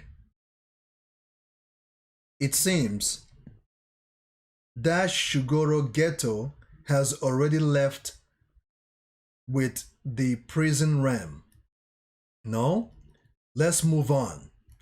This fight's goal has changed from retrieving Satoru Gojo to saving our allies and whittling down the enemy forces. Let's hurry. Knowing brother is nearby, he has a brother. I thought he was an only child.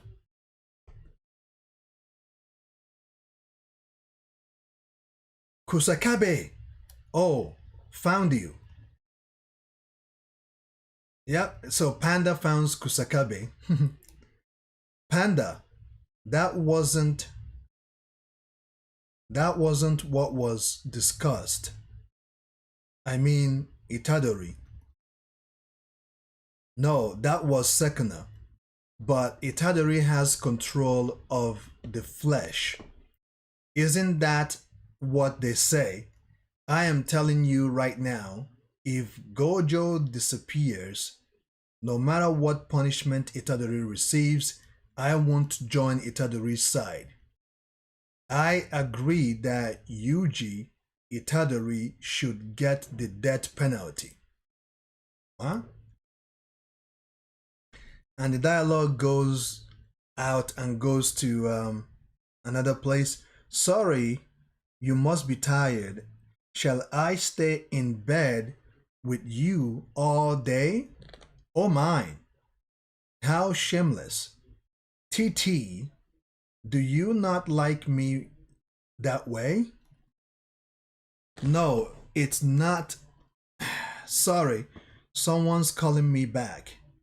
Ah, sis, sorry to bother you at night. Oh, it's morning, dear. Me? Kuluya? Lampor, yes. Cursed technique. We almost got killed. You should sell all Japanese stock and Tokyo real estate. I already exchanged yen. Yes, immediately. A negative chain reaction affecting major developed nations may be unavoidable. After all, Japan is the world's third largest economy. I leave the details to you. No, don't thank me, but keep it on the inside as usual. Teehee, we will do business again. What's wrong, brother? You feel unwell?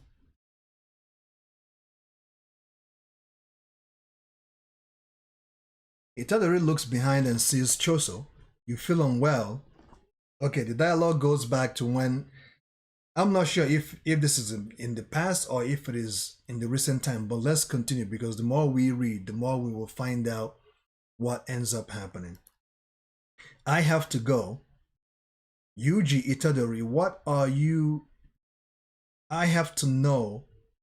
And what am I? Shall I save you? Okay, now we are back. Shall I save you, Mahito? Did Mahito say Geto? He's got a Buddhist robe and a scar on his forehead. If he's here, then give him back. And Geto says, give him back. Give back Gojo Sensei.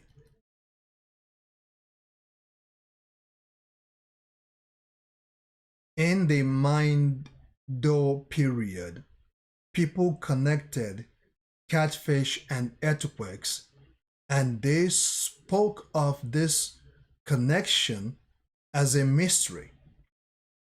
They believed that a giant catfish moving on the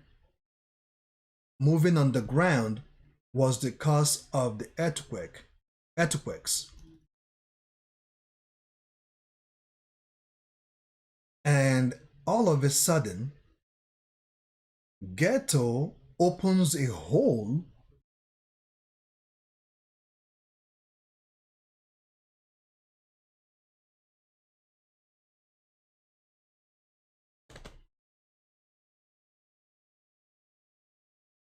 because Itadori is running towards him, and he opens a hole, and Itadori falls from that, like it's a giant hole.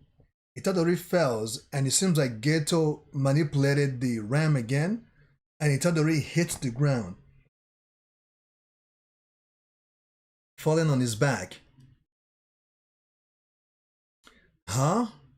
What just happened? Did you think did you think you had fallen? Seen from the side, you just suddenly flipped over. The strength of cursed spirit manipulation lies in the great number of moves at my disposal.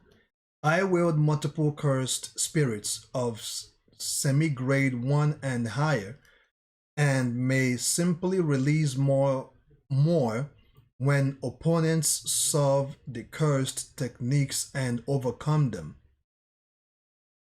Of course, I don't have to allow time for that, and may simply pile on the attack. Okay, Itadori is being attacked right now. Last year, during the night parade of 100 demons, if the forces hadn't been divided into Shinjuku and Kyoto, he would have won instead of Okotosu. I guess you had nothing to do with it. And at this point, Itadori is bleeding pretty hard, like he's been messed up. Give him back.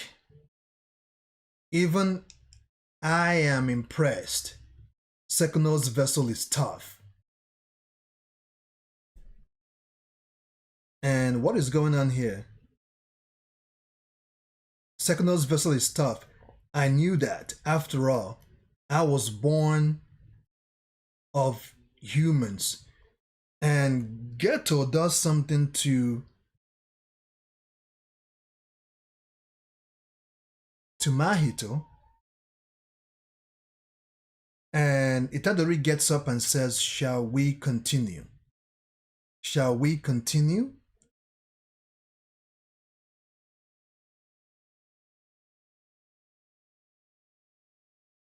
Now, guys, I'm kind of contemplating if this stream, I'm kind of contemplating if it is too long, if it is a good thing or a bad thing, because I'm trying to finish the manga, and I'm kind of contemplating if it is a good thing to make it this long or if it is a bad thing. But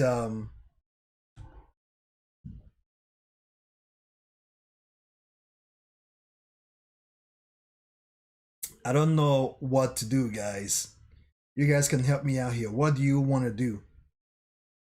You guys want me to continue, or do you want me to stop it right here?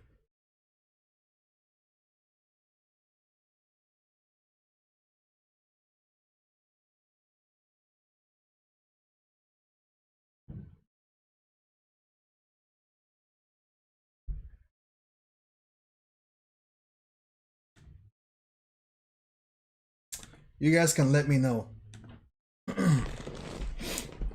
Let us discuss the word to come. That takes us to chapter 134.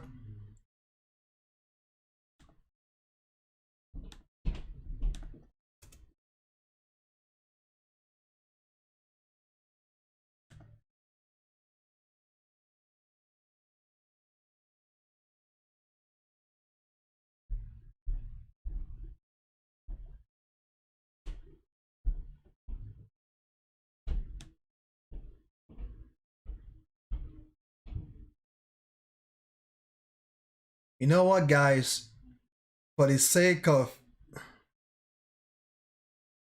yeah, thank you, Mr. Smokey. Yeah, I'm going to stop it here. What I will do though on the next chapter is that on the next reading, I will read from chapter 134 all the way to 145, and I will also read the zero chapters 0.4 or maybe 0.1, 0.2, 0.3 at the same time. So I'm going to stop it here because for some I'm feeling that this fight between, like, the fight is going to intensify right now. Okay, so let me stop it at chapter 134 because the fights,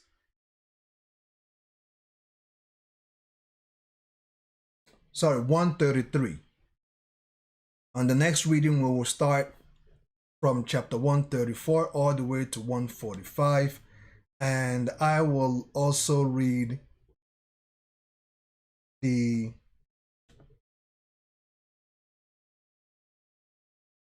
0.1, 0.2, 0.3, 0.4 chapter. So I think we've covered quite a lot of chapters today,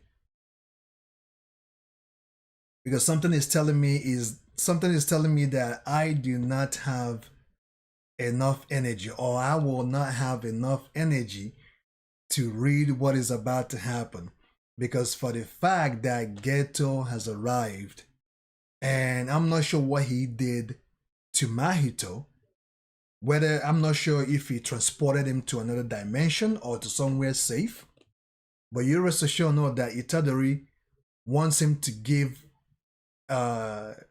Satoru Gojo back. Will he do it? That I don't know. So that's why I want to stop it here, because I'm not sure what's gonna happen or what is about to happen.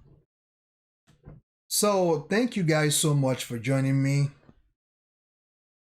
each and every one of you. Thus far we've done so far we've been live for 5 hours and 9 minutes, to be exact. 5 hours and 9 minutes. So feel free to post your thoughts and let me know what you guys think about this reading. I hope on the next reading that things will improve, because this reading in the beginning, it was a little bit shaky for me. I had to get used to the flow of Jujutsu Kaisen, how the dialogue, the readings, right? How the readings, how it's positioned, and how it flows. So tomorrow we'll be solo leveling. We will continue on where we left off on the previous chapter yesterday, and on Thursday will be the day we will finish, or at least catch on Jujutsu Kaisen. So thank you guys.